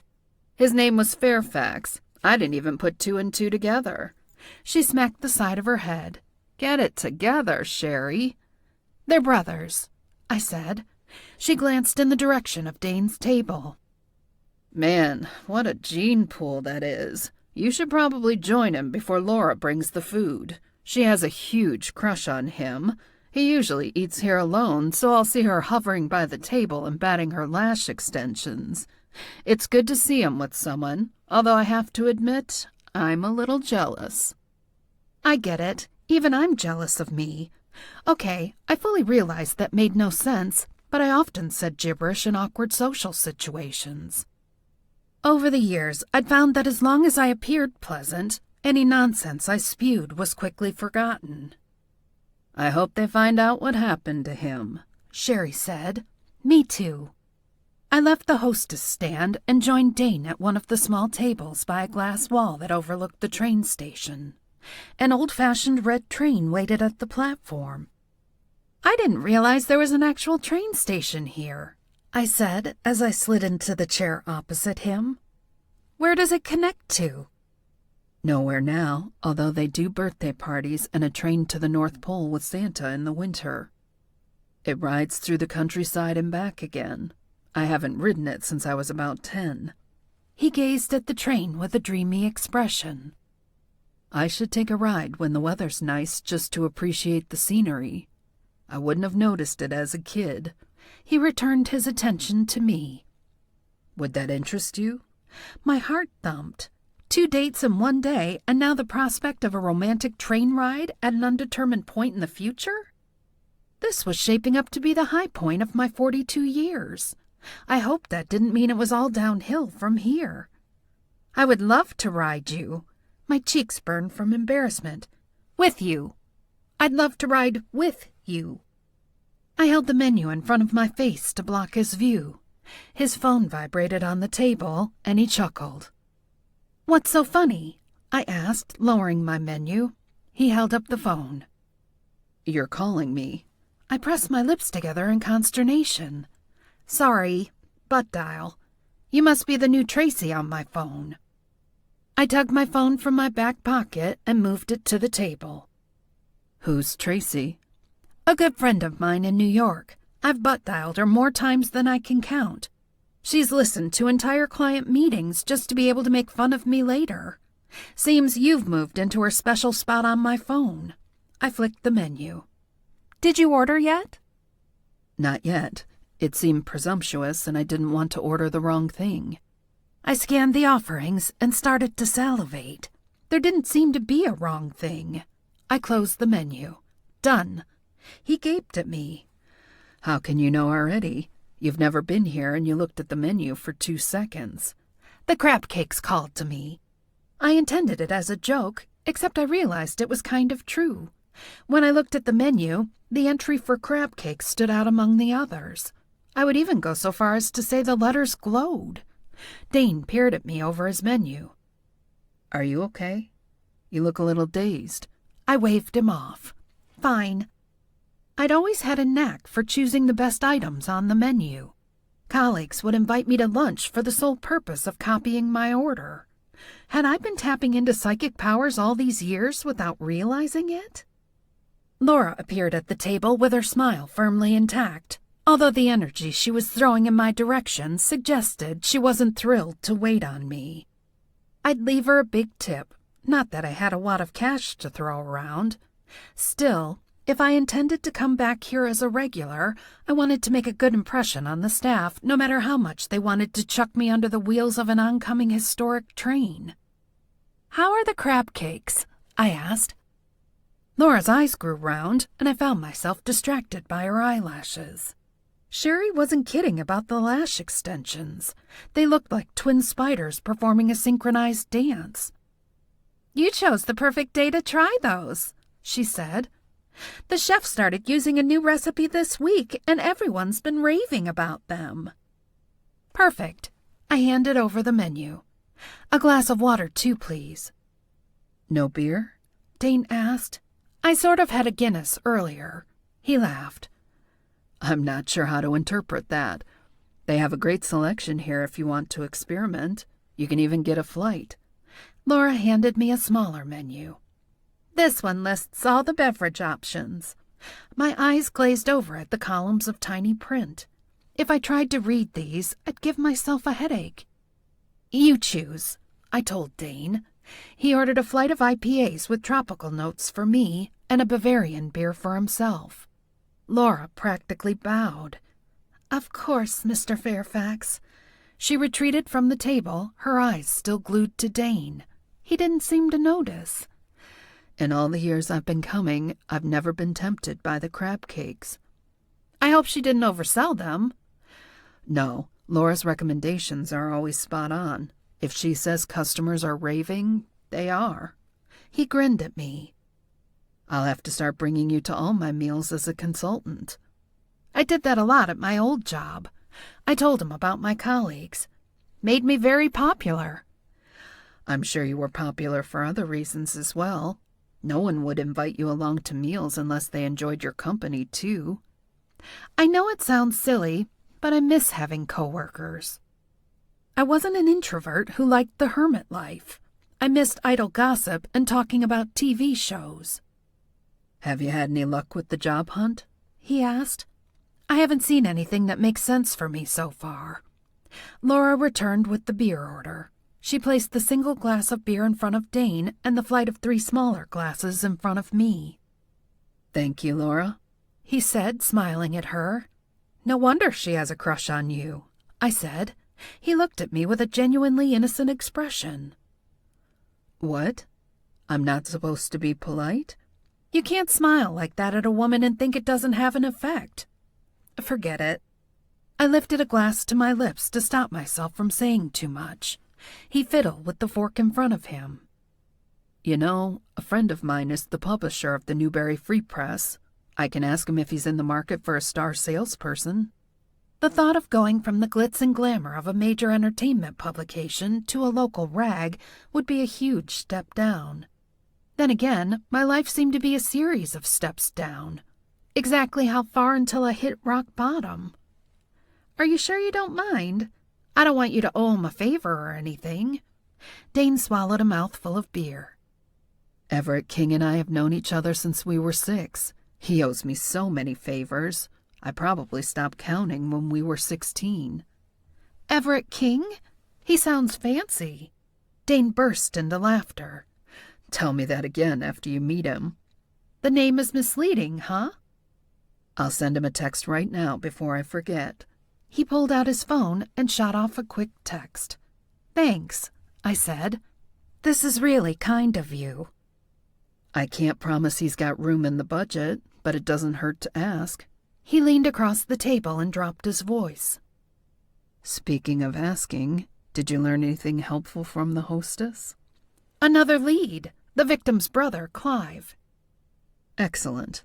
I'm so glad we came. You'll be cracking this case in no time. I studied Dane's handsome face. I almost misinterpreted the hunger in his eyes.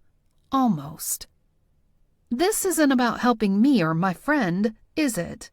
I said. I downed the remainder of the first glass like it was a shot of tequila. He settled back against the chair.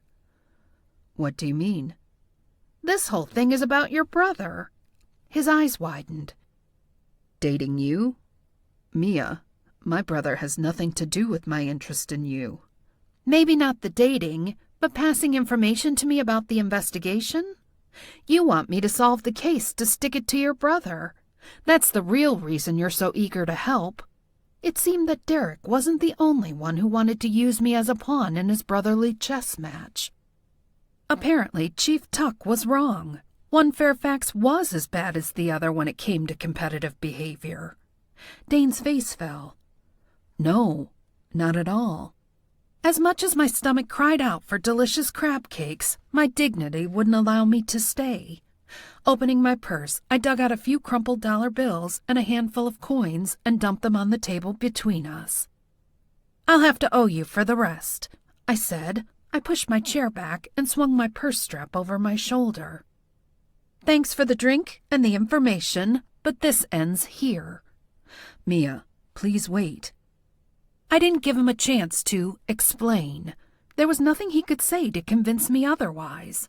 Without a backward glance, I bolted from the building. Dane could finish his meal the way he usually did in hops, alone. On the sidewalk, I glanced longingly in the direction of the historic train. There wouldn't be a romantic ride through the countryside after all. Somehow, it didn't feel good to prove myself right, that it really was all downhill from here. Chapter 11. After spending Sunday morning puttering around Red Clover in abject misery over the Dane situation, I thought a change of scenery might do me good. I was far less likely to wallow in public, thanks to my mother's training. In the city, I'd spent more time out of my home than in it. I loved to people watch. I'd try to guess relationships and their status, which marriages were on the rocks, which kids would grow up to be serial killers. You could learn a lot by sitting quietly in the corner of a busy coffee shop and casually sipping your medium vanilla latte with one extra pump. I decided to venture to Three Beans, one of the local coffee shops. With a pen and paper on the table, I was going old school with my job search and making a list of potential employers so that I could draft a targeted query letter. That was how I used to do it in the city. I didn't rely on job listings there. Usually, I was either recommended for a position by a former colleague, or I'd decide where I wanted to work and send a letter of interest. Sure, I'd bounced from job to job, but I was always employed. I straightened when the door swung open and Chief Tuck sauntered in. His gaze immediately landed on me, and I raised my hand in greeting. I wiggled uncomfortably in my chair when he bypassed the line at the counter and headed straight for me. It was never meaningless chit-chat with the chief of police. If he was coming over here to talk to me, it was because he had something to say. Hopefully, it was only wisdom to impart and not a stern lecture on staying out of police business. I smiled as he approached my table. "Beautiful day, isn't it?" He peered at the paper with the list of potential jobs. "I see you're looking for gainful employment." I wagged my pen at him. "There's that deductive reasoning in action." "Is that why you're meddling in the Sims investigation? Too much time on your hands?" I set my coffee cup on the table. "I'm not some retired spinster in a sleepy village, Chief. Scarlet is my friend, and she's innocent." He gestured to the chair. "Mind if I sit?" "Don't you want coffee first?" On cue, an employee appeared with a steaming cup and placed it in front of the chief. "Thank you, Maria," he said, smiling at her. "No problem, Chief." She hurried back to tend to the busy counter. The chief turned his pleasant smile to me. "You were saying?" "Scarlet is innocent." He nodded as he brought the cup to his lips and blew off the steam. "Whether she is or isn't, that's got nothing to do with you. You're going to end up in a heap of trouble if you keep sticking your nose where it doesn't belong." I examined him closely. "Trouble with you?" He took a long sip of coffee before answering. "Undermines my authority when civilians run around playing detective. Also, makes me feel like you don't trust me or my team." His long, slender fingers toyed with the handle. "Do you have trust issues, Mia?" My mouth went dry. I mean, of course I did, but that wasn't why I was conducting my own investigation. Or was it? I suddenly felt confused by my motivation. "You have a dizzying intellect, Chief." Grinning, he saluted me with his cup. "A Princess Bride reference. I knew I liked you." How could I explain that I had blossoming abilities that might aid in criminal investigations? He'd never believe me and write me off as a kook, a fate worse than death if you ask my mother.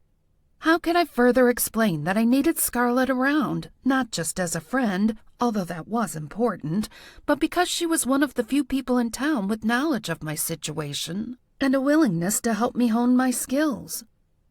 I couldn't tackle the garden without her. He pressed his lips together. "You're a smart woman, Miss Thorne. I'm sure you can find a job where you can channel all that productive energy of yours.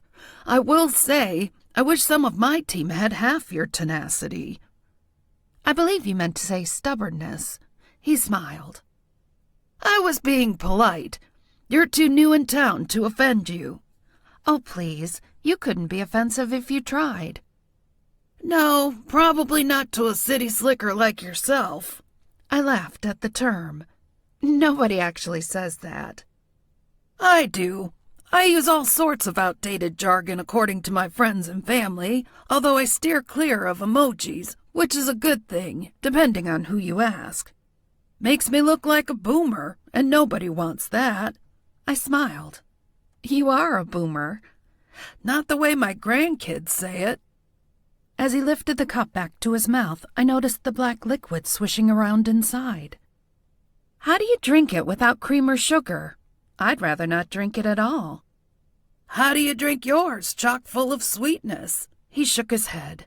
I don't do sweetness in life or coffee. I laughed, but quickly retracted the smile when he glared at me. Fine. Chief Chuck Sherwood wanted to keep his cotton candy interior a secret. Understood. Find a job, Miss Thorne. Stay out of police business, he said not unkindly. He tapped the paper. That one seems like it might be a good fit. I looked down. Social media specialist? Sure. It'll keep you at your computer and out of trouble. I inclined my head to my phone that rested on the table. I can do that job from any device. I could even multitask, track down Bernard's killer while I organize a Facebook event. His blue eyes narrowed. Multitasking is overrated. I beg to differ. I could inhale an entire carton of Ben & Jerry's Half-Baked while I watched a single episode of The Real Housewives of New York. It wasn't merely a skill. I'd elevated it to an art form. As much as I admire the sentiment, I don't want anything to happen to you in your quest to help your friend. There's a killer out there, and if they decide you're a threat, let's just say you don't want to be on the radar. You're 100% sure he was murdered? I asked. He met my gaze. Aren't you? I don't have all the evidence you have. Mine's based on intuition. He peered at me. You think police don't rely on intuition? Sometimes, but you need evidence that supports your belief. Maybe signs of a struggle or something suggestive in the autopsy besides the toxicology report. A slow smile emerged. You're trying to coax more information out of me. He wagged a finger. You're a sharp one, Miss Thorne, I'll give you that. What I won't give you is classified information. It was worth a shot. The chief drained the remainder of his coffee. Good luck with the job hunt. You're a capable young woman. I'm sure you'll find a position that's worthy of your talents. Once again, I delighted in being referred to as a young woman by Chief Tuck. I'd engage him in conversation just for the compliment. Thanks for the vote of confidence, I said. Now if only I can convince an employer. He scraped back the chair and stood. Remember, no more amateur hour. Leave this case to the professionals. Good chat, Chief, I said. See you around. I watched as he tossed a few bills on the counter on his way out. Slowly, I peeked to the other side of the paper where I'd scribbled the information I'd uncovered about Clive Sims, namely, that he was part of a craft group that met on Sundays in the basement of St. Philip's on Chapel Avenue. Ask for forgiveness, not permission. That motto had served me well, and I wasn't about to abandon it now. Not when Scarlet needed me. I stared into the cold, dead eyes of Baby Yoda as I paced the floor of Patrick's living room. After spending the morning in Three Beans, I still wasn't ready to go home and wallow, so I headed to Patrick's, where he and Scarlet had just finished a leisurely brunch. I updated them on my disastrous dinner date with Dane, as well as Chief Tuck's warning. I don't get it, I said, looking at Baby Yoda. The eyes don't follow me. That's because it's a doll, not a painting, Patrick said. What's the deal with it, then? Scarlet asked. She sat cross-legged on the rug with a selection of crystals around her in an effort to ward off any further bad luck. The clients are convinced this doll is inhabited by a spirit. Patrick said. I studied the doll. Do they know it's animatronic?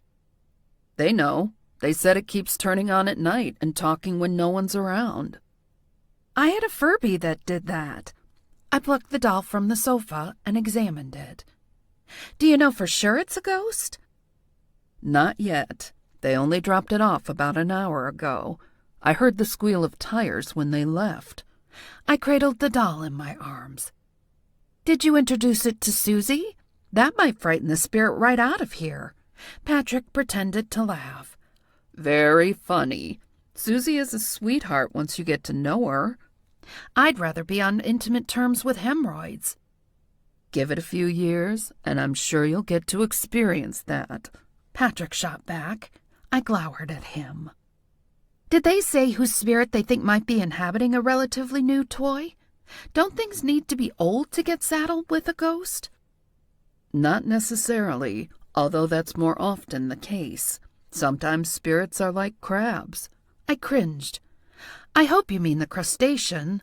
He snatched Baby Yoda from my hands. Of course I mean the crustacean. They lose their shell and have to go in search of another one.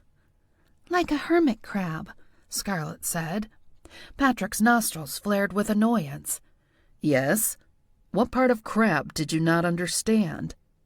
So the spirit outgrows its home? I asked.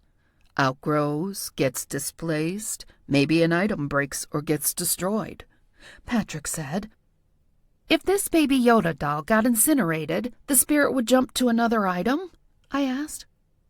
You make it sound like a parasite, Patrick said. Honestly, this job pays so little it's hardly worth the effort. Not that I only want to use my gift for personal gain. He returned the doll to the sofa. Maybe I should have had you choose my lottery numbers. I doubt it works that way, I said. Scarlet collected her crystals from the floor and slid them into a velvet pouch. No, it definitely doesn't. You can't use your gift to make yourself rich. Patrick pointed to me. She'd be making me rich. It's basically community service. Scarlet rolled her eyes. I don't think accumulating wealth counts. What if I won the money in order to donate it to the homeless? I asked. Intention is a factor, right? So the universe should know what I plan to do with the money. She tightened the ties of the pouch. You two are being ridiculous. She aimed a finger at Patrick. And you know better. Don't lead her down the garden path. No, that's your job, Patrick quipped. And she's very good at it, I said. If it weren't for Scarlet, I probably would have set fire to the whole thing by now. Patrick cast a glance at me over his shoulder. If you ever decide to do that, please let me know in advance so I can bring a lawn chair and marshmallows. I watched as he ran his hands over the doll. Don't you have to cleanse it outside under a full moon? Not necessarily. Anyway, I'm not cleansing now. I'm only conducting a preliminary exam. I glanced at the menagerie of objects around the room. There was a wooden black swan, a painting of cats playing poker, and a ceramic snowman. You're like Dr. Dolittle for spirits. Patrick seemed to enjoy that comparison. The Eddie Murphy version or the Robert Downey Jr. one? Does it matter? I asked. Patrick flopped on the sofa beside the doll. The movies are terrible, but the actors are both good, so I guess not. That reminds me, Scarlet said. We should finally give that French bistro a try. She looked at me. The chef used to work for another restaurant that closed last year.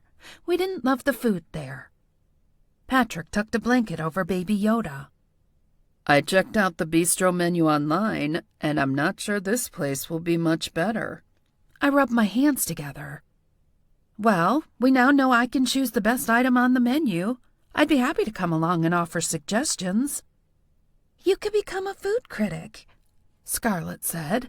That can be your job. Except I would love everything I eat because I only know how to choose the best option. Not much of a critic if I'm effusive about every meal. I plucked a loose thread on the rug. Dane offered to talk to a friend at the local paper about an ad sales job. Was that before or after you left him in the middle of a date? Patrick asked. Right before I left, I said. Patrick gave me a sympathetic look.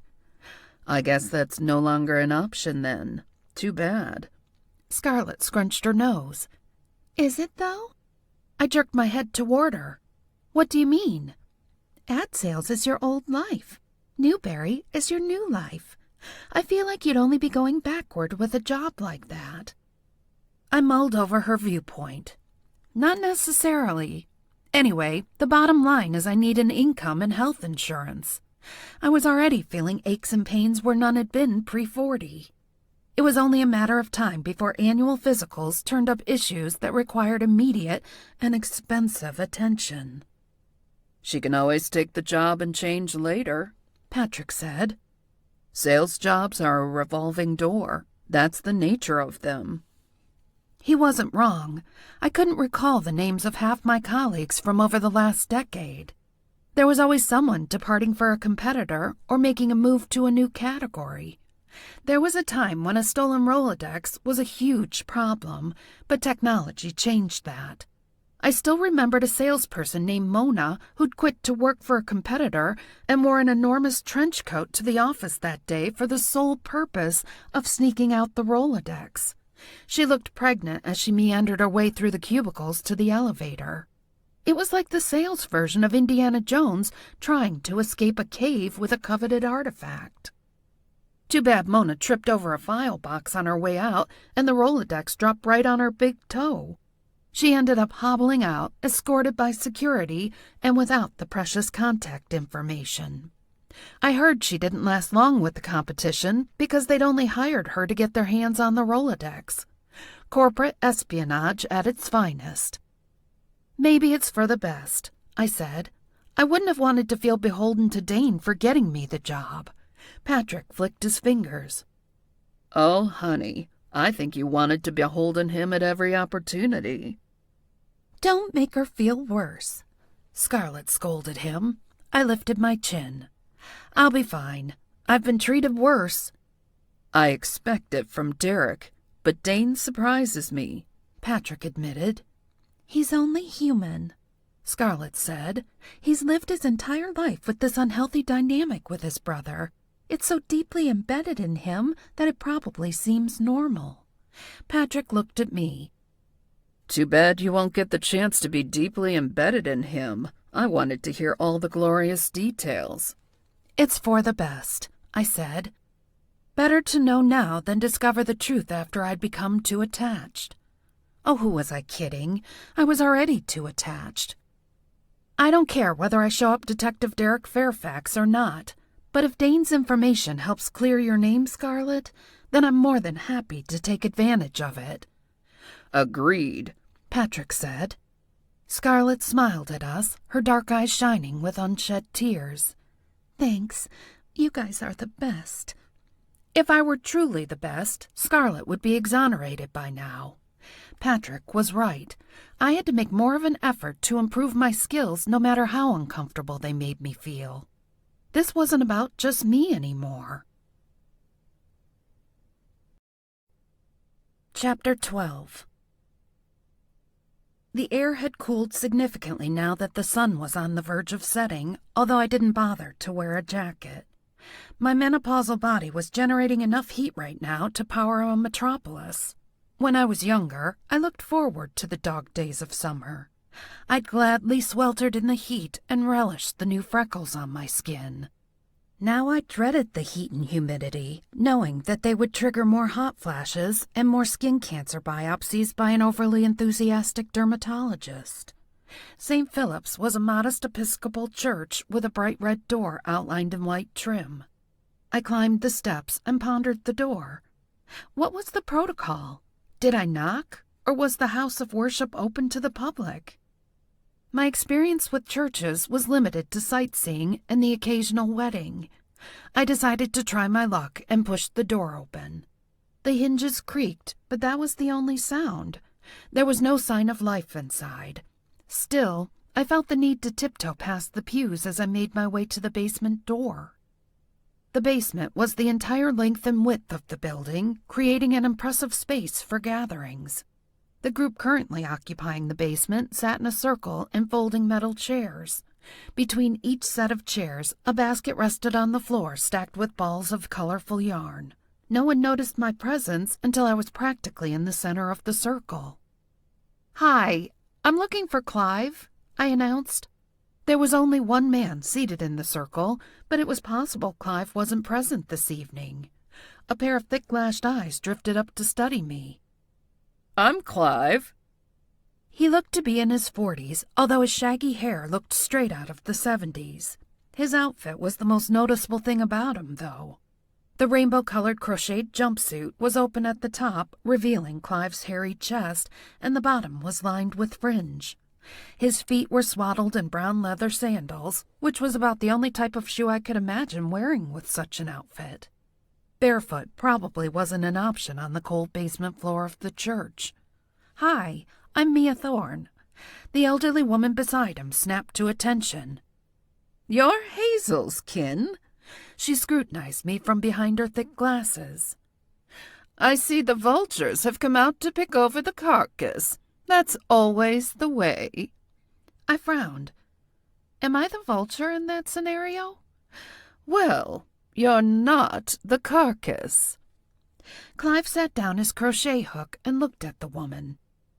"Now, Bertha, you have no idea what their relationship was. Don't take your issues with Jan out on a stranger."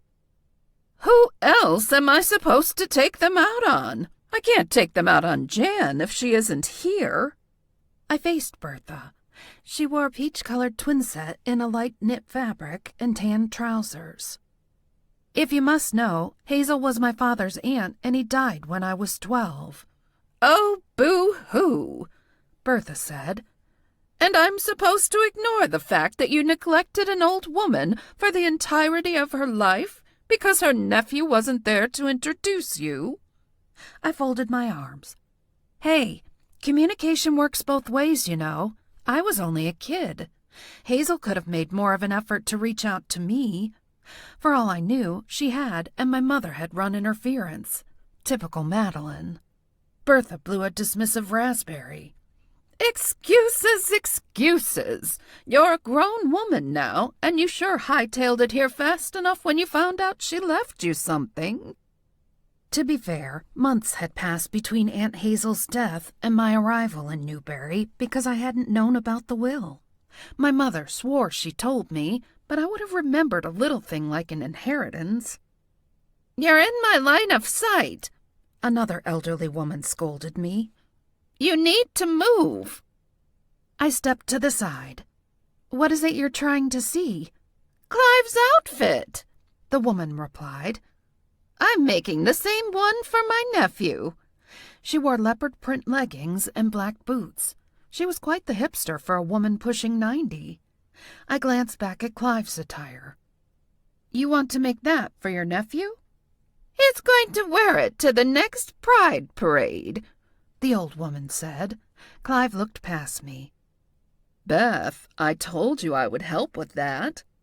No, don't trouble yourself. I can do it without help. Never mind my arthritis." Clive rolled his eyes. "Some people love to play the martyr," says the long-haired man in leather sandals. Bertha shot back.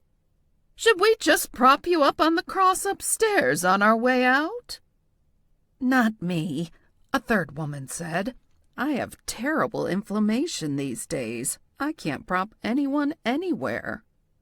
"I wasn't being serious, Sheila," Bertha said, visibly annoyed. "This isn't even a Catholic church." "Is Crochet Club always like this?" I asked. Bertha aimed a hook at me. "First rule of Crochet Club is nobody talks about Crochet Club." I pretended to zip my lip. "Clive, might I have a word in private?" "Sure." Only when Clive stood did I realize how much the crocheted outfit hugged his nether regions. At least there were no gaps in the yarn, small mercies, or big ones from the looks of it. He set his project on the chair and gave Bertha a warning glance.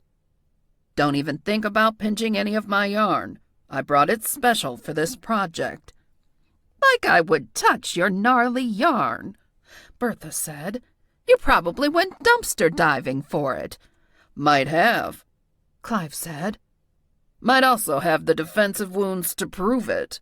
He glanced at his arms. Raccoons sure do like to defend their territory. The thought of this 40-something man fighting off a raccoon in order to claim discarded balls of yarn from a dumpster was more than my imagination could handle. I take it you're not here to learn to crochet? He said. Not today, although you seem to have a nice group here. He dragged a hand through his long hair. I don't know about nice, but it's a lively group, and these ladies know how to crochet. You don't want to waste your time with amateurs. Naturally, I said. Were there actually crochet professionals? I'm here to talk to you about your brother. His gulp was audible. Yeah, the whole Bernard situation has been rough. Actually, the project I'm working on is in his memory. I thought it might be cathartic. I craned my neck to see the item he'd placed on the chair. What are you making? A bird. He was in the local birdwatching group, so it seemed appropriate. I didn't have the heart to tell Clive that his efforts were misplaced. He tilted his head. Are you a cop? Private detective. I lied. Was it a crime to lie about being a PI, or just unethical? I made a mental note to ask Dane later, until I remembered that I wasn't speaking to him. Clive's face rippled with confusion. Someone hired you to look into my brother's death? An innocent suspect, I said. Clive hooked his fingers under the crocheted straps of his jumpsuit. I spoke to the cops, but they didn't give me much information. I wasn't sure if it was typical or it was because they didn't have much to share. Did they tell you he was wearing the wrong day of the week underpants? I asked. I wasn't sure why that was the first fact that sprang to mind, but I went with it. Clive's whole face lit up in response to my revelation. Are you serious? He was wearing his days of the week underpants? That's right. You know about them? He pressed a hand against his bare chest, appearing to collect himself. Yes, of course. They were a gift from me. See, Clive? Bertha interjected. I told you he'd wear them.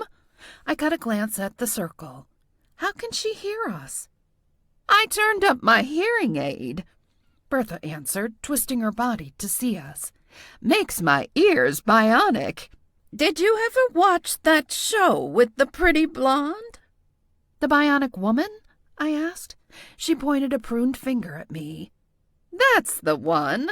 I liked the sound they used whenever she used her bionic powers.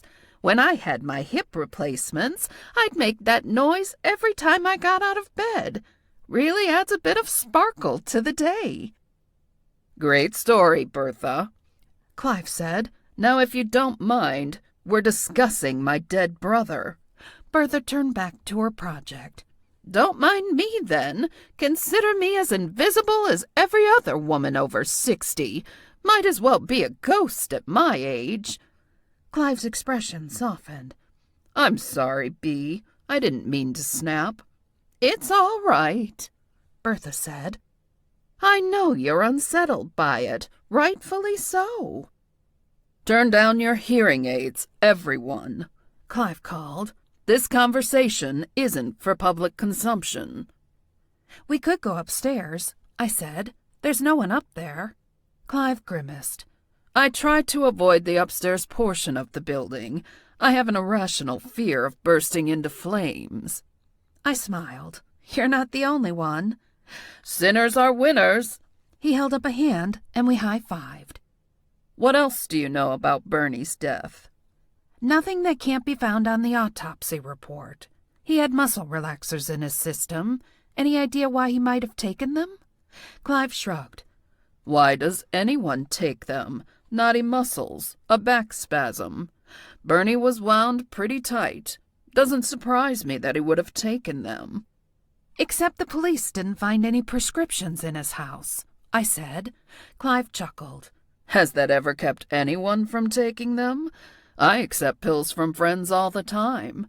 He motioned to the crochet circle. In this group alone, I've probably swallowed dozens of pills that were prescribed to somebody else. He made a good point. I could think of numerous times that I complained of a body ache or an ailment at work, and a well-stocked colleague came to the rescue with supplies. Carol, the woman who sat in front of me at my last job, seemed to have an entire pharmacy contained within the deep recesses of her purse. Clive's brow furrowed. Do the cops think he drowned because of an overdose on muscle relaxers? Wouldn't that make it an accidental death? Depends on how he ended up with the drugs in his system and then in the canal. He tugged his ear. The cops mentioned that a witness saw a woman pushing him into the canal. That's a dead end, I assured him. I've spoken to a few suspects, but nothing's panned out so far. His assistant was at work that morning, and so was the woman he'd been casually dating. Clive's brow creased. Mary Ann said she was at the office the morning Bernard died? Are you sure? That's what she said. Why? He pulled a face.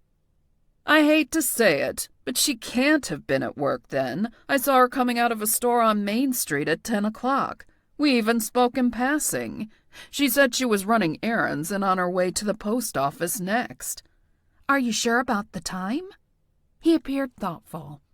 Yes, definitely sure. The town clock is right in front of the store. Maybe it stopped working?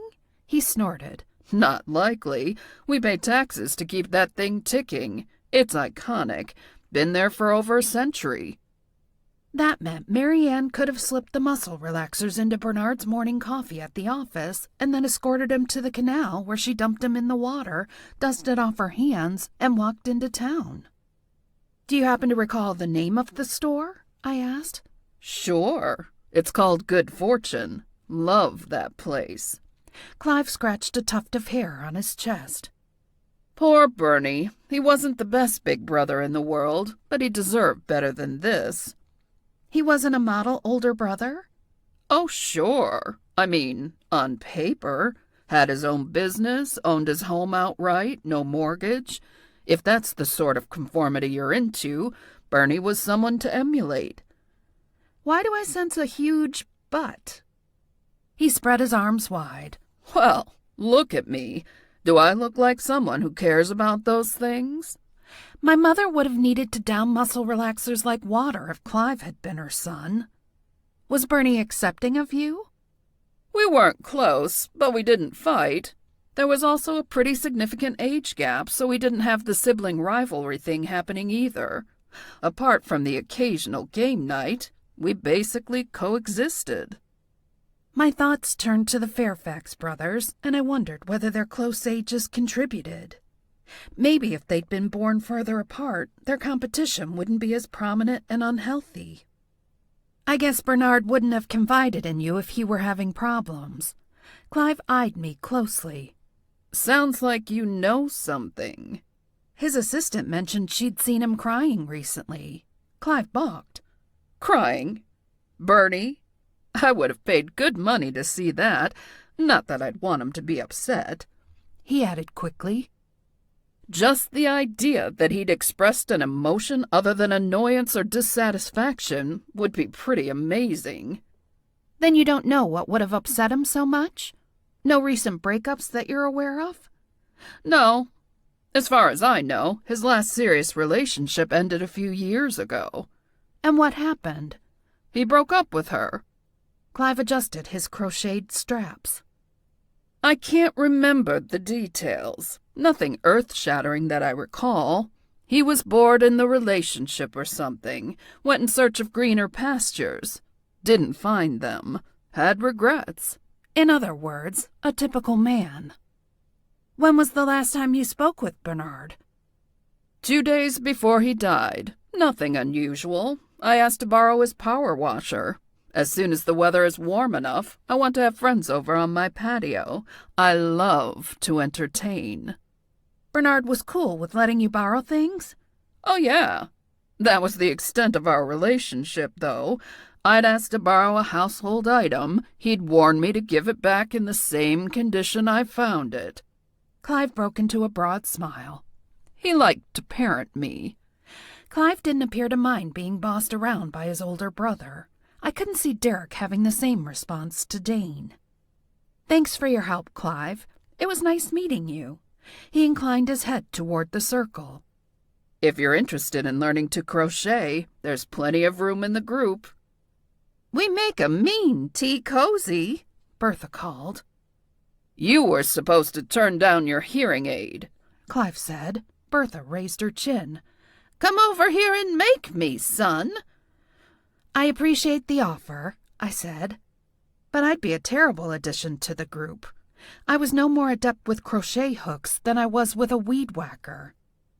It's cathartic, a fourth older woman said. You should try it. She'd been so quiet I hadn't noticed her until now. She sat on a metal chair doused in shadow. I offered a friendly smile. That's what people tell me about gardening, too, but that hasn't been my experience so far. You need to give it time. You lack patience. It's one of your biggest flaws, and it holds you back. The woman said. She didn't lift her eyes to me. Instead, she continued to focus on the unicorn she was crocheting. Apparently, she absorbed the shade she was sitting in so she could throw it at innocent bystanders.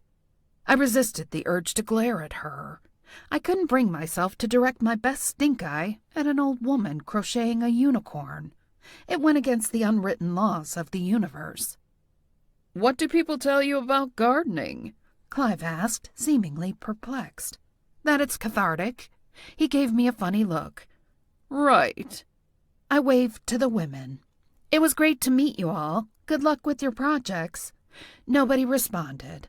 Oh, sure, now that the gossip was over, they'd turned down their hearing aids. Clive walked me to the bottom of the staircase.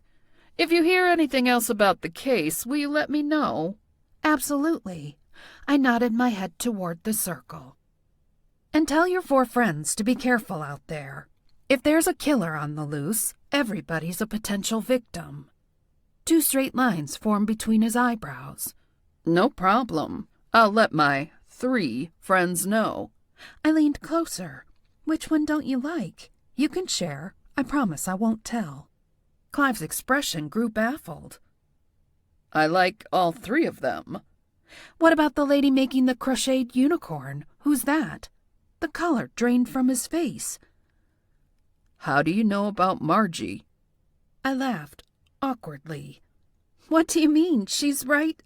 I flung a hand in the direction of the shadows, only to realize that the chair was empty. My smile faded, and I felt a chill rush through my veins. Nothing. Forget it. Have a good night. I turned and hurried upstairs before I could register Clive's reaction.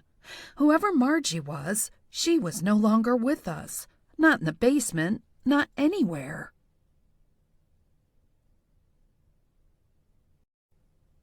Chapter 13.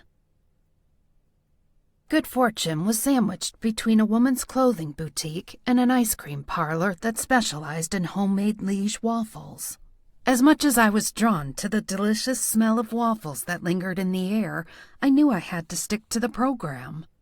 Maybe if I got information from Good Fortune that was helpful to the investigation, I could treat myself to a waffle sundae, a reward for good citizenship.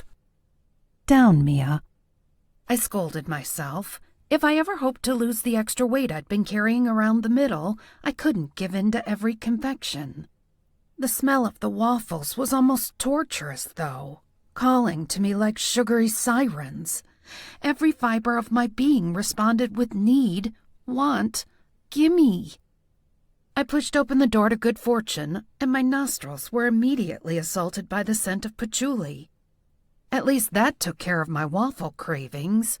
Sensing my presence, a black cat burst through a beaded curtain and meowed at me. "Hey there, pretty girl," I said, crouching to pet the cat. Was I officially a cat person now? Would I start getting included in the sharing of cat memes on social media, or did I need to register my interest first? Behind me, a bird squawked. I resumed a standing position and turned to see a yellow cockatiel in a cage. I looked back at the cat. That seems cruel to leave him dangling here just out of your reach. The bead swished again as a statuesque woman emerged from a back room. She wore a purple pantsuit, black heels, and a gold statement necklace. With her shorn hair, she reminded me of an older version of Okoye from Black Panther. Amelia Thorne, what a surprise! I would have thought you were banned from coming to see me. I stared blankly at her. She knew my name?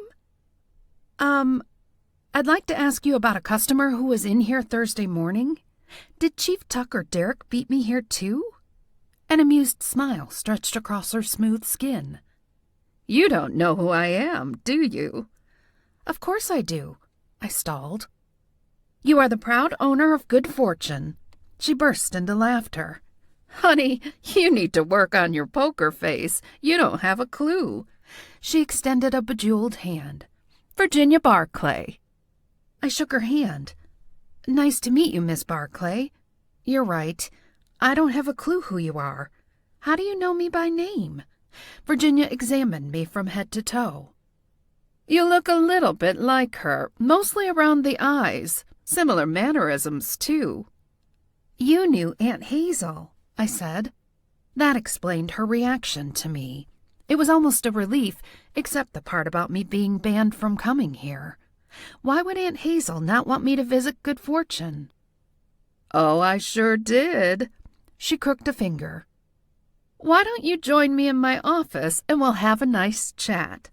Can I interest you in a cup of tea? I'm good, thanks. I followed her through the beaded curtains and into the back room. Her office wasn't what I expected. I thought there'd be crystals and posters of the chakra system. Instead, the walls were covered in framed posters of music icons.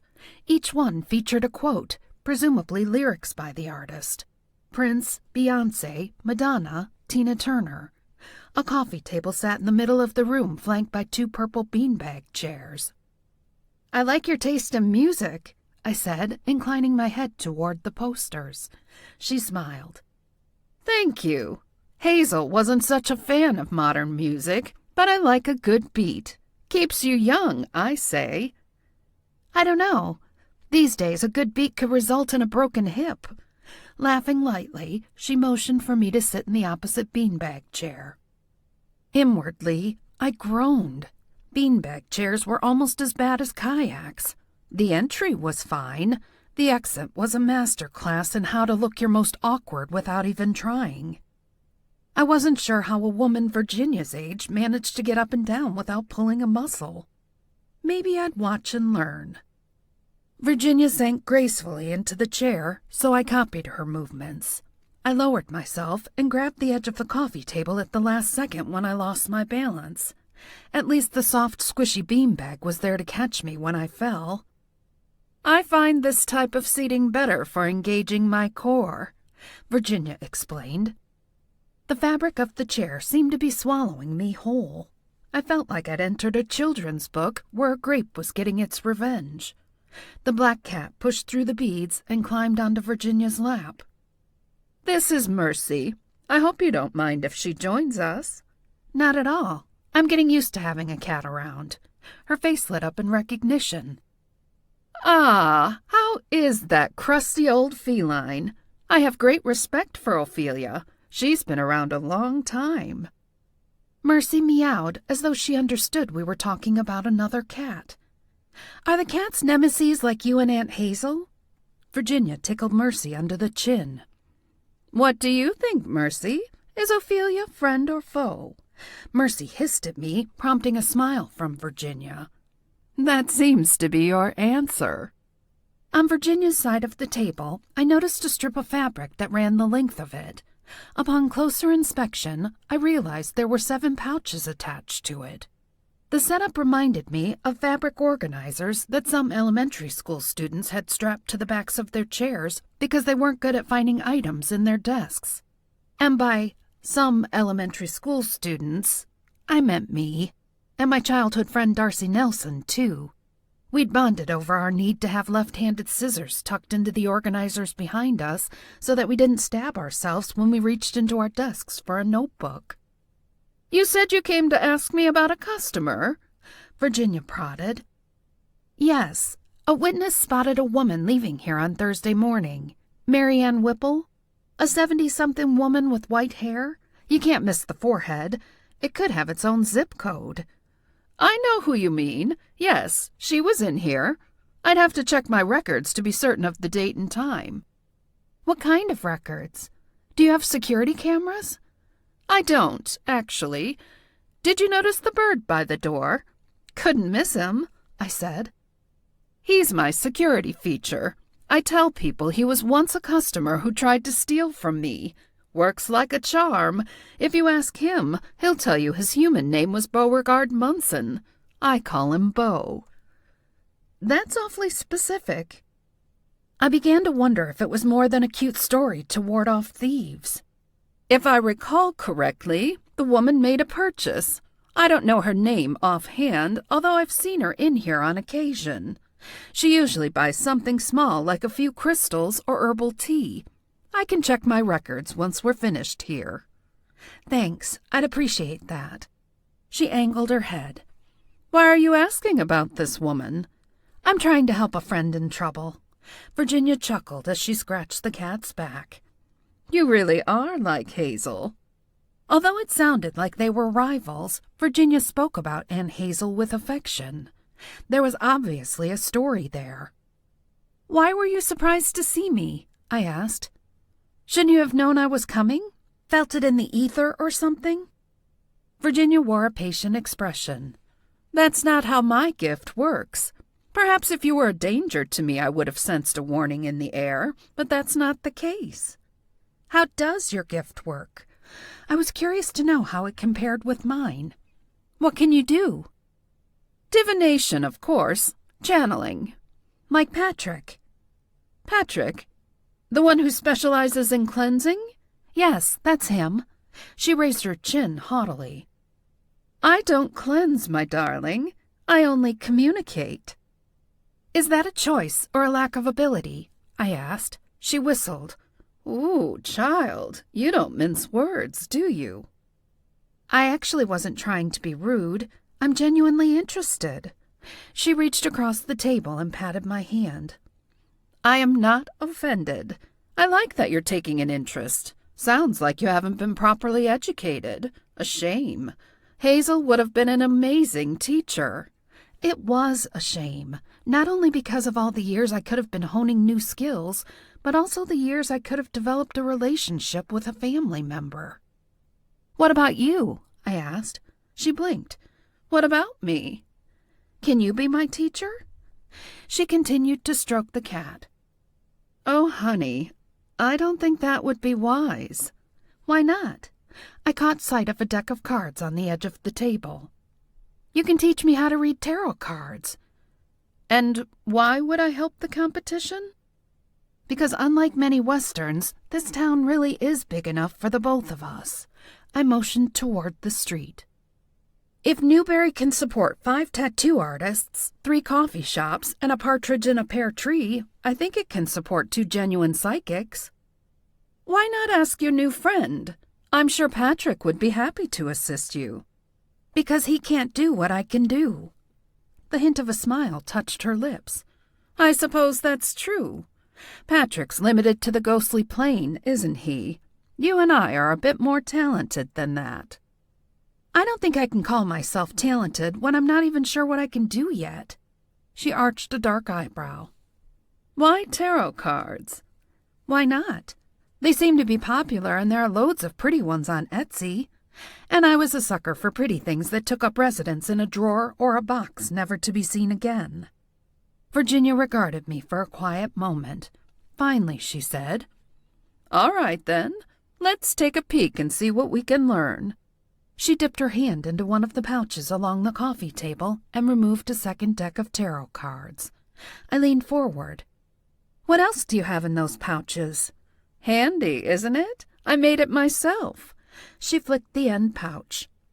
This one has crystals, another one has a different tarot deck, another one has stones with runes carved into them. How do you decide what to use? She shrugged her elegant shoulders. Depends on the customer and what their goal is. This deck isn't my favorite, but it's simple. I'll read your cards and explain what I'm doing as I do it. Make sense?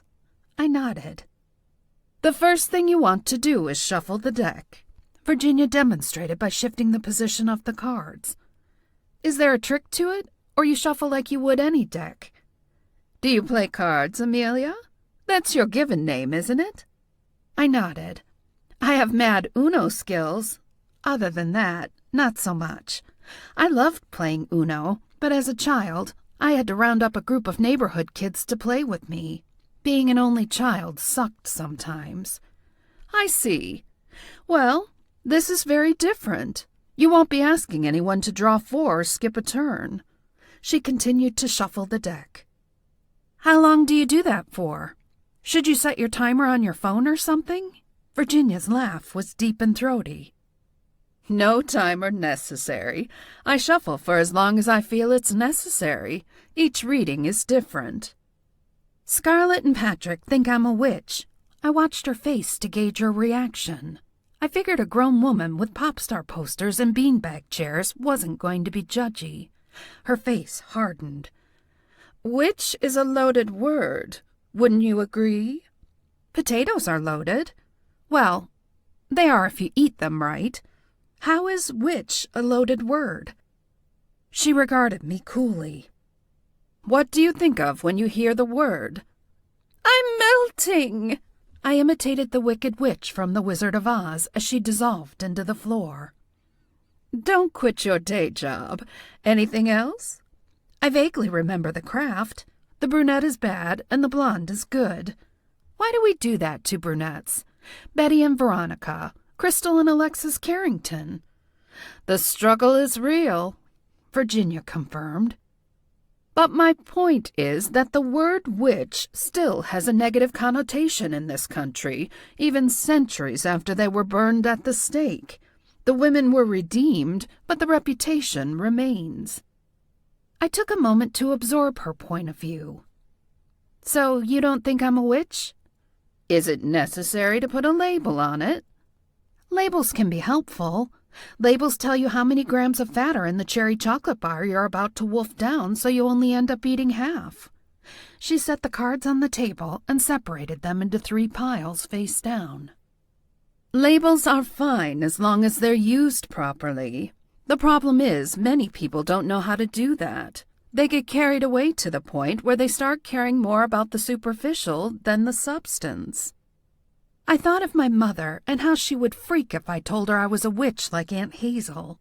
Psychic was bad enough. It didn't matter that my abilities might be helpful to myself and others. It only mattered that the word signified different and therefore bad. The label definitely mattered more to her than the substance. Then again, for a woman obsessed with makeup, this shouldn't be a surprise. I care about the substance, I said.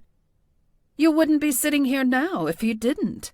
Instead of leaving the cards in 3 distinct piles, she fanned them out. Men have used the witch label to subjugate women for centuries. If you took up space or refused to submit to the patriarchy, you were called a witch. There was once a time when witches were revered in their communities, respected. They were midwives, herbalists, and healers. They were women who forged a strong connection to the earth and taught others to do the same. Maybe it's time to reclaim the name instead of avoiding it, I said. Her full lips curved ever so slightly. That's a heavy burden to place on yourself. Are you strong enough for that, Amelia Thorne? I highly doubted I was strong enough to single-handedly reverse an entire cultural and sociological trend. Not when I couldn't even single-handedly open a new jar of mayonnaise without using one of those sticky grips. Not to mention, I still cared what other people thought. I was becoming self-aware, though, and that had to count for something, right? Progress, as the tree in my garden told me. Maybe the cards will tell us, I said, only half joking. You're right to seek guidance from them, but I'm afraid these won't reveal your future." I thought that was the whole point. Virginia scowled. "I'll pretend you didn't just say that." Closing her eyes, she held her hand above the cards.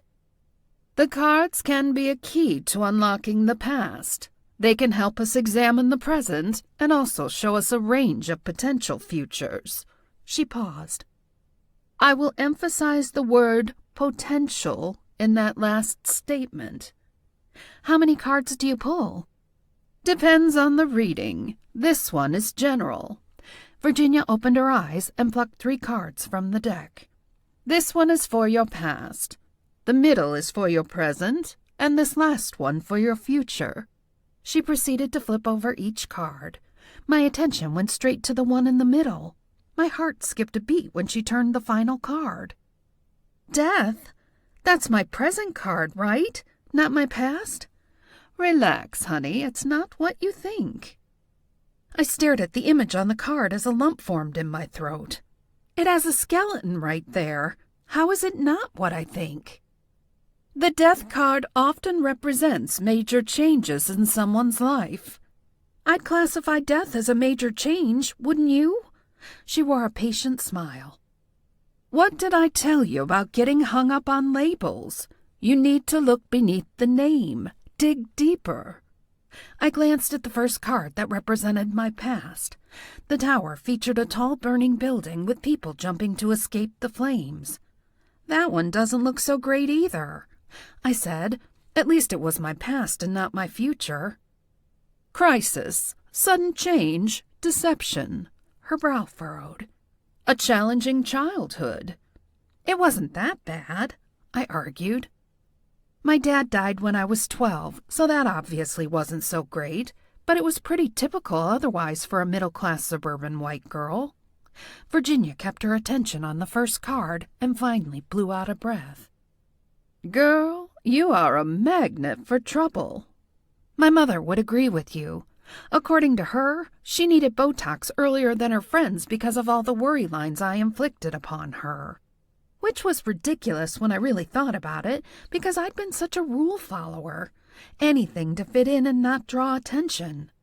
Trouble sometimes found me anyway, though, like the time I told my friend that her dog didn't actually go to live on a farm. I'd sensed emptiness when Heather had shown me a photograph of her beloved Ginger, and the words had spilled out before I could stop them. Heather's parents blamed my mom, which infuriated her. Madeline would never dream of breaking a social contract like the dog on a farm story or Santa Claus. Virginia shifted her focus to the third card. "The Wheel of Fortune." "That sounds more upbeat for the future," I said. "It isn't that simple. In terms of your future, this card signifies an uncertain outcome, unpredictability." "Well, you said you can't tell me the future, so that makes sense." Virginia assessed all 3 cards together. "You have a lot of work to do, but the good news is that you're on the path." She nodded more to herself. "There's much I can teach you, Amelia. You have no idea how glad I am that you walked into my shop today." I noticed her downturned mouth. "Then why do you look so sad about it?" "Because I'm sorry Hazel is missing this opportunity to mold you. Despite our estrangement, I had great love and affection for her. Then again, if she were here now, you wouldn't be." She gave a rueful shake of her head. "Life is a kick in the lady part sometimes." "And you really think I can do this?" I motioned to the cards. She placed her fingers lightly on the edge of the table. "This and so much more. There's a lot to learn, Amelia, but I'm more than willing to teach you if you're ready." Was I ready? Now that she'd posed the question, uncertainty seized me. "I'll have to think about it. Thanks for the impromptu reading, though." Vacating the beanbag chair was like trying to give birth to myself. There was a lot of grunting and a loud moan of discomfort. In the end, I managed to get back on my feet and in an upright position, but not without sacrificing a bit of dignity along the way. We left the back room, and Virginia moved behind the counter to rifle through paperwork. The woman you asked about paid with cash, so I don't have her information, but she was definitely in here at the time you said. The copy of the receipt says the transaction occurred at 9:57 a.m. That supported Clive's statement. Thanks, that's helpful. Marianne had lied, but why? Was it because she did, in fact, murder her boss? And if so, what was her motive? So far, I didn't have one.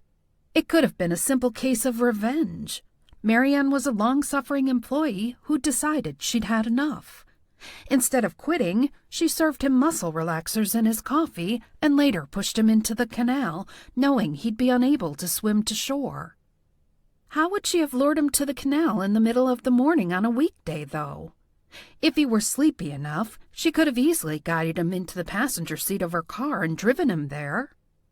Then performed a weekend at Bernie's-style march to the canal where she left him to drown. It wasn't an obvious scenario, but it wasn't out of the realm of possibilities either. "Shall we meet again soon?" Virginia asked.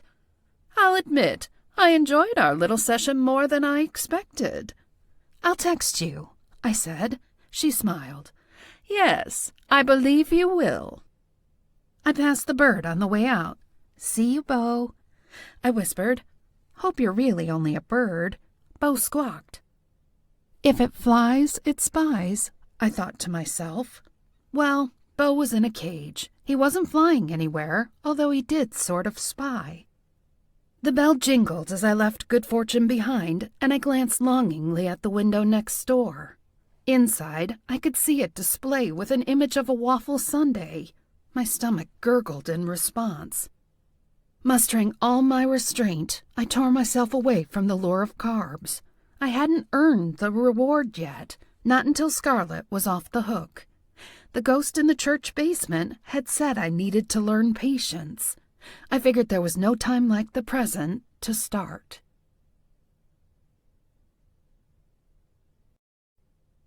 Chapter 14. I wandered through the rooms of the cottage with Ophelia trailing behind me, thinking about my visit to good fortune.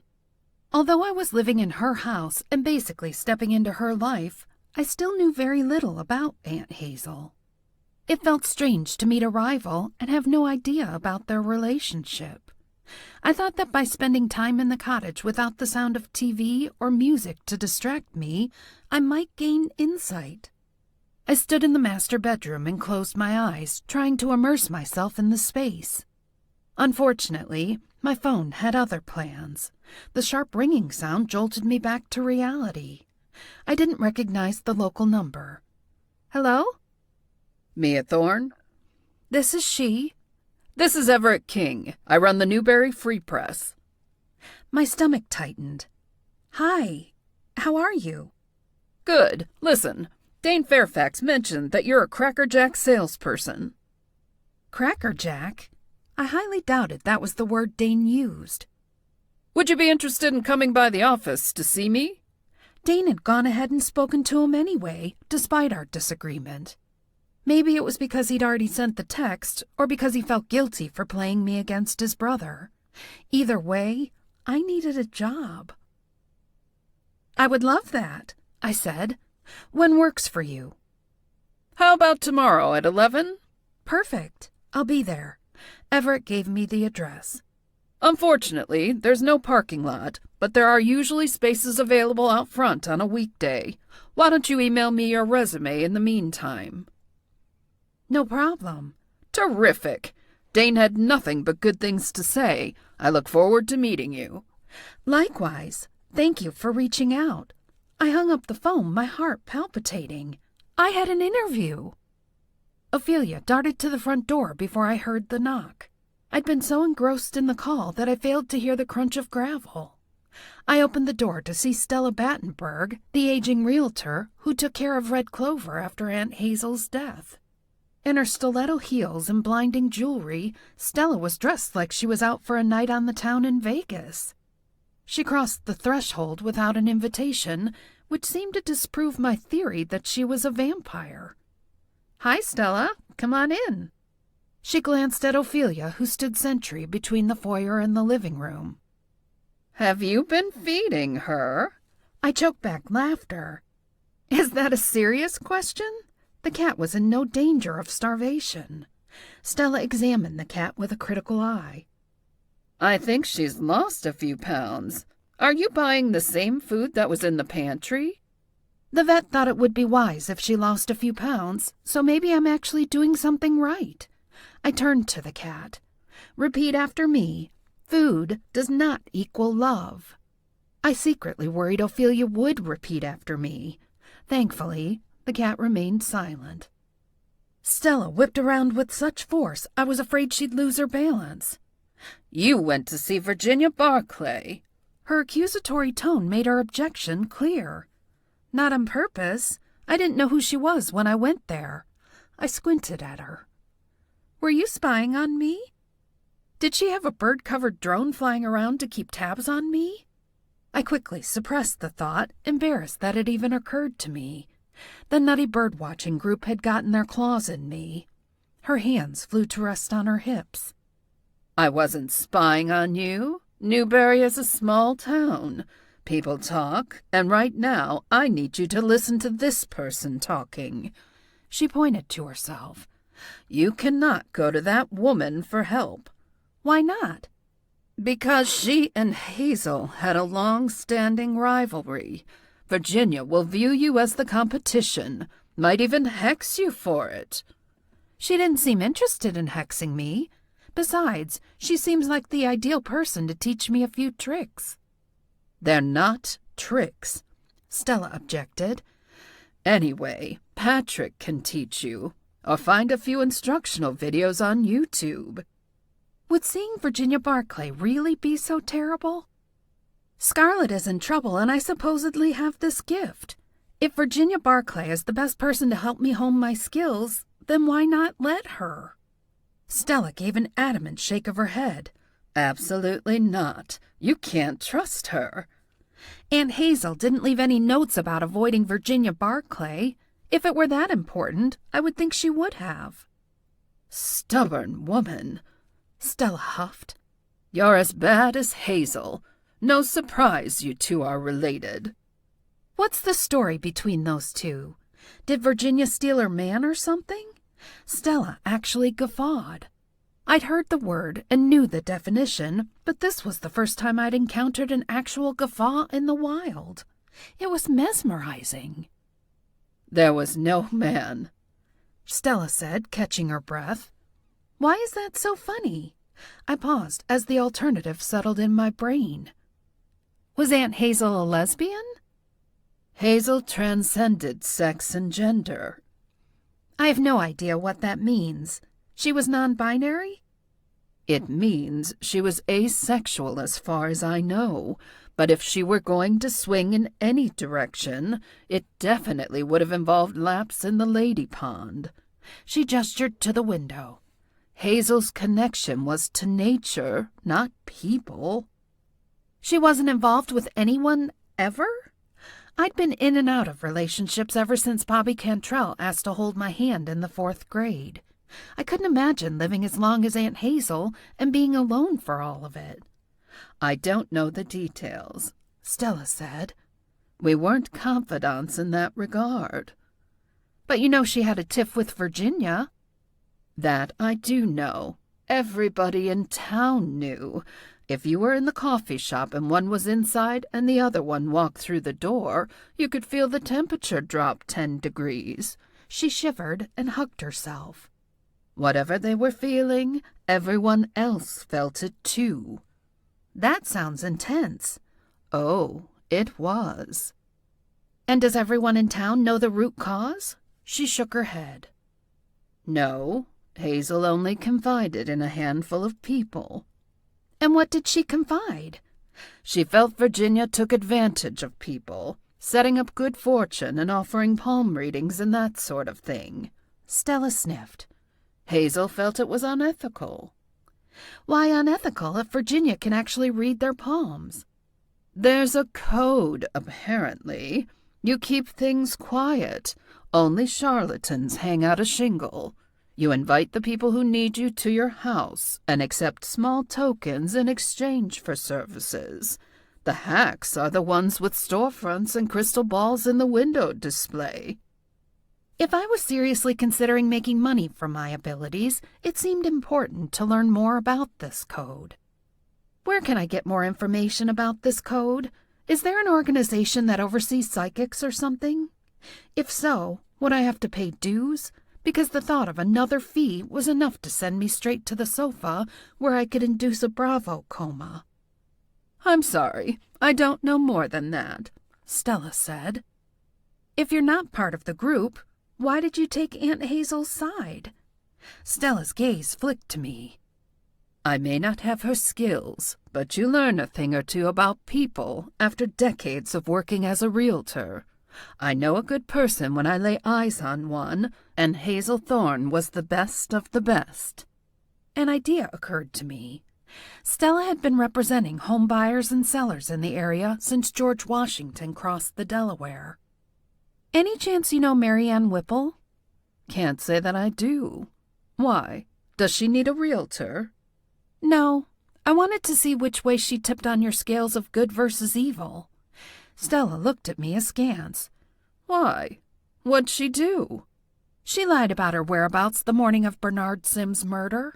She said she was at the office where she worked for him, but a witness saw her leaving good fortune on her way to the post office at the time in question. I tapped my chin thoughtfully. Maybe she dumped him in the canal and then went to mail one of her troll dolls to an eBay buyer. Even if she wasn't where she said she was, that doesn't put her at the crime scene, Stella said. Maybe not, but it makes her a liar. And if she was willing to lie, then there was likely a good reason for it. Stella surveyed the living area. You need to dust. I see a layer forming. It's the same layer that was there when I moved in, so technically, it's your dust. Stella clucked her tongue. How's the job search coming? Maybe you can hire a cleaner once you've got money coming in. If you're not willing to do it, pay someone. That's my motto. I felt like there was a dissatisfied husband joke in there somewhere, but I left it alone. The screeching sound of birds cut through the conversation. For a brief moment, I thought of the Birdwatchers Society until I remembered it was the ringtone I'd set for my mother. I'd chosen the most painful noise I could think of to warn me of the even more painful interaction that was sure to follow. Dear angels in heaven! Stella gasped. What was that? I wiggled my phone. I need to get this. In that case, I'll get out of your way. Heed my advice about Virginia. Hazel wouldn't like it, and I feel a sense of responsibility to pass that along. Consider me warned. I waited for the click of the front door to answer. Hi, Mom. Oh, good. You answered. I was starting to think you were dead, and I know for a fact that Bilson's funeral parlor is booked for months. How can people book that far ahead for a funeral? I sauntered into the living room and dropped onto the sofa like a stone. Might as well make myself comfortable for what was always an uncomfortable conversation. More importantly, why would you think I was dead? Because I called you twice and you didn't answer. I don't have any messages from you. I knew because I checked my messages multiple times a day in case Dane decided to contact me to beg my forgiveness, which he hadn't. Do I need to leave a message? You should call your mother whether she calls you or not. Okay, this was a no-win conversation. What's the emergency? Nothing. I want to see how the job hunt was going. Jurgen suggested maybe brushing off your administrative skills. I told him how you were a kitty girl in college. Mom, I don't think that exists anymore because it's kind of sexist, and even if it did exist, I wouldn't be the right fit. Because typing other people's documents is beneath you? Because I haven't typed properly in 20 years. Jurgen also thinks you should consider downgrading your phone, TV, and internet bundle until you have a steady income. On the one hand, I agreed with Jurgen. On the other hand, butt out, Jurgen. Thank him for his interest, but I'm managing without input from the Frankfurter Gallery. My mother huffed. Mia, You're not managing anything on your own. Look at you, single in your 40s, living alone in a forsaken town that has 2 tattoo parlors. I know this for a fact because I looked up the local Chamber of Commerce. I mean, it isn't normal for a respectable town to have 1, let alone 2. Someone was murdered the other day, I blurted. I didn't intend to tell her about Bernard, but I wanted to shut her up about the job hunt, and sometimes shock tactics were the way to go with Madeline. How dreadful! You should have stayed in the city with a crime rate like that. People aren't supposed to get murdered in small towns. I don't think people are supposed to get murdered anywhere, I pointed out. I opted not to tell her about Scarlet's alleged involvement. Otherwise, my friend would become known as the woman suspected of murder forevermore in my mother's mind. Jurgen and I were thinking of coming for a visit, my mother said. Seems like you've been there long enough to whip the place into shape. Oh, I don't think that's such a good idea. Why don't I come and visit you? How? You don't have a car, and there's no public transportation between Newberry and Cherry Hill. Unfortunately, she made a good point. Now isn't the best time. I'm still settling in, and I've had trouble tackling the garden. I could only imagine my mother's reaction to the state of the jungle outside. She'd have a landscaping company on the phone within 5 minutes, and I wouldn't be able to explain to her why that wasn't a good idea, mostly because I wasn't entirely sure myself. I won't take no for an answer. Mark your calendar. Jurgen and I will be there in 2 weeks. We'll even spring for dinner a few nights, help you check out the local establishments. I saw a lovely French bistro in the listings that looks new. Were a few free meals worth the trade-off? No, definitely not. Why don't you wait until I get a job? Because then you'll be too busy to spend time with us, she said. Well, I have an interview tomorrow, so you may have missed the window of opportunity. I could practically hear my mother's inward sigh of relief. That's wonderful, darling. I'm thrilled to hear it. What's the job? I didn't want to share any details. Knowing my mother, she'd offer enough criticisms to make me bail on the interview. I don't want to jinx it. I'll tell you if I get the job. Fair enough. Then Jurgen and I will take you out to celebrate when we get there. So the prospective job didn't seem to dissuade her from coming. I'd have to try another tack. The cat has fleas, I lied. We'll stay in a hotel. I looked up your room dimensions on Zillow, and the bedrooms are much too cramped for us. I found a gorgeous boutique hotel on the riverfront with reasonable rates. Well, a hotel was a silver lining. Sounds good, Mom. Might as well get it over with. Excellent. I'll call you again beforehand to plan our itinerary. Let me know about the job. I will. With a heavy heart, I tossed the phone onto the cushion beside me. 2 weeks until D-Day. Meanwhile, I had a friend to exonerate, gardens to tackle, psychic skills to test, and a blossoming relationship to mourn. For someone without a job, I was one busy woman. Chapter 15. The Newberry Free Press was nestled in a row of matching historic buildings along the waterfront. They shared the same stone facade, and each door was painted a different color. The newspaper building's door was a deep green. No wonder there was no parking. This was a premium location. Everett King met me at the door and pumped my hand with enthusiasm. With his short stature, fleshy cheeks, and pleasant countenance, he reminded me of Bilbo Baggins in glasses. I was half tempted to look down and check the size of his feet, but I knew it was better to maintain eye contact. "Great to meet you," he said. "Thank you so much for coming on short notice." "No, thank you for inviting me." He crooked a finger. "Why don't you follow me back to my office?" My gaze swept the room, but there was no sign of a separate office. The whole lower level had been gutted to make it open plan. Most of the desks were empty, and I wondered whether people were working from home or the Newberry Free Press had gone the way of most other small publications. I followed him to a desk at the back of the room, and he motioned to the metal chair that looked straight out of the church basement. It seemed that the outside of the building was its best feature. I had a chance to look over your resume. He gestured to his computer screen. Wow, I didn't realize you'd worked for all those entertainment publications. How cool is that? Did you ever meet any celebrities? Sure, and I once danced with Channing Tatum. Of course, our backs were to each other, so technically he didn't know we were dancing together, but we were absolutely dancing to the same song at the same time. Everett's brows knitted together. I don't hear myself say this very often, or ever, but are you certain you'd want to work here? I'm not in the habit of scaring away a potential employee, but our little paper isn't going to be nearly as exciting as what you've been doing. Newberry is my home now. New York, that whole life, is over. The moment the words left my mouth, I felt something shift inside me. It was as though a chip broke off a block and turned to dust. He adjusted his glasses. I'll just get right to it then.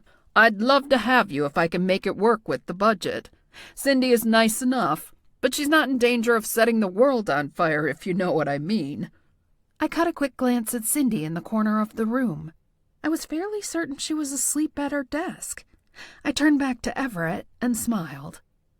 It sounds like a good thing to me, not setting the world on fire. No risk of scorching the earth in the process. His smile changed his whole face. It was one of those genuine smiles that was expressed not only by the mouth, but the eyes as well. Even his ears seemed to lift in connection with that friendly smile. You and I are going to get along fine, Miss Thorne. Please, call me Mia. Why don't you tell me about some of your regular advertisers? He steepled his fingers together and pressed them against the tip of his nose. The lumber yard, of course. I swallowed hard. Of course. A few of the shops and restaurants. I frowned. Only a few? Why not more? He nodded in Cindy's direction. You'd have to ask Sleeping Beauty about that. A low guttural sound erupted from the other side of the room, and I realized Cindy was snoring. Can she not sleep at home? I asked. She forgot to take her meds, he explained. She's narcoleptic. I twisted for a better view of Cindy. I'd never met an actual narcoleptic before. I quickly forgot about the disappointing lumber yard. There are a few remodelers and construction companies that regularly advertise, he continued. Cindy can get you a list when she wakes up. Don't you think she'll be unhappy about sharing her client list? In my experience, client lists were jealously guarded the way a dragon guards treasure. He lowered his voice. To be perfectly frank, I don't think she'll mind in the slightest. She doesn't need the business. Why does she work here if she doesn't need to? He shrugged. Something to do ever since her husband passed away. She likes to keep busy. Yes, I can see that. He chuckled. Well, she likes to get dressed and leave the house. You wouldn't fire her if you hired me, would you? Whether Cindy needed the job or not, I didn't want to displace anyone. Not very cutthroat of you, he said, still smiling. What kind of shark are you? You should smell blood in the water and strike. That's never been my style. I could have stabbed colleagues in the back 100 times over during my career, but I like to be able to look at my reflection in the mirror without shame. My dad was a salesman, and he gave me a lot of advice when I was young. Did he sell ads too? No, he worked for a pharmaceutical company. He traveled sometimes. My mother said he was only good at his job because he was charming. Seems like a reasonable skill to me. I thought so too. Better charming than cutthroat. Could be both, I suppose, but I agree with you there. I view the client as a friend who needs my expertise. That's what my dad used to say about his clients. He wanted to help doctors find the right medicines for their patients. I paused. He also loved their conferences. He would come back with a suntan and a suitcase full of presents for me. I smiled at the memory of 9-year-old me getting a stuffed giraffe from San Diego. I'd kept that giraffe until I left for college, and my mother gave it to a good home, along with my Nancy Drew collection and a host of other possessions that I'd intended to keep. It would have been nice if she'd asked first. His cell phone rang, and he snatched it off the desk to check the caller ID. He held up a finger. "Excuse me 1 quick second. I have to take this." He brought the phone to his ear and swiveled his chair to face the wall. "Hey, Derek." Derek? I guess it stood to reason that if he was friends with Dane, then he would know Derek, too. I wondered if they were as competitive about friends as they were about women. His chair squeaked as he swiveled to face me. At least his chair could move. Mine felt like I was seated on a boulder. He flashed an apologetic smile. "Sorry about that. Police matter." "The murder investigation?" I asked. He raised a brow in surprise. "Yes. You know about Bernard Sims?" "I do." I didn't offer any details. He slotted his fingers together on the desk. "I'm friendly with the local police, so they'll reach out to me sometimes, see if I know anything they don't." "By the police, you mean Derek?" He slapped his forehead. "That's right, of course. If you know Dane, you probably know Derek." "We've met," I said vaguely. "I've known Chief Tuck a long time, too." "He seems like a nice man," I said. "Chief Tuck is the gold standard of men," Everett agreed. "Have you been able to help them with the investigation? If I could finagle more information while I was here, it would be like hitting 2 government drones with 1 stone." His shoulders slumped. "Unfortunately, I couldn't tell him anything he didn't already know. Some journalist I am, right? I don't relish the idea of a murderer on the loose in Newberry." "Trust me, nobody does." I hated to ask the next question, but I couldn't help myself. I was only human, and sometimes that meant being mildly pathetic. "Do you know Mandy Pinkerton?" "Sure. I was supposed to see her the other day, but she had to cancel at the last minute. Brenda was having a hard time, and she wanted to stay with her." He seemed to remember my connection to Dane. "Oh, you don't have to worry about that. Mandy's an ex. She's not interested. Neither is he." He rubbed his hands over his face. "This is why my wife tells me to stay out of people's personal lives. You have nothing to worry about, Mia. I haven't heard Dane speak about a woman the way he speaks about you. Ever." Obviously, Dane hadn't told him about me ditching him in the middle of dinner at Hop's. Probably for the best. "That's kind of you to say." "No, it's true. He's been in such a good mood. It's a nice change." He slapped his hand on the desk. "Anyway, you're not here to talk about your love life, are you?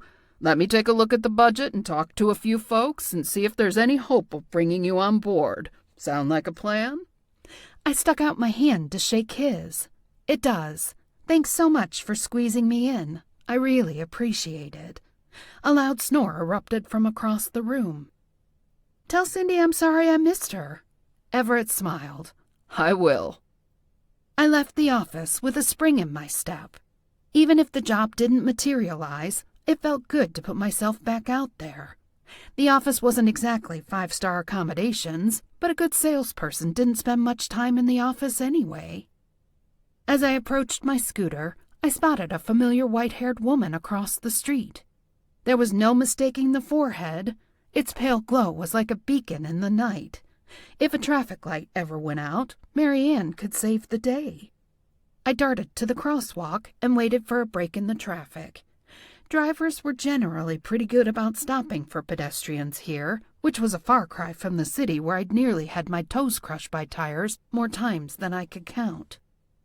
I jogged across and caught up with Mary Ann. "Hi," I said. "I'm so glad I ran into you." Her expression remained blank. "With me? Can I help you with something?" She looked behind her. "Did I drop my medical marijuana card again? I need to tape it to my forehead so I don't lose it." No. We met the other day," I said.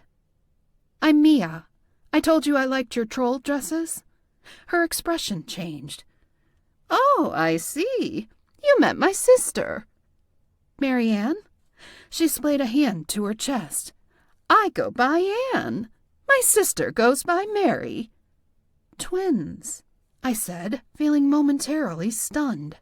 Not two places at once, two different people. Identical. That's right, dear.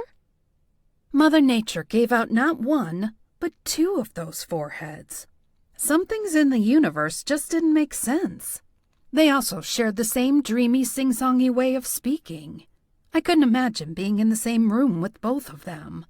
It would be like I'd been stuck in the hotel in The Shining for 60 years. "Then you're not the one who works for Bernard?" I asked. She laughed lightly. "Oh, we both work for Bernard. We split the hours every day, so each of us only has to work part-time. We live together, so we only need one paycheck between us." I gaped at her. "You both worked for Bernard?" "Yes, everyone calls us Mary Ann because they can't tell us apart. Makes it less embarrassing for them since no one's ever wrong." Then Mary had been at work during the time frame in question. "You were the one who shopped in Good Fortune the day Bernard died," I said. "That's right. I adore that shop. I ran into Bernard's brother on my way out, as a matter of fact." She laughed. "He calls me Mary Ann, too, except I don't think he even realizes we're twins. He and Bernard weren't very close." "No, he mentioned that." I continued to stare at her, dumbstruck. "Do you recall where you went before Good Fortune? Was there any chance Anne had been the one to kill Bernard?" "Of course. I went to morning yoga at Hot Mat, then met a friend for tea and 3 beans, then Good Fortune, and after that, the post office. I tend to cram my errands into the morning hours because my afternoon is spent in the office." I knew about the latter two, and the former two would be easy enough to confirm. I had a strong sinking feeling Anne wasn't our suspect either. Despite my momentary elation, I was back to square one. Despite my disappointing run-in with the second half of Mary Ann, I managed to maintain my job interview afterglow. I was in such a good mood, in fact, that I set aside my anger with Dane and stopped at his office on my way home to thank him. It seemed like the right thing to do. Everett's kind words may also have helped ease my hard feelings. Maybe I'd been too hard on Dane. I parked my scooter between 2 cars and hoped the meter reader didn't make it to this block before I left. I could always try and talk my way out of a ticket. Wouldn't be the first time. I hurried through the front door of the converted house. There was no one at the reception desk, and I practically skipped to the doorway that led to Dane's office. My energy reached a fever pitch when I crossed the threshold. "Hey!" I said, more loudly than I intended. My voice echoed in the small room. Unfortunately, Dane wasn't alone. A woman sat slumped in the chair across from him, with her bare feet resting on the edge of the desk. She tipped her head back for a glimpse of me. "I'm so sorry. I didn't realize you were with a client," I said. Dane blinked in surprise at the sight of me. No, Mia, come in. This is Mandy Pinkerton." Mandy slipped her feet back to the floor. "Hi there." "Mandy, this is the woman I told you about, Mia Thorne." Mandy was prettier than I would have liked. Not that I expected her to be unattractive. She had that combination of light brown hair and pale skin that meant she could color her hair a million shades and look natural in every single one of them. Like that chameleon Scarlett Johansson. I'd once made the mistake of experimenting with blonde hair. Let's just say it was an experiment I never repeated, and I might have gained a few bald patches in the process. "Mia, how lovely to meet you." She reached over and patted the empty chair beside her. "Sit down and join us. We were just reminiscing, weren't we, Dane?" Reminiscing while wiggling her naked toes in his face. It was basically a primal mating ritual. I sat. I didn't mean to interrupt. I came from a job interview and wanted to tell Dane about it. He lit up. "Oh, that was today? Great. How'd it go?" "I think it went well." I crossed my fingers. "Everett seems nice." Mandy smiled. "Isn't he the best? I adore him." He mentioned you two were supposed to get together. Hopefully, we'll manage to squeeze each other in before I have to head back to Pittsburgh. If she could squeeze her bare toes onto Dane's desk, it seemed to me she could squeeze in a visit with Everett. After all, she'd managed to see Dane multiple times already. Rein it in, Mia, I told myself. Mandy is just passing through. I didn't want to be the jealous type. It made me uncomfortable. Unfortunately, I'd had sufficient experience to know that sometimes relationship radar was necessary. Then again, Dane and I were only on the cusp of a relationship. Even if I forgave him, he might decide tomorrow we weren't a good fit, although our kiss the other day suggested otherwise. In terms of ranking, he was up there. Not that I would rate kisses. Okay, I would totally rate kisses. In truth, Dane was the best kisser I'd ever encountered. He could host a YouTube channel about the art of kissing. His tongue placement alone was gold medal material. When are you heading home? I asked, injecting a cheerful, carefree tone into my voice. Not sure yet.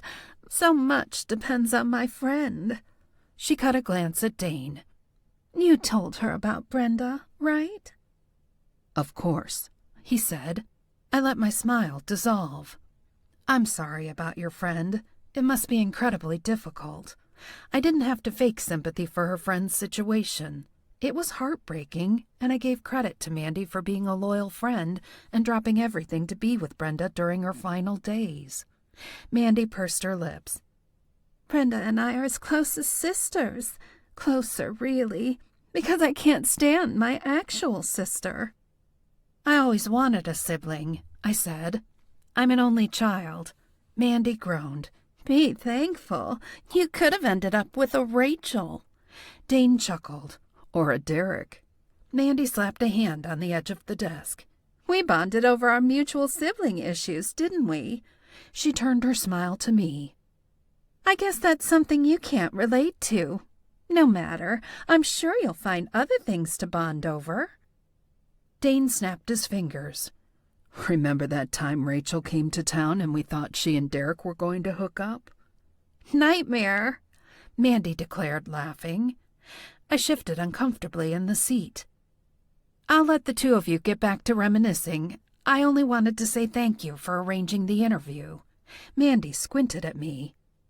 So you're a reporter, Mia? No, I used to sell advertising in New York, so I'd be doing the same for the local paper. She gazed at me for an extra beat before speaking. Huh, I guess that's a pretty big step down for you. But then again, the trade-off is less stress and cheaper cost of living, am I right? I've been reevaluating my life lately, I said vaguely. I wasn't sure how much Dane had shared with her about my situation. I hoped it wasn't too much. All right, the flash mob, Mandy said. Inwardly, I cringed. She smiled at Dane. Who doesn't love a good flash mob? Not that I've ever seen one in person. It sounds like it takes a lot of organization and attention to detail, Dane said. I could tell he was being sincere. It was Mandy who was trying to put me down in front of Dane without making it obvious. What was the point? She wasn't back in Newberry for him. Maybe it was simply her personality. Just because Dane was affable didn't mean his exes were too.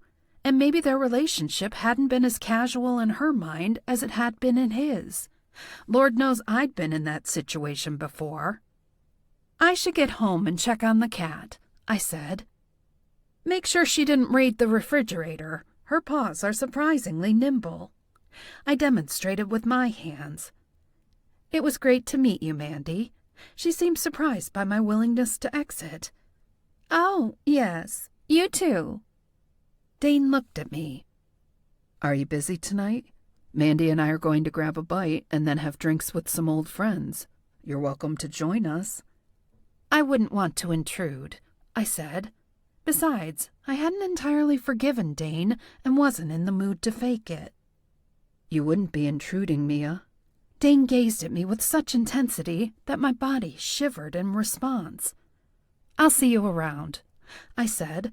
I turned and fled the office before he could say another word. If I continued to stand there, my resolve was likely to weaken. Not today, sexy Satan. Chapter 16. Patrick sat on the edge of my bed as I decided on an outfit for my evening at Mulligan's. Why choose to join a bunch of paunchy men at their dingy watering hole? If you were going to JAMA, I'd go with you. I twisted away from the closet to look at him. That's only because you want to play their piano. Mulligan's has a jukebox. He rolled his eyes. Yes, because that's the same. You know I'm not going for fun. I'm going to help Scarlet. Mulligan's serves beer, which loosens tongues. As well as morals, if I recall correctly. It had been many years since my moral loosening days. Patrick picked up one of the throw pillows and hugged it to his chest. Do you really think one of the birdwatchers knows more than what he's told the police? They don't trust the government, remember? My guess is that includes the police. As much as I'd like to provide physical and moral support, I feel strongly about sitting this one out, and I need to honor that emotion. I pulled on a black top with short scalloped sleeves. You really have a thing about that bar, don't you? He wouldn't come in the middle of the day when it was empty, so I should have realized he'd refuse to join me at night when it was full of patrons. The whole scene is traumatizing for me. He gestured to himself with a flourish. When you're me, you don't venture into bars like that unless you're in the mood to deal with ignorance and bigotry. Fair enough, I said. I could take one for the team. I'd recommend bringing Abs McSteele as your muscle, but I guess you two are still on the outs, he said. Even if we weren't, Abs McSteele has plans with his ex tonight. Patrick winced. Ouch. Salt, make yourself at home in the wound? It's fine. I don't want to be treated like the rope in their tug-of-war anyway. I decided not to repeat what Everett had told me. Maybe he was only buttering up a prospective employee. Patrick observed me with interest. I have to say, I'm enjoying this unexpected show of dignity. I'd be lying if I said I wasn't crushed, I admitted. But it's probably best I don't rush into another relationship anyway. And the way I felt about Dane, I knew I'd want to rush into everything. That was part of the midlife mindset, halfway to the end. Must have everything I want right now, or I might never have it at all. Word to the wise, the scallop sleeves are adorable, but if your goal is to get information from a bunch of men who think birds are a myth, then you're going to need to show some cleavage. Those guys will say anything to the right pair of boobs. I learned that from Aaron Brockovich. I glanced down at my shirt. You don't think this one is decent? That's my point. You need to be indecent. He grabbed my shoulders and turned me toward the closet. You need to tartify yourself. Is that even a word? It is now. He ushered me forward. I can see that once again you require my sartorial intervention. It is one of your skills. Hands on hips, Patrick contemplated the contents of my closet. I seriously struggle to picture you in New York in these clothes. I feel like all the movies and TV shows have lied to me. I can show you photographic evidence if you like. He flicked a glance over his shoulder. Please, don't.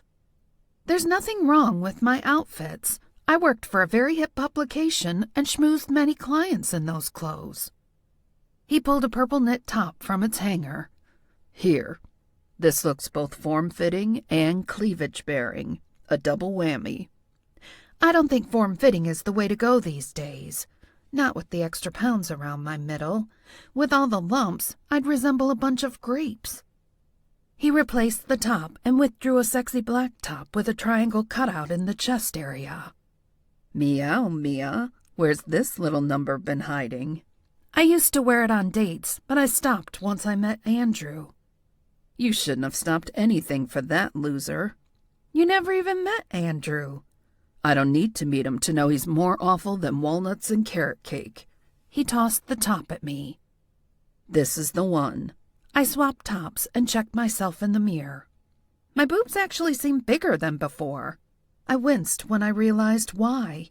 I'd gained weight since the last time I'd worn it. More weight around the midsection also meant more weight in the chest.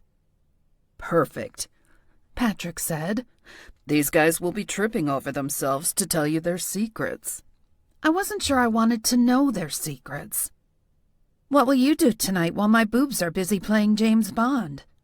I'm going to hang out with Scarlet and keep her mind off prison. How will you do that? We're going to binge Orange is the New Black. I laughed. Sure, that'll do it. How about I drive you? Patrick offered. That will be my contribution to the Free Scarlet Project. That would be great, actually.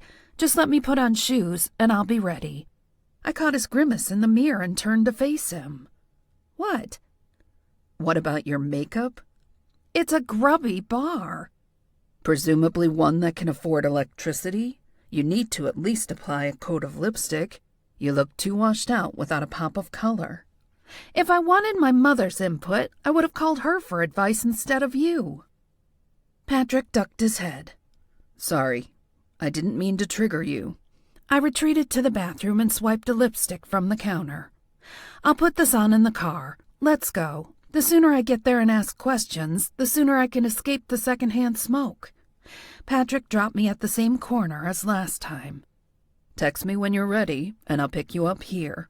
I closed the passenger door behind me. Do you promise this time? Patrick glared at me as he pulled back onto the road. I trudged uphill to the nameless side street where Mulligan's was tucked away. I nudged open the door and was greeted by the same stale beer and cigarette smells as my last visit. There were about 20 patrons in the bar this time, and I wondered whether they were all members of the club. From behind the bar, Jack Mulligan noticed my entrance and nodded in greeting. I guess you gave my offer some thought, he said as I approached the counter. I thought it would be a nice opportunity to meet new people. The man beside me turned toward me. I'm new people. He offered a hand. Paul Garrity. I shook his calloused hand. Mia Thorne. Are you a member of the Newberry Birdwatchers Society, Paul? Another friend joined him. We are. This is Hank, Paul said. Nice to meet you, Hank. Hank glanced down. Your hand is empty. He swiped a newly poured pint of beer off the counter and handed it to me. There, fix that for you. So why are you all in the Birdwatchers Society if you don't believe in birds? I asked. Paul lowered his voice. We're gathering proof of their non-existence so we can persuade others to join the fight against our spring overlords. Hank dragged his sleeve across his mouth. I enjoy looking at them either way. They're beautiful, even if they are government-issued robots that will one day destroy us.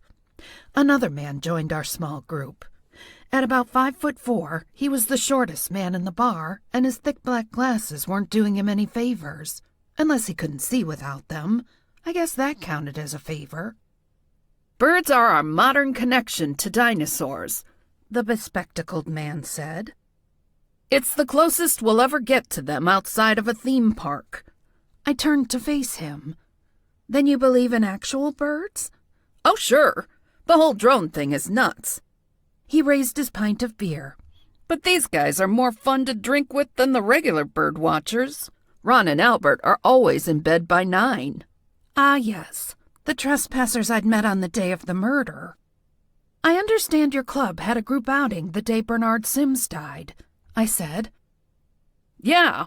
Bernard told me he wasn't going to make it, though, so I didn't think twice when he didn't show up, the bespectacled man said. My hand froze, leaving my glass midway to my face. He canceled? Did he say why? Said he had plans with someone special, Hank interrupted. Someone special that wasn't Sherry Keating? Had Bernard already met someone new? Did he happen to mention a name? I asked. No, and I didn't pry, Hank said. Unlike the government, I'm not nosy. Live and let live, am I right? Hank lifted his glass and clinked it against his friend's. I wish they'd focus on using our tax dollars for something important, Paul groused. Like fixing the potholes on the road, I said. My scooter tires weren't built to withstand potholes. Or subsidizing my yacht, Hank said with a perfectly straight face. Right. Or that. As curious as I was about Hank's alleged yacht, I had a more important task. So do you think birds never existed and the government created them? Heck no, Hank said. They existed up until the Kennedy administration. That's the whole reason JFK got assassinated. He wouldn't play ball with the CIA and replace birds with drones, so they replaced him instead. That was quite the theory. And you all believe this when you're sober, too? I asked. It seemed like a necessary question. It's a fact, Paul said. Pigeons are dirty rats with wings. He bumped against me, sloshing beer down the front of his plaid shirt. They're literal rats because they tell Uncle Sam whatever he wants to know.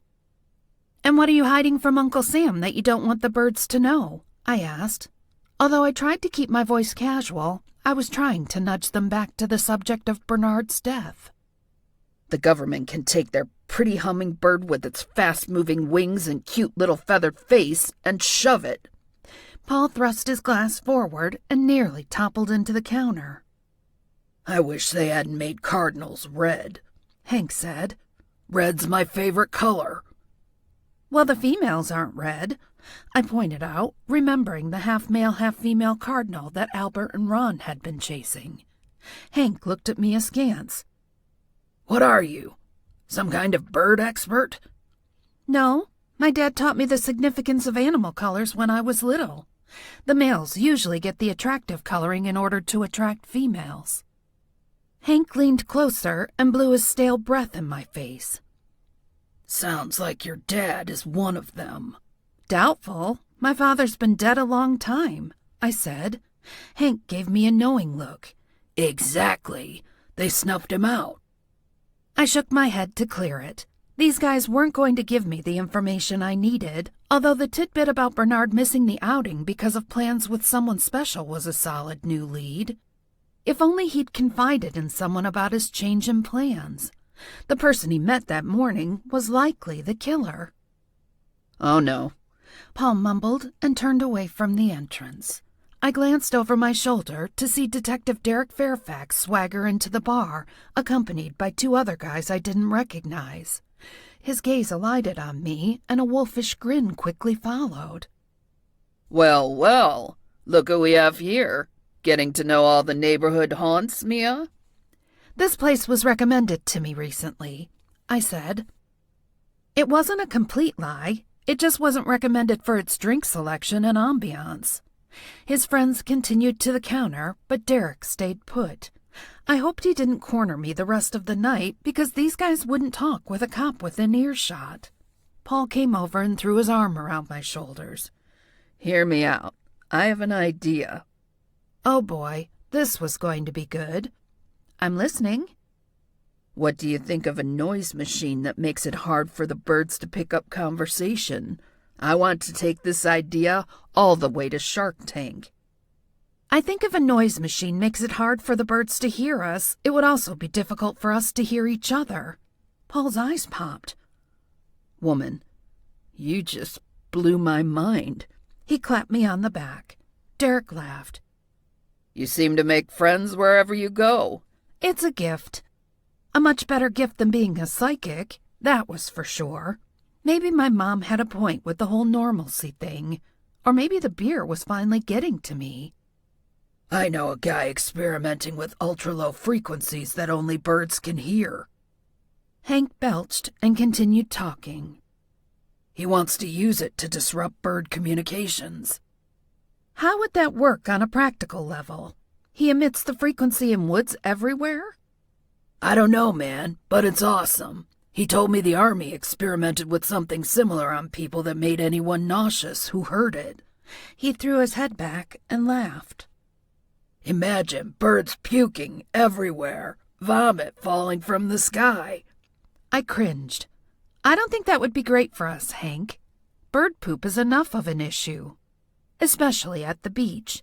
I'd sidestepped enough seagull poop in my lifetime to know. Hank swiveled toward the group and wandered away.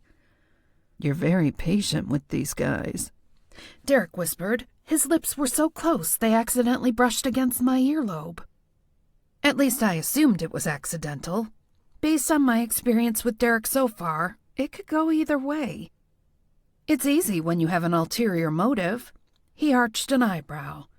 "And what ulterior motive would that be?" I quickly realized my mistake. I couldn't very well tell the detective that I was conducting my own investigation. "Making Dane jealous, of course," I blurted. A knowing look rippled across his rugged features. "Oh, I see. Because of the whole Mandy thing." I decided to go with it. Dane clearly didn't tell his brother about our argument in Hops, not that I was surprised. "He's out with Mandy tonight," I said. His smile broadened. "I like your style, Mia." He edged closer with a sexy glint in his eye, like a jungle cat ready to pounce on his prey. "I'm more than willing to help you execute your plan, you know." "Super," I said. "Not super, Mia. Not super at all." I didn't want to stoop to their level and pit one brother against the other, especially because I genuinely liked Dane. Admittedly, there was something about Derek, too, but I knew I was only a chew toy in his bark box. He slid an arm around my waist and pulled me closer. "How about a dance? We can take a selfie and send it to him." That seemed cruel. I don't think so. I put my hands on his wrists in order to slip out of his embrace, but he mistook my intent and entangled his fingers with mine. "Just the dance, then." He shifted his hips slowly from side to side in a way that suggested he knew more than a few good moves. I laughed awkwardly. "No point if he can't see us." "What was the point of hanging out with these bozos? You planned to text my brother later and tell him you were in a dive bar with a bunch of losers? That's not going to make him jealous, Mia." "If this is a dive bar for losers, then why are you here?" He grinned down at me. "A little birdie might have told me that a certain group the victim was involved with hangs out here." I couldn't help but smile. "A little birdie, huh? Nice one." He groaned. "Don't tell me that's why you're really here." "I'm not saying a word." He rolled his neck. "Mia, you're not a cop. Stop acting like one." I took the opportunity to disentangle from him. "I'm glad to see you're working other angles." He gave me a hard look.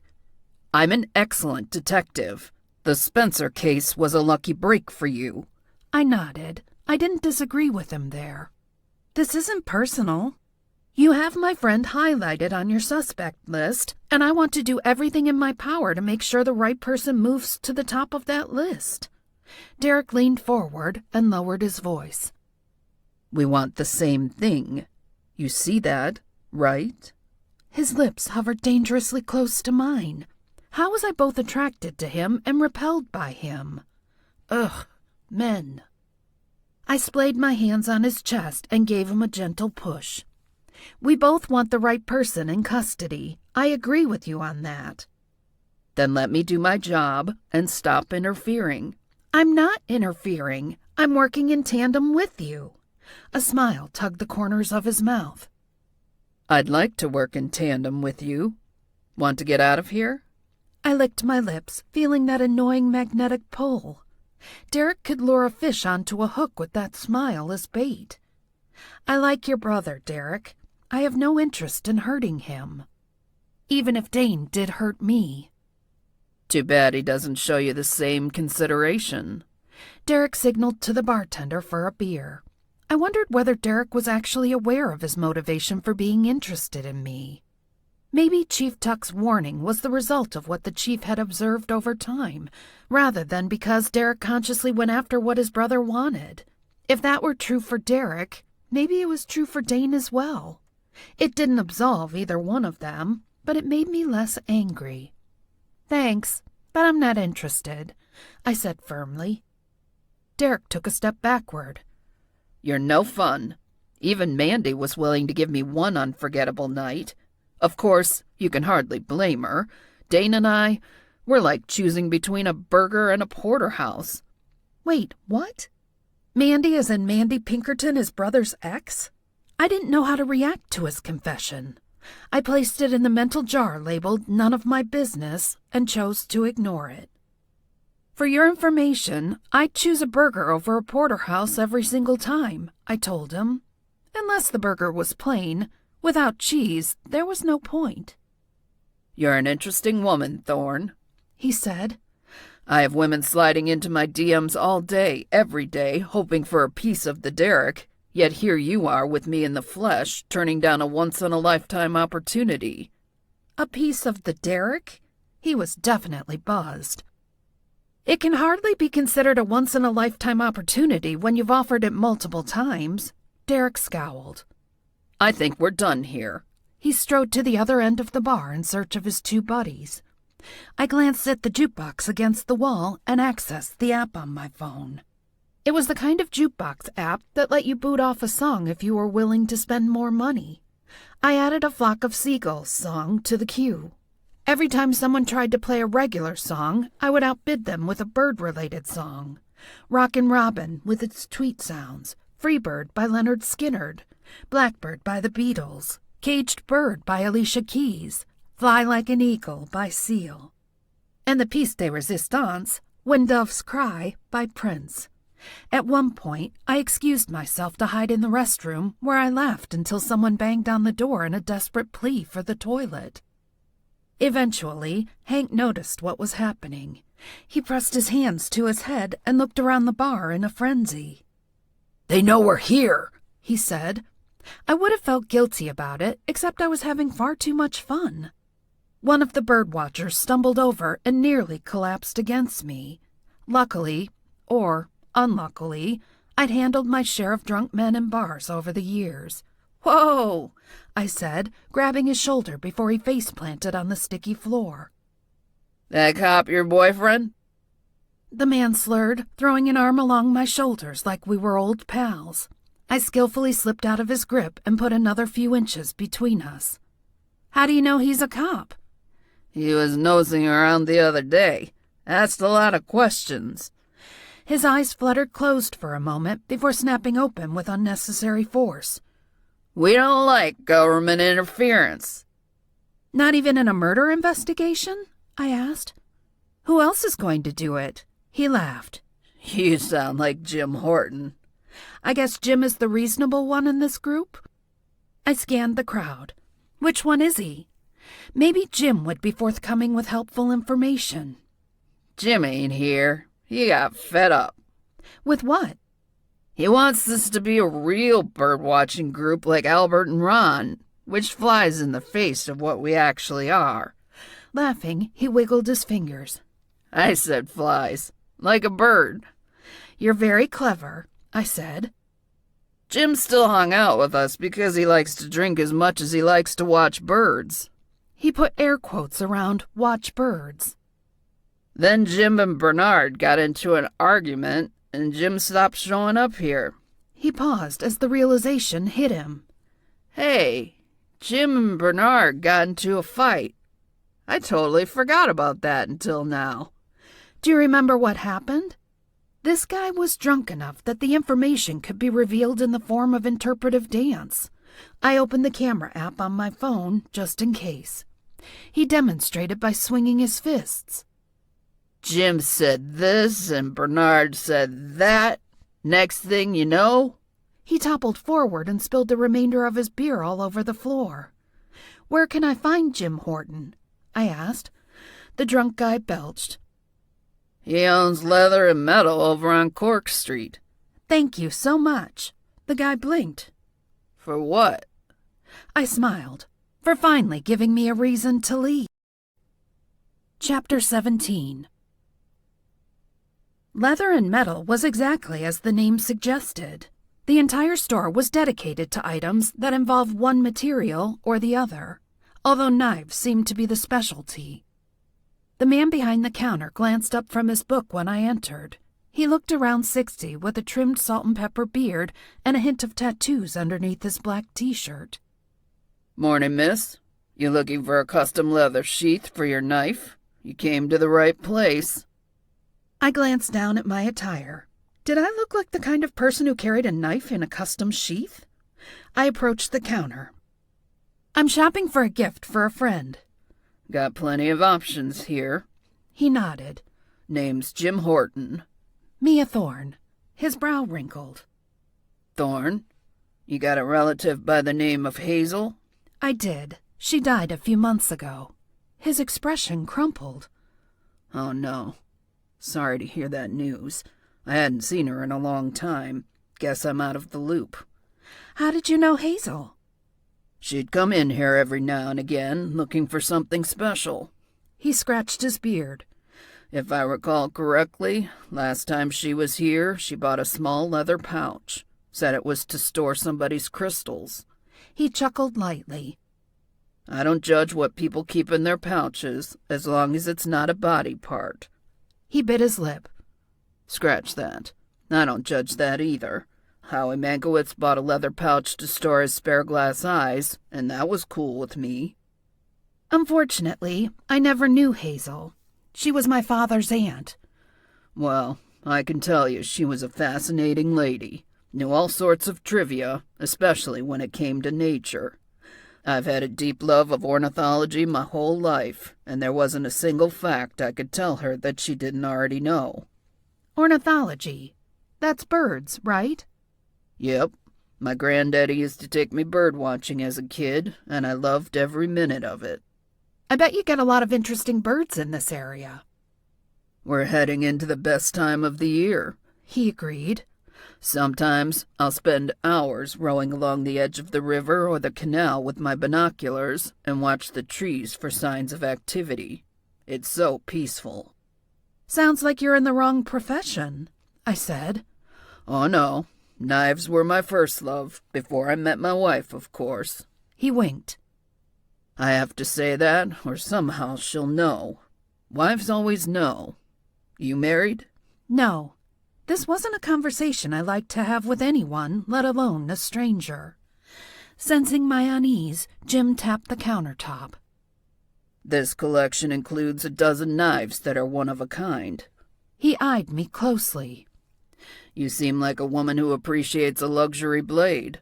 He slid the door behind the counter and retrieved a shiny knife with a handle made from mother of pearl. He placed a small velvet cushion between us on the counter and rested the knife on top. Pretty, I remarked, having no clue if that was the appropriate reaction. How much is it? $1,500. I broke into a coughing fit. Wow, I had no idea knives could cost that much. He chuckled. I've got some here that'll run you over $12,000. My eyes bulged. $12,000 for a knife? Maybe I was the one in the wrong profession. Yes, ma'am. He reached behind the counter and pointed at a knife with a mosaic handle. This one here is closer to $13,000. It's got silver with gold inlay, and the scales are made from the teeth of a woolly mammoth. Despite our surroundings, Jim didn't strike me as the violent type. He seemed to enjoy admiring the weapons more than using them. Then again, Bernard wasn't killed with a blade. If Jim could push Bernard in a bar, he could push him into a canal. Maybe it was accidental. Maybe Bernard had taken the pills without Jim's knowledge.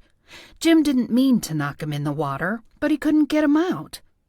"Can you swim?" I blurted. Jim angled his head. Did you just ask me if I can swim?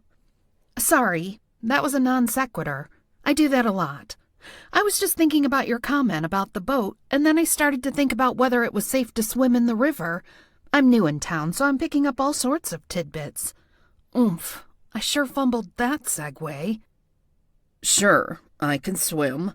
Kind of a necessity when you like to spend time on the water. Got tossed in the lake by my uncle when I was about 3, and it was swim to shore or die trying. Yikes. Too bad a guy I know didn't get the same treatment by his uncle. Might have saved his life. Jim lowered his head, seemingly lost in thought. Someone you know drowned? His head bobbed. In the canal not far from here. Real sad. Why would he have gone in the water if he couldn't swim? Heck if I know. From what I hear, the cops think someone killed him. He returned the mother-of-pearl knife to its place in the display case. It didn't sound like he knew about the muscle relaxers, which was a point in his favor. "Is that what you think?" Jim shrugged. Guy was a pain, but nothing worth killing over. In my view, you only kill to eat or to cull. I won't fish for sport either. I only fish if I plan to cook it for dinner." "How did you know him?" He leaned his hands flat on the counter and sighed. "We were in a group together. Remember how I mentioned my interest in birds? Somebody formed a local birdwatching club, so I decided to join." His pleasant smile twisted into a grimace. "Except those wackadoos wouldn't know a bird if it pecked their eyes out." I played the ignorant card. "Sounds like a strange comment to make about members of a birdwatching group." He picked up a metal blade and began to rub it with a cloth. "They use that organization as an excuse to act like fools. My last interaction with Bernard was an argument about the group. I told them they should migrate to another group and label it accordingly." I snorted. No pun intended. He frowned. "What's the pun in that sentence?" "Migrate?" I waved a dismissive hand. "Forget it. What was the argument about?" "I'm not supposed to talk about it." "But you're not a member of their group anymore, are you?" "No, but I have a sense of honor, something that seems lost these days. Anyway, the point is, I like watching birds and listening to their songs, and those guys aren't really into that, so we parted ways." "Sounds like a good decision." "I don't regret it. I'm more of a solitary watcher anyway. Not sure what possessed me to join a group in the first place. Guess because I knew Bernard from insuring my business a few years back." "You don't use his company anymore?" Jim shook his head. "My daughter-in-law works for a broker now over in Newtown and got me a better deal." "Bernard wasn't upset with you for jumping ship?" Jim pulled a face. "It was for family. Bernard understood that." No motive, no apparent knowledge of the muscle relaxers. Jim Horton seemed like another dead end. He gestured to the other side of the shop. "I've got a few leather bags over there if you're in the market for a gift like that. Who'd you say this is for?" "A friend," I said. "Not Scarlet. She'd reject leather as inhumane. But Patrick was too much of a fashion hound to reject leather, only real fur. Not that anything here was up Patrick's alley. Hell, forget his alley. Nothing here was even within his city limits. He likes fringe," I said. "Fringe?" Jim repeated, and I detected a note of uncertainty. "Yes. Do you have leather pants with fringe at the bottom? Or maybe a leather vest?" He scratched his head. No. Don't think I have anything along those lines." "Okay, then. Thanks for your help. I appreciate it." "If you're interested in a custom gift for a loved one, you know where to find me. Birthdays, anniversaries, a sympathy gift, you name it." He held up a leather pouch. "I can monogram, too." "I'll keep it in mind, thanks. Maybe one day when I needed a place to stash my spare eyeballs." I'd ruled out every suspect so far and was no closer to identifying Bernard's killer. If the police were in the same boat, they'd be inclined to keep Scarlet at the top of their list for lack of a better suspect. I decided it was time to talk to the witness who claimed to see Scarlet with the victim's body. Maybe if I could discredit her somehow, that would help exonerate Scarlet. It wouldn't solve the murder, of course, but it was better than nothing. Nina Hargrove was, in fact, a spry and wiry 90-year-old woman who probably didn't hit 3 digits on the scale. If a stiff breeze blew past us, I'd be grabbing a bony ankle to keep her from flying away. "You don't mind sitting outside, do you?" Nina asked, directing me to a wrought iron table and chairs on the patio. "I spend as much time out here as possible." She made a show of breathing in the fresh air. "I don't blame you. It's lovely." Like Scarlet's house, Nina's small house was alongside the canal. "I've only come back to town recently. I split the year between this house and a condo in Palm Beach. Ah, a snowbird. I knew plenty of those in New York, too. If you don't mind me asking, how do you stay so young? If I retained half this woman's stamina at her age, I'd consider myself a success. I walk at least a mile every day. She pointed to the canal.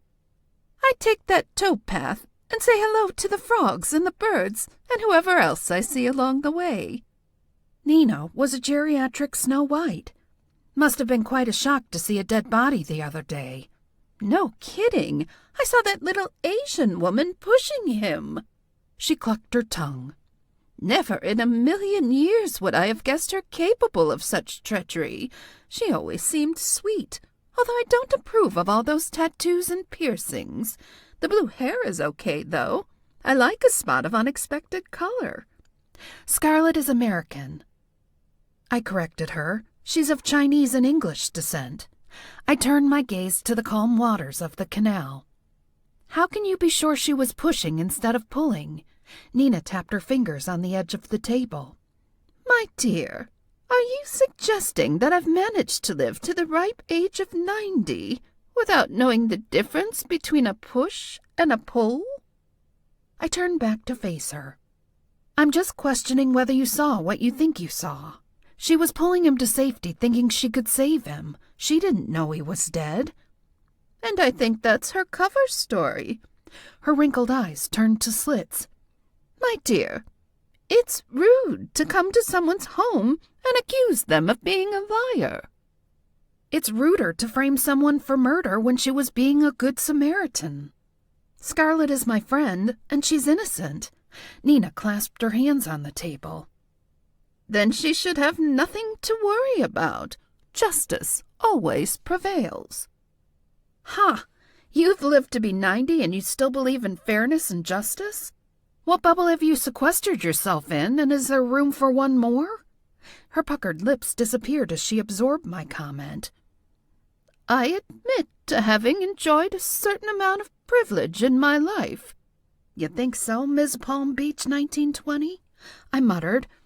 But I won't apologize for it. I'm not asking you to apologize for it. I'm only asking you to consider you might be wrong. About a lot of things, it seemed. Nina crossed her arms in a huff. She pushed that poor man into the canal to hide her crime. She just didn't expect to be seen. People rarely walk along that end of the canal path. She thought she was safe. Scarlet could have drowned trying to drag him out of the water. He was waterlogged and much heavier than her. Maybe she should have thought of that before she killed him. And over a landscaping bill, too. She clucked her tongue. Some people have no couth. I groaned. Clearly I was getting nowhere with Nina 90, and if I wasn't careful, I'd push her too far instead of pulling her to our side. Out of nowhere, I felt a sharp pain in my head, and an image flashed in my head. I saw palm trees and a black Mercedes pulling away with a valet attendant at the wheel. An older man with silver hair escorted a buxom blonde about 20 years his junior into a restaurant. His hand rested on the small of her back. His cologne smelled like sandalwood. He had $100 bill in his wallet, and his name was Martin. Martin is seeing someone else. The words tumbled out of my mouth before I could stop them. Nina blinked. What did you say? My hand clamped over my mouth. I didn't want to repeat it. Do you mean Martin Reed? Black Mercedes and pungent cologne? She looked affronted. I bought him that cologne. I love the smell of sandalwood. Suspicion shaded her face. How do you know Martin? He lives in Palm Beach. I don't know Martin. Then what is this? Are you trying to threaten me? She rose unsteadily to her feet, using the table to maintain her balance. I think this conversation is over. I honestly wasn't trying to threaten you, Miss Hargrove. Then why on earth would you dredge up this sordid story and fling it at me as though it were monkey feces? Feces? Didn't everyone say monkey poop? I shook my head. Focus, Mia. Sometimes I know things. They pop into my head, and I can't control the thoughts. They just happen. My dear, I am 90. Yes, we've established that. Now she was just bragging. If it were truly possible to predict the future or know the unknowable, I would have cracked that code by now. Houdini swore he'd come back from the dead, but he hasn't managed it as far as I know. I was sure Patrick would have tried to contact him. His celebrity obsession recognized no mortal coil. What does Harry Houdini have to do with me? Just because you can't do something or haven't experienced it personally doesn't mean it can't be done, I explained. Believe me, I don't love that I blurted personal painful information. As someone who'd also been involved with a cheater, I felt for Nina. I suspected the sting of betrayal didn't get any easier with age.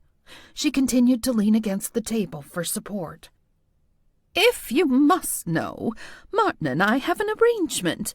We're only together during the winter months. What happens in Palm Beach stays in Palm Beach. Oh, who was I to judge? They were both single and about as adult as an adult could get without dying of old age. Nina peered at me. Out of curiosity, do you know who the woman is? Not that I care, mind you. He's free to do whomever he pleases. I can't offer a name, but she's a platinum blonde with a pretty decent rack.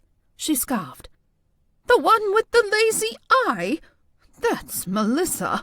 He only sees her when he's horny and lonely. I felt both curious and repelled by the idea of 90-year-old sex. On the one hand, it kept me hopeful about the future. On the other hand, ew. Do you see other men? I have a gentleman friend here. His name is Leo. We play backgammon. I chewed my lip, debating my next question. Backgammon isn't a euphemism for sex, right? No. We have sex after backgammon. I was smart to have the master bedroom on the main floor. If I had to make it up a flight of stairs to the bedroom, I'd be too worn out to fool around.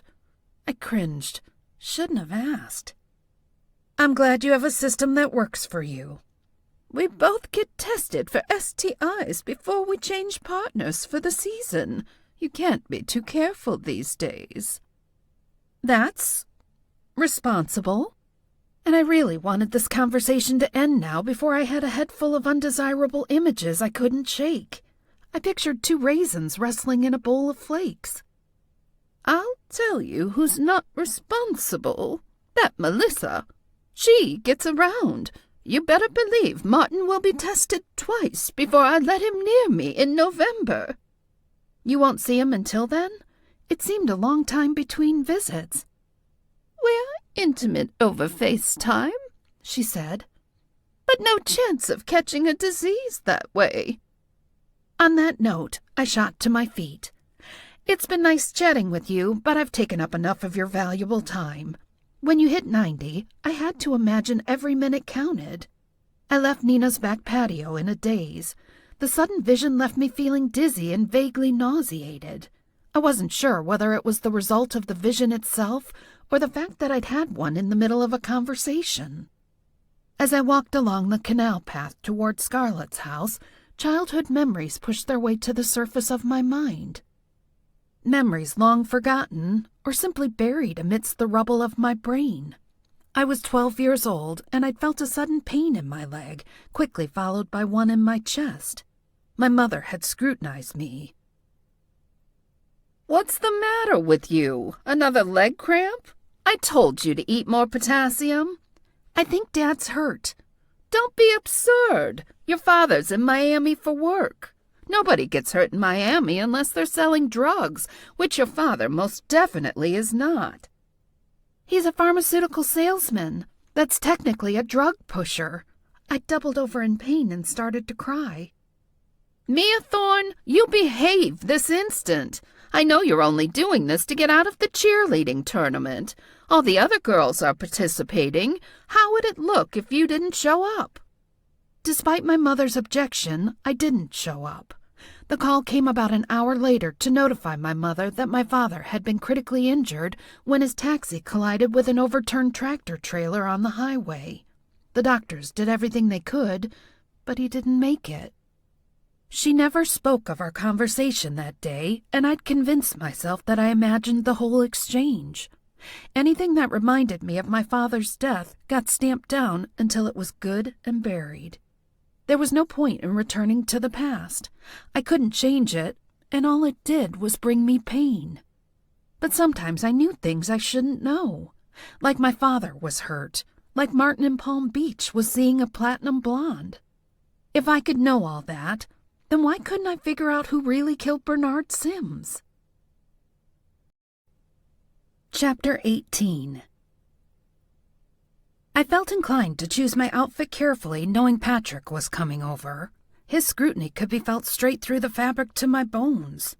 Ultimately, the lazy part of me won out, and I slipped on the same pair of jeans from the other day that were strewn across the chair next to the bed and paired them with a simple multicolored top from Chico's. I figured it was hard to mock jeans. I figured wrong.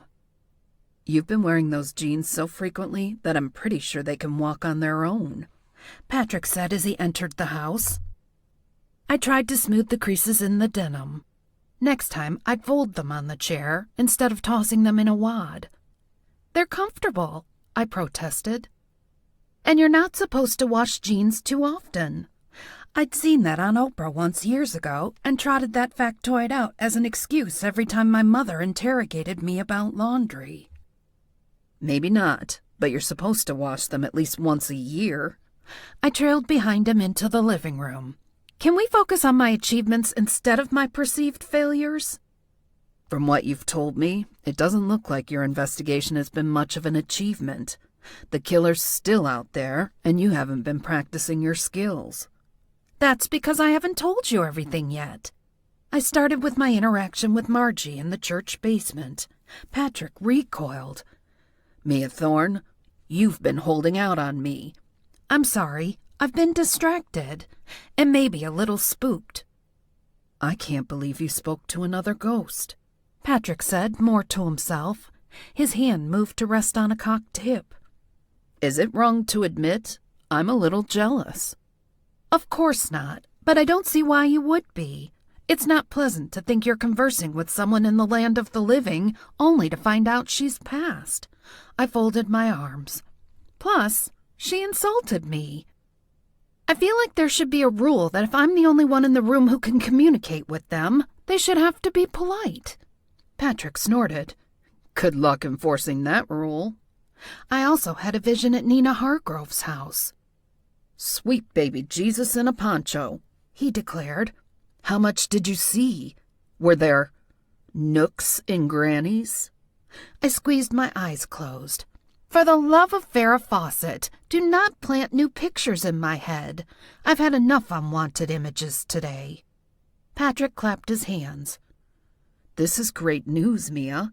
It means your third eye is opening. I pressed a hand over my forehead. No deformities. There isn't enough makeup in the world to cover that. He pulled a face. Nobody can actually see a third eye. It's not like it's a third nipple. My gaze dropped to his chest.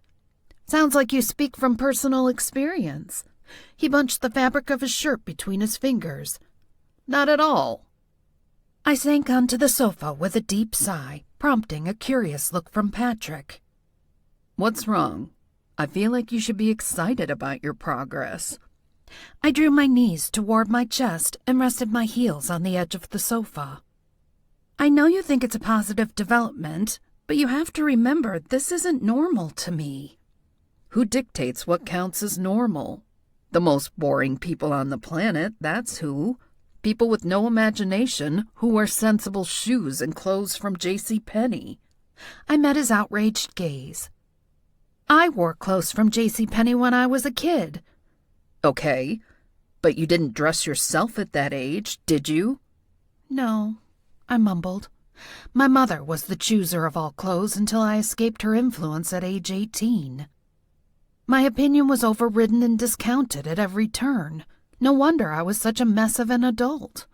Not only had my psychic skills been quashed, so had my skills as a fully functional human being.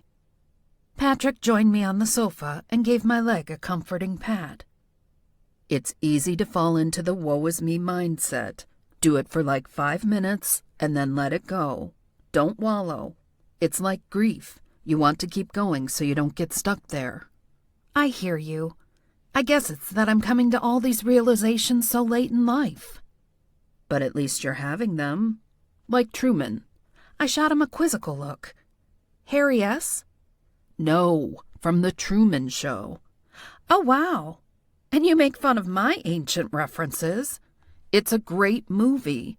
Truman doesn't know what he doesn't know until he knows, you know? I shut my eyes. That sentence seriously injured my brain. I love this journey for you, he said. The crunch of gravel alerted me to a visitor. Did you tell Scarlet to meet us here? Patrick shook his head. No. She went to see a client today to convince them not to change to another company. Apparently, people have heard she's a suspect and she's losing business.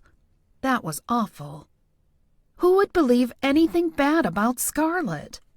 People are always willing to believe the worst in others. I hurried to the door to peer outside, and my stomach dipped when I spotted Dane's Range Rover in the driveway. I didn't want to yell, so I sent a quick text to Patrick to let him know. Slipping out the kitchen door, he wrote back. Now that was a good friend. I flung open the front door as Dane stepped onto the welcome mat. Good morning. This is a pleasant surprise. He gave me an apprehensive look. I'm relieved to hear you say that. I'd like to apologize about the other day. I stepped aside and gestured for him to come in. Can I get you a drink? No, thanks. I don't want you to go to any trouble. I can't stay long. He checked the clock on his phone. I have a client meeting in half an hour, but I haven't been able to stop thinking about Saturday. I was a complete jerk, and I don't blame you if you don't want to go out again. This is supposed to be the part where you gaslight me and tell me I'm being silly. Make me think it was all in my head. Dane gaped at me. Why would I do a thing like that? You are absolutely right. In my defense, it was more of a subconscious thing, but thank you for bringing it to my attention so I can stop being a complete jackass. My heart thundered in my ears as I stared at him. Not only was Dane Fairfax willing to admit he was wrong, he was apologizing to me. Really? I averted my gaze and started walking toward the kitchen so he couldn't see my stunned expression. Really, he said. I was so happy when you stopped by my office after the interview, but with Mandy there, I wasn't able to really talk to you.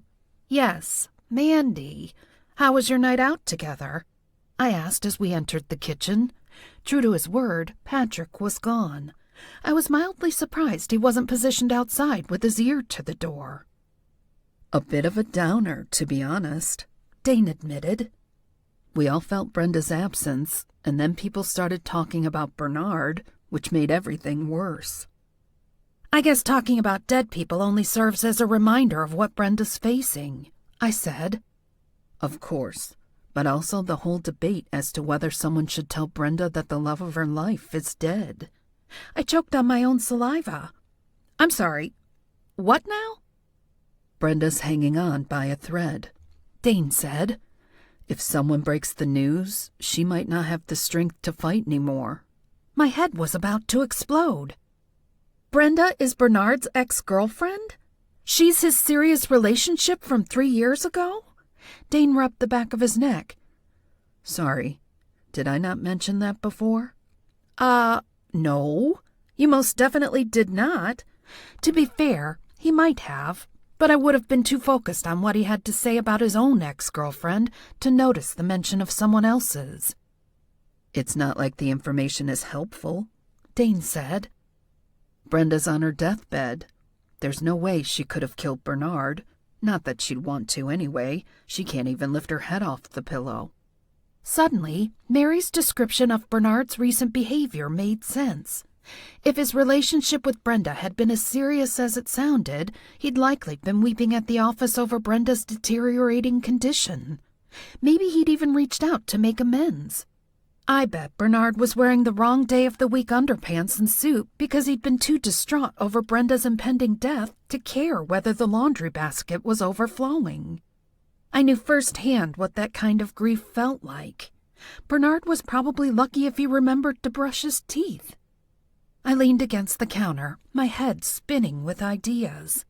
If Bernard went to see Brenda knowing she was dying, he might have confided in her, told her something that would help solve his murder. Who better to confide in than someone on the verge of death? Bernard's secrets would die with her. He just hadn't expected to go first. Would it be weird if I went to see Brenda? I asked. Dane snapped to attention. Why would you do that? Do you know whether Bernard went to visit her recently? Maybe once he heard the news, he reached out to her? Dane mulled it over. Why don't you talk to Janine instead? I'm not sure Brenda would be lucid enough to hold an intelligible conversation at this point, and if you go in there asking about Bernard, Brenda will wonder why. Who's Janine? The hospice worker. She's been looking after Brenda since before Mandy got here. They trade shifts now, but if Bernard went to see Brenda before he died, Janine would know. Is there any chance Janine told Brenda that he died? His brow lifted. Now that's a good question. I'll have to ask Mandy. My guess is no. At this point, I think the goal is to keep Brenda comfortable, and that excludes bad news. Dane pulled out his phone. I'll text Mandy now and ask her. Won't she ask why? He glanced up in surprise. Maybe. Does it matter? I guess not. He and Mandy weren't together. She was only in town for her dying friend, not to rekindle her relationship with Dane. And quite frankly, if she were here for him and Dane was game, then there was nothing for me to do except gracefully step aside anyway. I'd be sad and disappointed, but I'd endured worse heartaches. I'll get Janine's number for you too while I'm at it. If you're headed back to work, would you mind dropping me off in town? I asked. I'd be happy to. Finishing the text, he put away his phone and looked at me. Does this mean you forgive me? I offered a vague smile. It means I need a ride to town. His head bobbed. Fair enough. I met Janine at Harley's bookshop on Main Street. Although I'd passed it many times since I moved to town, this was my first opportunity to check out the inside. Thanks to low funds, I'd stuck to the library for my literary needs. Although the building was newer than most of its neighbors, the interior had a homey feel to it. Cushioned chairs were scattered throughout the shop. The shelves were lined with nothing except books, no toys or random items in sight. The scent of leather and paper lingered in the air. I spotted a middle-aged woman seated on one of the cushioned chairs with her feet resting on an ottoman. Her wavy reddish-brown hair was cut in a bob, and her nose was buried in a book. As I got closer, I noticed a recognizable figure on the cover. Fabio. "Excuse me, are you Janine?" The woman glanced over at me. Her face was round and soft, and there was a network of faint lines around her eyes. "Mia?" "That's me." Janine tucked her bookmark between the pages and closed the book. "Thanks for meeting me here. I'm between shifts right now, and this is where I like to come to recharge. If I go home, I'll want to take a nap and not get out of bed again until tomorrow." I motioned to the book on her lap. "It's nice to meet another romance reader." She perked up. "Oh, you too? I like to see you're going old school with that one." Janine stroked the cover. "I've probably read this one 20 times. It's like an old friend." Her gaze swept the room. "I've found comfort in so many of these books." "The owner doesn't mind if you sit here and read?" She waved a hand. "Fran loves it. She's community-minded. She wants this place to thrive as a hub for Newberry residents, and if that means people hanging around reading, she's fine with it." "I love the interior. I wouldn't have guessed how cozy it is in here from the outside." I spotted a spiral staircase toward the back, as well as a small cafe area with sofas and love seats where a barista served coffee and tea. "If I've had a particularly grueling day," Janine said, "I'll come here and go straight to the humor section. The staff picks are always spot on." I pulled another chair closer so that I wasn't looming over her. "How long have you lived in Newberry?" "About 3 years. I worked as a nurse in a Philadelphia hospital for many years. When I moved out here, I switched to hospice care." "Must be so hard." Janine nodded somberly. "It's exhausting. The young ones are the toughest. Even Brenda. She's only in her 40s. I tried to put myself in Brenda's shoes for a moment, but the prospect was too painful. "Reading is a good escape, I imagine," I said. "Reading, a good soak in the tub, the outdoors. I chose Newberry because of the river and the nature trails. I make a point of walking almost every day, if only for an attitude adjustment. Brenda's location is ideal because it's so close to the canal. I walk along there when I need a mental break, and it really helps." Maybe that was what Bernard Sims was doing the day he died, trying to clear his head and shake off whatever angst he was dealing with. "Has Brenda ever mentioned Bernard Sims?" I asked. Janine grimaced. "That poor man. What a tragedy." "You know, she and Bernard were involved in a serious relationship a few years back. She told me he was the only man who ever broke her heart." Her eyes glazed over. "You hear a lot about heartache and regret when you work with the dying." I could imagine, but I didn't want to. "Did he come to see Brenda at any point?" "No, but she hoped he would. In fact, I'm the one who told Bernard about her condition." I sat up straight. "You did?" She nodded. "Brenda asked me to let him know, so I rang him up at work one day and gave him the bad news." "When was this?" Janine appeared thoughtful. "About a week or so before he died." "Brenda said she wanted to see him?" Janine nodded. "She's trying to clear her slate, I think. It's not uncommon."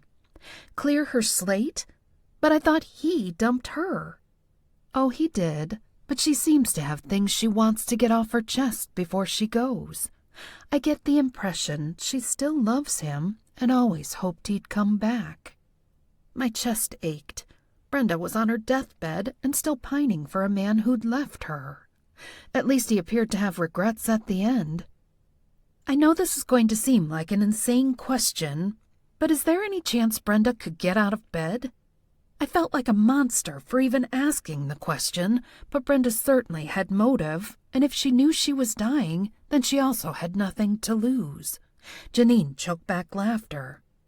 "If you've seen Brenda lately, you'd know how ludicrous that question is." The smile died on her lips. "Hang on.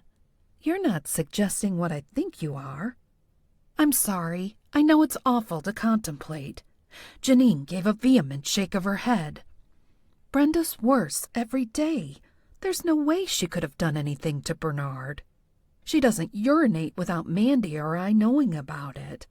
Besides, she hasn't seen him. I would know. At the very least, she would have mentioned it. His name comes up almost every day, especially now. One time she seemed to be talking to him, and I thought she was hallucinating.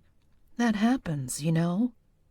"Not to sound crazy, but is there any chance she might have seen his ghost?"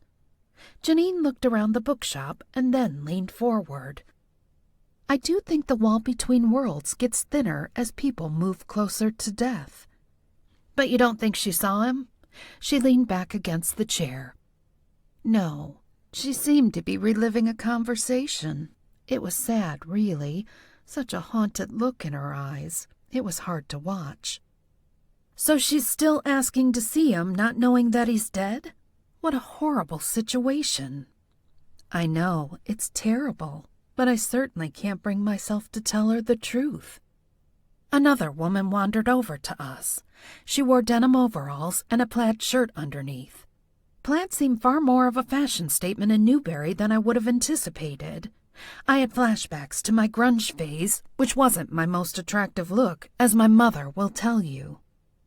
"How's it going, Janine?" the woman said. "Hi, Fran. This is Mia Thorne. She's new in town." "Great shop," I told Fran. "I've walked by so many times. I'm glad I finally came inside." Fran stared at me. "Why didn't you before now?" "Oh, I don't know. Usually because I'm on my way somewhere else." "Not a reader, huh?" Fran asked. "Oh, no. I love books. I'm a huge reader. I was telling Janine about—" I trailed off. Fran was frowning as though she didn't believe a word out of my mouth. I started reeling off authors like I had something to prove. Johanna Lindsay, Jude Devereux. "Uh-huh," Fran said, seemingly unimpressed. I felt myself digging deeper. Admittedly, it was one of my flaws. If I sensed someone wasn't on my wavelength, I immediately tried to find a way to get on theirs. My mother said it was one of the reasons I did well in sales. The older I got, the more pathetic it made me feel when I realized I was doing it. I didn't want to give a flying fig what Fran thought about my reading habits, yet here I was, a performing poodle desperate for a stranger's approval. "Do you have any books about government conspiracies?" I asked. Fran pointed to a far corner of the room. "Got a whole section. Any particular one? I've got JFK, Area 51, Kentucky Derby." I frowned. "There's a conspiracy theory about the Kentucky Derby?" "You name it, there's probably a theory about it," Fran replied. "How about birds are drones that spy on us for the government?" Fran rubbed her wide jaw. "I think there's one back there called Winging It, a story of government corruption." "Thanks." She gave me a once-over. "You don't look like you're into that sort of thing." "It's a recent interest." Fran continued to stand there awkwardly, rocking on the heels of her heavy black boots. It was a good thing she ran a bookshop where people were mainly engrossed in books, because they sure weren't going to be engrossed in conversation with her. "Mia and I were talking about ghosts," Janine finally said. "Oh, we've got a huge selection on that topic, both nonfiction and fiction." Fran pointed to a section of shelves behind Janine's chair. "Ghosts, magic, psychics, witches. If you can imagine it, I bet there's a book on it here somewhere." I followed her gaze. It occurred to me that I could do research on my abilities that didn't involve a search engine. Maybe another time. I'd half-heartedly perused the library stacks recently, but I was too afraid to be judged by the staff to check anything out. I really had to get over that. "That's good to know," I said. "I'll have to come back when I have more time." Fran's expression remained neutral. "What's wrong with now?" Right now I'm talking to Janine about one of her patients." Fran hooked her thumbs around the straps of her overalls. "Carl or Brenda?" "Brenda," I said. "Sucks, doesn't it?" Fran didn't wait for an answer. She turned abruptly, her heels squeaking on the floor, and walked away. I bit back a smile. "Is she always like that?" Janine laughed lightly. "Fran's a Newberry institution. She never seems to leave the shop, yet everybody in town knows her." She sounded a lot like Aunt Hazel, another recluse that somehow knew everyone. "I guess Mandy's with Brenda now?" I asked. "Yeah, I was with her earlier. I've got my other patient to see after my break." "Thanks for meeting with me. I know how valuable your time is, so I appreciate it." Janine regarded me curiously. "Why are you so interested in all this?" I decided to come clean. "A friend of mine is under suspicion for the death of Bernard. I know she's innocent, and I want to help clear her name." Janine offered a small smile. "That's a good friend. It's one of the joys of the job, you know." "What is?" "Seeing the strong bonds between family and friends, like Mandy dropping everything to come and stay until the end. I see a lot that's painful, but there's a lot of good, too. I hope if I'm ever in dire need that I have people who will drop everything to care for me." She lowered her head. I know in her heart of hearts Brenda wanted that someone to be Bernard. Part of me wonders whether I should tell her the truth so that she knows he only stayed away because he died. I do think he would have come eventually. He sounded so upset when I spoke to him. Yeah, that's a tough call. If she were more lucid, it might be easier. At this point, she's hardly there most of the time. Mentally, I mean. She drummed her fingers on the arm of the chair. Up until recently, she kept tabs on Bernard, followed him on social media and that sort of thing. I suppose it's possible she could tell you something you might not already know. When did she stop? A couple of weeks ago. She saw he had a date with someone, and she decided not to look anymore. Probably Sherry Keating. If you think it won't be too taxing, I'd love a few minutes of her time. Janine cast a warning glance in my direction. Whatever you do, you can't tell her Bernard's dead. I held up a hand like I was swearing an oath. I promise I won't. I inched to the edge of the chair and hauled myself to my feet. Take care, Janine. The woman deserved a huge raise as far as I was concerned. As desperate as I was for employment, that was a job I knew I could never do. It took a special person, and I was the wrong kind of special. Newberry's a small town, Janine said. I'm sure I'll see you around. She opened her book and immediately disappeared between the pages. I hurried from the bookshop, eager to get to my next stop. It seemed that Brenda could be the key to unlocking the identity of the killer. Lucid or not, I had to try to extract information from her. With customers now leaving, time didn't seem to be on Scarlet's side, and I knew it wasn't on Brenda's. Chapter 19. I knocked on the door of a single-story house with pale blue siding and white trim. It was a cute house in a cute neighborhood. Standing out here now, it was hard to imagine there was a woman inside losing her battle with cancer. Mandy opened the door to greet me. Hi, Mia. Nice to see you again. She didn't seem surprised to see me at Brenda's house. Hi. Did Janine text you? Mandy nodded. She wanted to make sure Brenda's awake for your visit. I wiped my feet on the mat. I hope it's not an inconvenience. She sucked in a breath. I have to be honest. It's rough in there. Can I get you a drink before we go in? You might need it. I suddenly felt silly for caring that her bare toes had been on Dane's desk. What did such trivial things matter when her best friend was hanging by a thread in the next room? Mandy was only in town because she was a devoted friend. Her actions were commendable. I was the petty one. A drink sounds good, I said, stepping straight into the living room. Despite the soothing sage green paint and the cheerful pictures of flowers on the walls, I sensed an undercurrent of sadness. Mandy directed me to the kitchen. How about a Mexican hot chocolate? She winked. If I make it right, it'll keep you warm until you get home. Mandy had identified my Achilles heel, chocolate.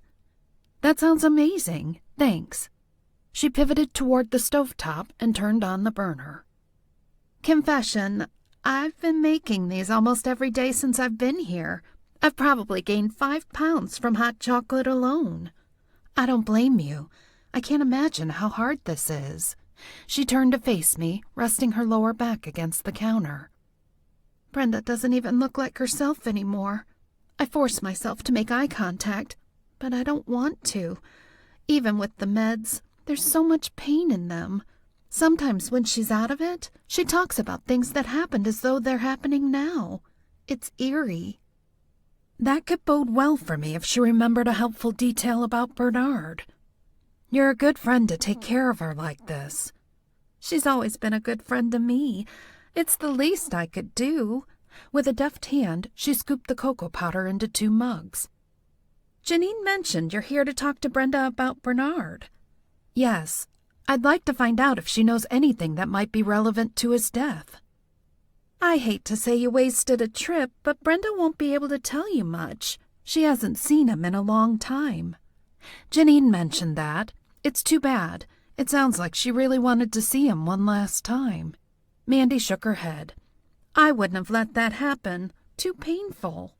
Her mouth formed a straight line. Seeing him now would have brought up too many difficult memories for her. The kettle whistled, and she turned off the burner, pouring the hot water into the mugs. Still, it sounds like Brenda wanted closure, I said. Mandy stirred the contents of the mugs. Maybe, but it would have given him closure, too. I don't mean to speak ill of the dead, but between you and me, he didn't deserve it. Was he that bad? I've spoken to a few of his friends and family members, and he seemed more grouchy than terrible. Mandy dumped a shot of tequila in each mug. Did you meet Clive? I smiled, only because it was impossible not to smile when I thought of Clive in his crocheted crotch suit. As a matter of fact, I did. He's a real character, isn't he? I used to see him sometimes when Brenda was dating Bernard. We'd have game nights, and he was such a hoot. Her expression glazed over. Brenda was so vibrant then. You wouldn't have recognized her. She closed her eyes, seeming to remember. Cancer sucks. It does, I agreed. Mandy stood still for a moment, lost in thought.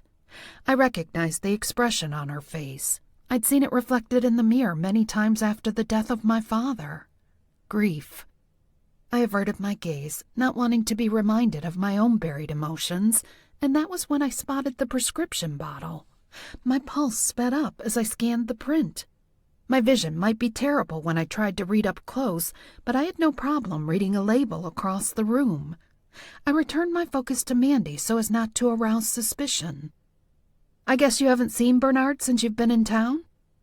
Mandy shifted her weight to the opposite foot. To be honest, I don't think I'd remember if I had. All the days have blurred together since I've been here. Drugs, darkness. It's like a Vegas casino without any of the perks. Any objections to whipped cream? Definitely not. It's on the left side of the fridge if you wouldn't mind grabbing it. I opened the fridge and retrieved the bottle of whipped cream. This whole thing must be incredibly painful for you, I said, passing the bottle to her. First, to watch your friend suffer so much heartache, knowing there's nothing you can do to help her, and now this. Mandy turned to apply the whipped cream. It's been a challenging time in my life, I'll say that much. She swiveled to the island and set 2 mugs on the counter. Thought you might want that one. Smiling, she inclined her head toward the mug with the big apple design. Brenda brought it home from a girls' weekend in New York about 10 years ago. She got so drunk, she threw up in an alley. It was amazing. The lines across her brow deepened. Throwing up from chemo isn't quite the same. No, it isn't. I'm sorry. A timer sounded, and Mandy glanced over her shoulder. It's time for her meds.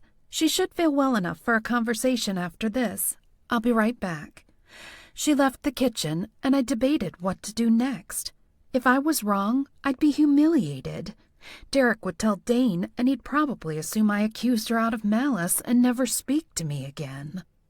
I'd be the woman so crazy with jealousy that I accused his ex-girlfriend of murder. There had to be a way to loosen Mandy's tongue and coax a confession out of her. I could record the conversation on my phone and leave quietly without Mandy being the wiser. I contemplated adding more tequila to her hot chocolate, but I had no idea how high her tolerance was. As I shifted position, I felt a lump in the pocket of my jeans where no lump should be. Jackpot! I hurriedly did the deed and scooped the big apple mug off the counter just as Mandy returned to the kitchen.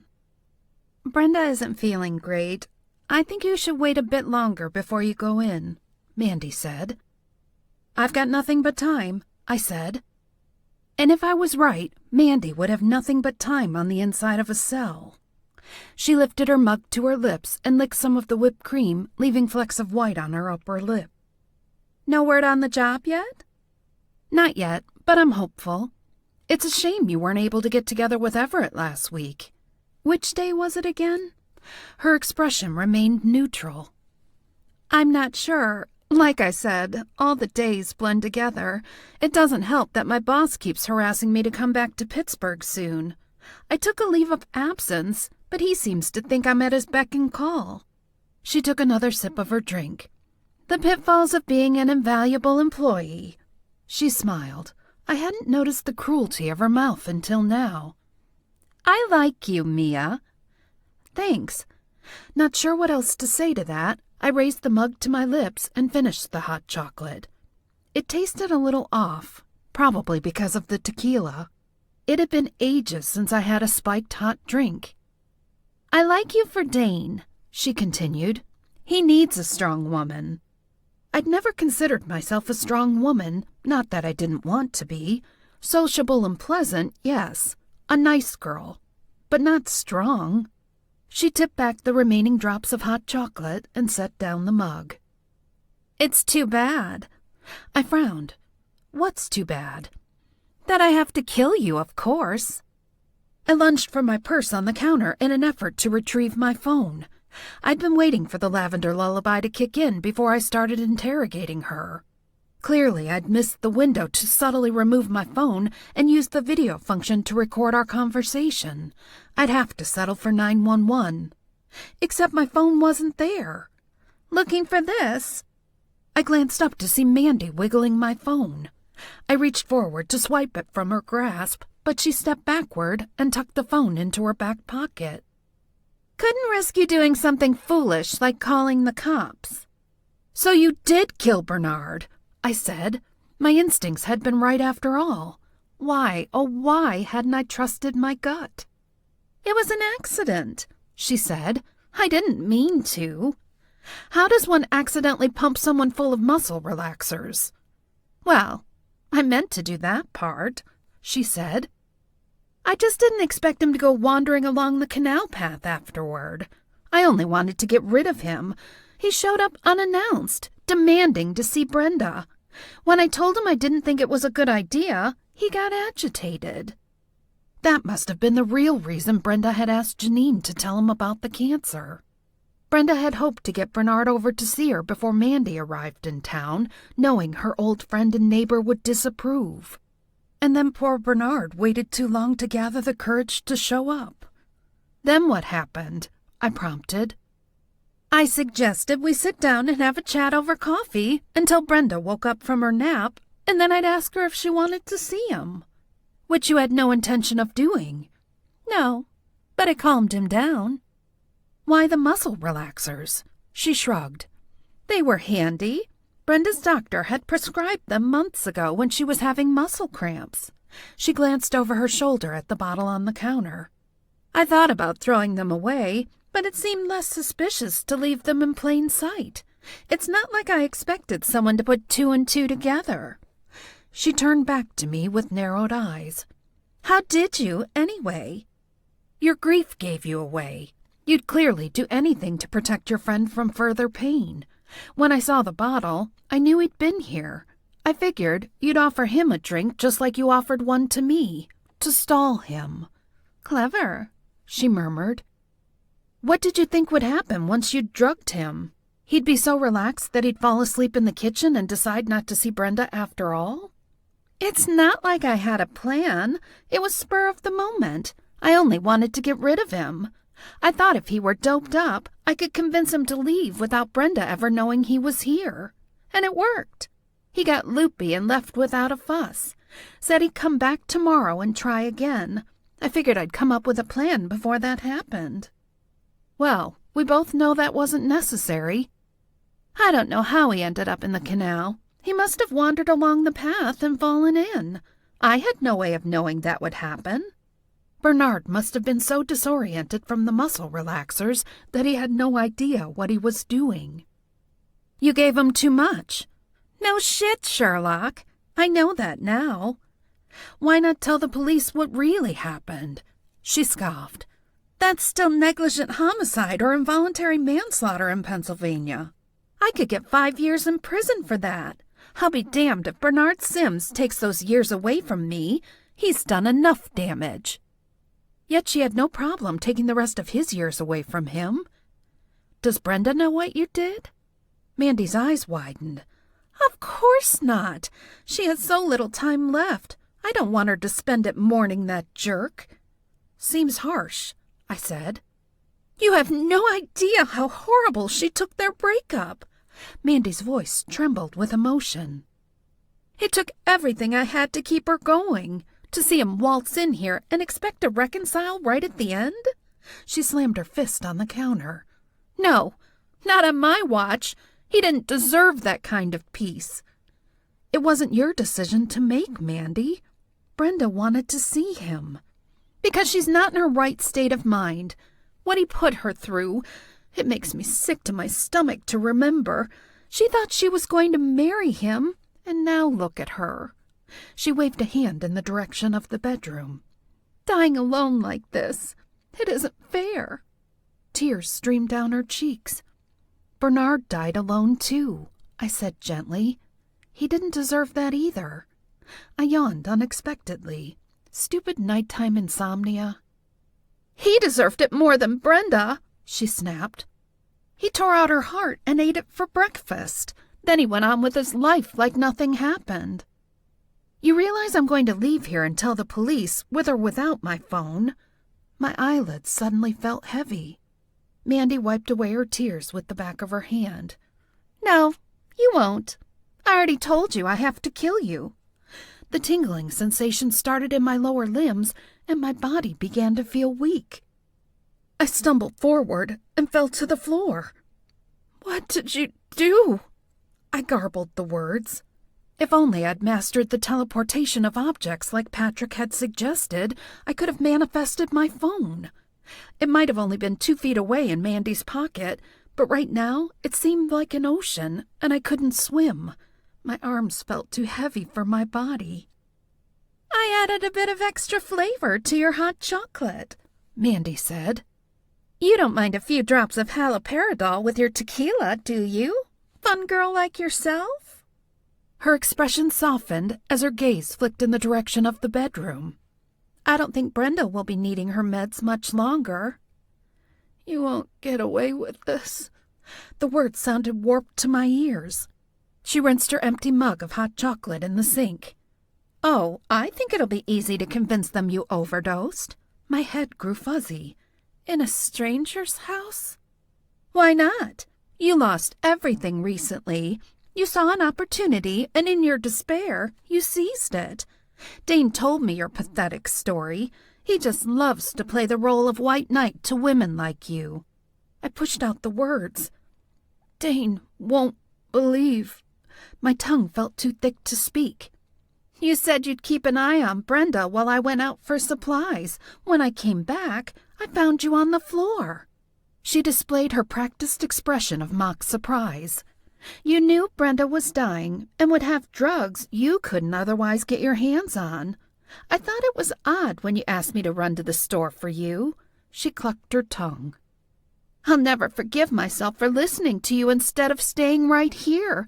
But how was I to know you were suicidal? We only just met.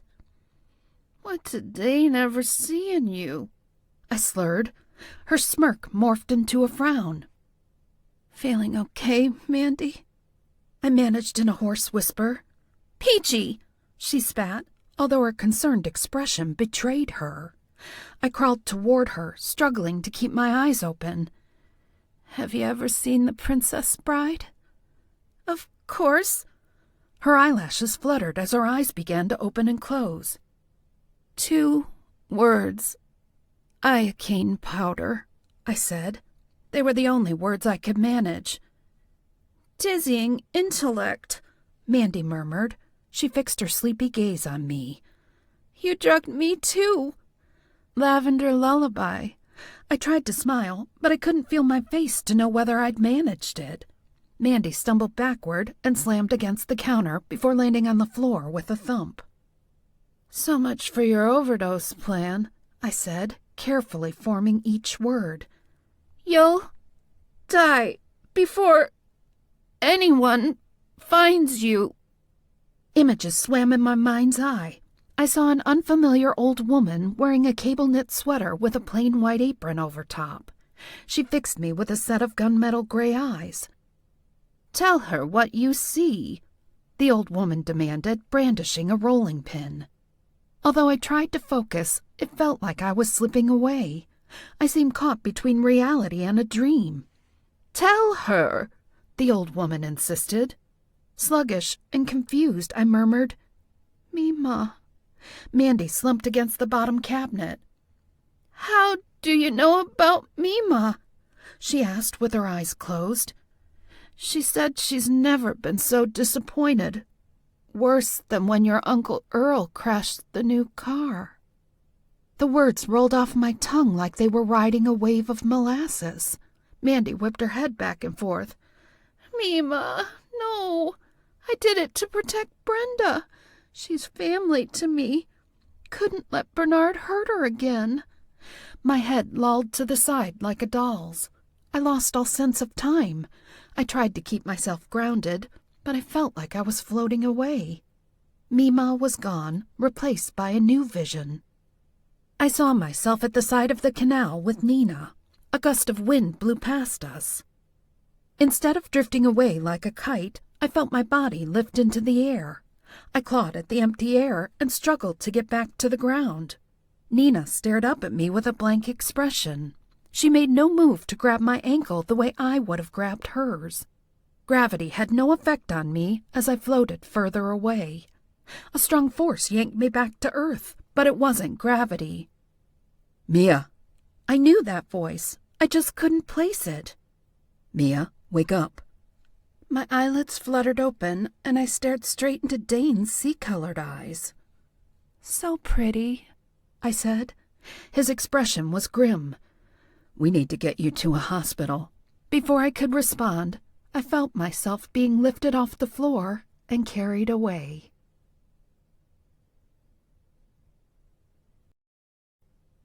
Chapter 20. The next time I opened my eyes, I was in a hospital room. Dane sat in a chair by my bedside with a file on his lap. "Dane," I said softly. He glanced up quickly and smiled broadly.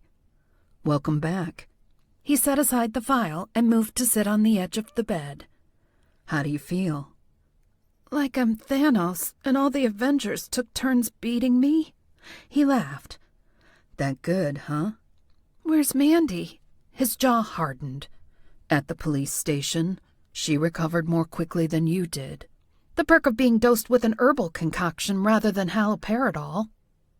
"How did you know to come?" I asked. "You butt-dialed me," he said. "Or, more accurately, Mandy butt-dialed me on your phone, which I recovered for you." He inclined his head toward the bedside table where my phone now rested. "I couldn't hear every word, but I heard enough. By the time I got there, you were both passed out on the floor." "She was unhinged, Dane," I said. "Yeah, I kind of figured that out. That's why I called Derek for backup."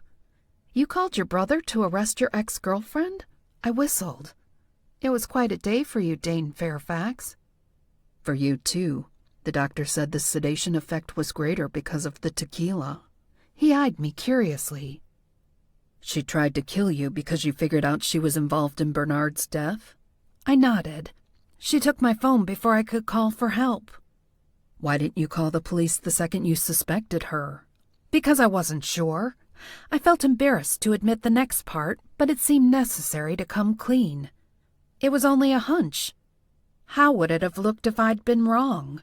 You would have thought I was the unhinged one, and I'd have to continue to live in Newberry for at least 11 more months until I could sell the house and slink off into the sunset. It would have been torture.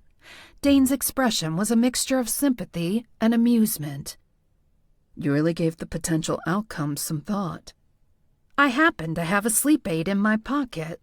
I thought I could use it to subdue her enough to loosen her tongue, and then I'd take her confession to the police. Obviously, my poker face wasn't up to snuff. Something Virginia Barclay had already commented on. She must have noticed when I spotted the bottle of muscle relaxers and drugged my drink when I was getting the whipped cream out of the fridge." He peered at me with interest. "Who walks around with sleep aid in their pocket? Were you contemplating an impromptu nap in a public place?" There was no answer that didn't lead to more questions or make me look like a slob. "No, Nothing like that. He patted my arm. Whatever the reason, I'm glad you had the foresight to carry it with you. Foresight was an interesting choice of words. Another skill or a lucky break. His hand remained on my arm, and I realized how much I wanted it to stay there. I forgive you, I said. He squared his shoulders. Are we talking about the stuff with Derek? Smiling, I nodded. If you promise you're not using me to win some contest with your brother... It was never about that, although I can't pretend I don't enjoy you outmaneuvering him. But the truth is, I like you for you, Mia. The fact that you've solved 2 murders out from under him is just whipped cream on top. Groaning, I held up a hand. Please don't mention whipped cream right now, I hesitated. I'm sorry about Mandy, though. I'm sure it came as a shock. Dane rubbed the back of his neck. Yeah, it's a lot to process. You think you know a person. He shook his head. My stomach tightened. Here I was keeping the secret psychic life from him. But I wasn't ready to share the real me with Dane yet, not when I was still figuring out the answer myself. What was all that stuff about Mima? He asked. The sound was a bit distorted. Oh, she mentioned Mima before she tried to kill me, I lied. I thought I'd try to guilt her. I remembered the way Mandy had looked at me when I mentioned Mima. Even in my stupor, I sensed the fear that radiated from her. I didn't want Dane to look at me that way. Men didn't date women they feared, unless she was Angelina Jolie. That I could understand. Maybe when I knew more about my skills and had a better handle on them, then I'd tell him the truth. For now, it seemed wise to keep the truth on a need-to-know basis. Is anyone with Brenda now? I asked. He broke into a smile. Actually, Clive is there. He brought her a pair of socks that he crocheted. My heart squeezed. Bernard's brother went to pay his respects. Clive wasn't Bernard, but he was the next best thing. Dane studied me with an inscrutable expression. What? I prompted. You're in the hospital because Brenda's best friend tried to kill you in Brenda's house. You don't even know Brenda, and yet you care enough to express concern about her welfare. She's dying, Dane, and I took away her bedside companion. It's hardly noble of me to care. You didn't take anyone away. Mandy did that. He covered my hand with his. I think it shows a level of compassion that I don't see very often. It's a good thing, Mia. The world could use more of it. Heat flooded my body in response to his touch. Dane was a good, kind man.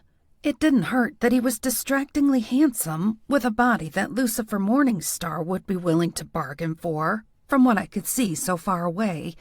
The rest I'd heard from locals who'd seen him kayaking shirtless. Okay, mainly from Patrick, who took advantage of his riverside house by ogling the attractive boaters from a respectable distance. Do you think they'll release me now? I need to get home to feed Ophelia, or I might find a mouse head on my pillow as retaliation. In fairness, Ophelia was probably capable of dragging in a horse head if she set her mind to it. Don't rush out of here, Dane urged. Let people take care of you for a little while longer. I surveyed the hospital room. I would love to, but these people tend to come with a steep price tag. If I was going to pay top dollar to be fawned over, I'd rather be at a spa. Whenever they discharge you, I'll drive you home. It could be hours, or tomorrow. You don't need to stick around. I'm sure you have work to do. Workaholics usually did. He tapped the file beside him on the chair. I brought work with me in case I needed to pass the time. But now that you're awake, I'd much rather talk to you. I was glad Mandy didn't manage to kill me, or I would have missed this moment. Life was filled with highs and lows, but usually not all in one day. After a solid night's sleep in my own bed, I woke up feeling 1,000 times better. I still didn't quite think of Red Clover as mine yet, but I was getting more comfortable by the day. I meandered downstairs in a t-shirt and loose knit pants with an elastic waistband. I decided to eat whatever I fancied today to celebrate being alive and well, so I opted to dress for success. Ophelia met me at the bottom of the stairs. Her meow was immediately followed by the sound of gravel crunching. I bypassed the kitchen and went straight to the front door to investigate. Detective Derek Fairfax strode toward the house with a hardened jaw. "Good morning," I said with a cheery smile. The birds were singing, Scarlet was off the hook, Dane and I were good, and I was alive. Mandy had been wrong. I hadn't lost everything. Far from it. "There's nothing good about it from where I'm standing," Derek said. "You might want to try, 'So glad to see you survive, Mia. Thanks for your assistance with another difficult case.'" His sea-colored eyes blazed with anger. "You can't be serious. Do you actually think I drove over here to pat you on the back? I'm not my brother. I'm not going to coddle you and pretend what you did was heroic. It was stupid. You could have died, Mia." Maybe I didn't truly expect a thank you from the police department, but I also didn't expect whatever this was. "If you know crucial evidence about a murder investigation, you need to share it with the authorities," he continued. "I didn't suspect her until I was in the midst of it," I countered. "It's not like I wanted to be drugged and nearly killed. That would have ruined my weekend plans." "Chief Tuck and I both warned you to stop meddling in police business." "I'm sorry I've embarrassed you." Again, I nearly added, but thought best not to goad him. That wasn't my intention. He inched closer to me. "Do you really think I'm upset because you embarrassed me?" "Yes." I paused. "No?" He shook his head, thoroughly annoyed. "Whatever, Mia. Think what you like. It's not my job to convince you otherwise." "Okay, then." He leaned a muscular forearm on the door jamb. "Aren't you going to invite me in?" Now he was flirting? He couldn't seem to decide whether I was a hottie or a hindrance. "Sorry, I don't have time for visitors. I'm going out later to celebrate Scarlet's freedom, and I have loads to do between now and then." "Freedom? She didn't even spend 5 minutes in a cell." "Not for lack of trying," I said pointedly. "We're showing the universe our gratitude by downing copious amounts of alcohol, just like in ancient times. Well, technically, they were downing alcohol. The doctor had warned me to refrain from alcohol for a few more days. I'd be rewarding myself with a waffle sundae." "I could show you a little gratitude if that's what you're after." His smirk was unmistakable. "Or a lot, depending on how the evening goes." He was unbelievable. "Thanks for stopping by, Detective." I started to swing the door shut, but he thrust his foot out to stop the door from closing. "How did you figure out it was Mandy?" he blurted. Aha! His ego really was bruised. I knew it. I was relieved when my butt vibrated. "I'm sorry, but I need to take this call. See you around, Detective." I didn't wait for a response. I simply closed the door. My stomach dipped when I recognized the number of the newspaper, and I answered the phone in my most professional-sounding voice. "Mia Thorne." "Mia, hello. It's Everett King."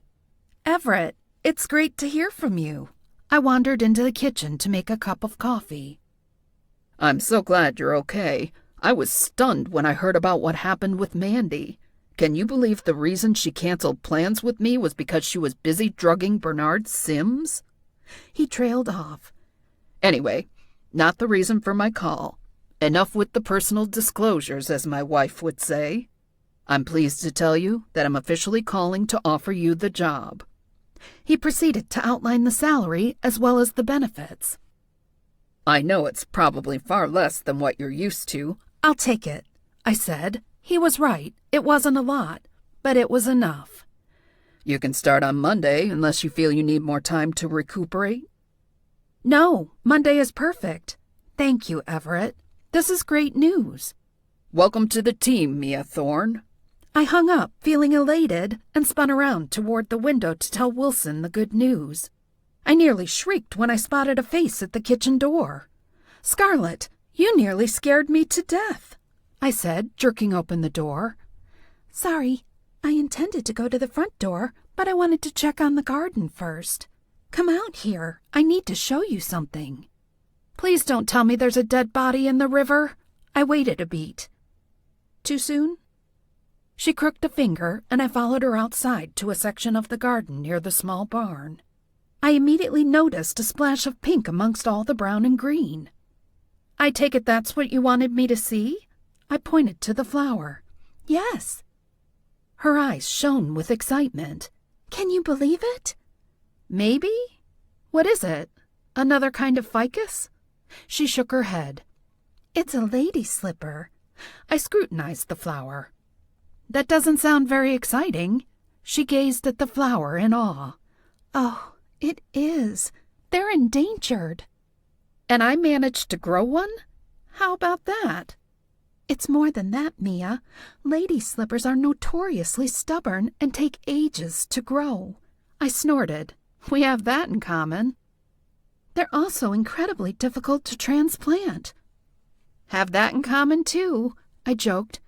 Only 5% survive relocation.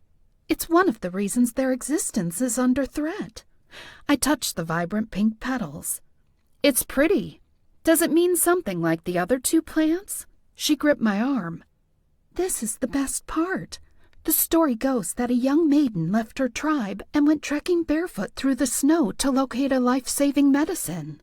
She collapsed on the way back with the medicine as well as frozen feet. The flower grew where her injured feet had been as a symbol of her bravery. I fingered the petals thoughtfully. I don't even go outside in bare feet in the summer. I'm always afraid of getting a splinter or stepping on a rusty nail. Scarlet laughed. You're missing the point, Mia. You put yourself out there for my sake. You trudged through the snow barefoot to get medicine for me. Tears brimmed in her brown eyes. And you were so brave to do that. My throat thickened in response. You think I made this happen? She nodded. I really do. The longer you're here, the more I believe the connection to the garden is shifting from Hazel to you. The more you thrive, the more the garden does too. I stared at the lady slipper in disbelief. How is that even possible? I whispered. Scarlet's lips melted in a confident smile. How do you think? Fertilizer? She looked back at the blooming flower. Magic. This has been Life's a Birch, the Bloomin Psychic, Book 2. Written by Annabel Chase. Narrated by Megan Kelly. Copyright 2021 by Annabel Chase. Production copyright by Annabel Chase.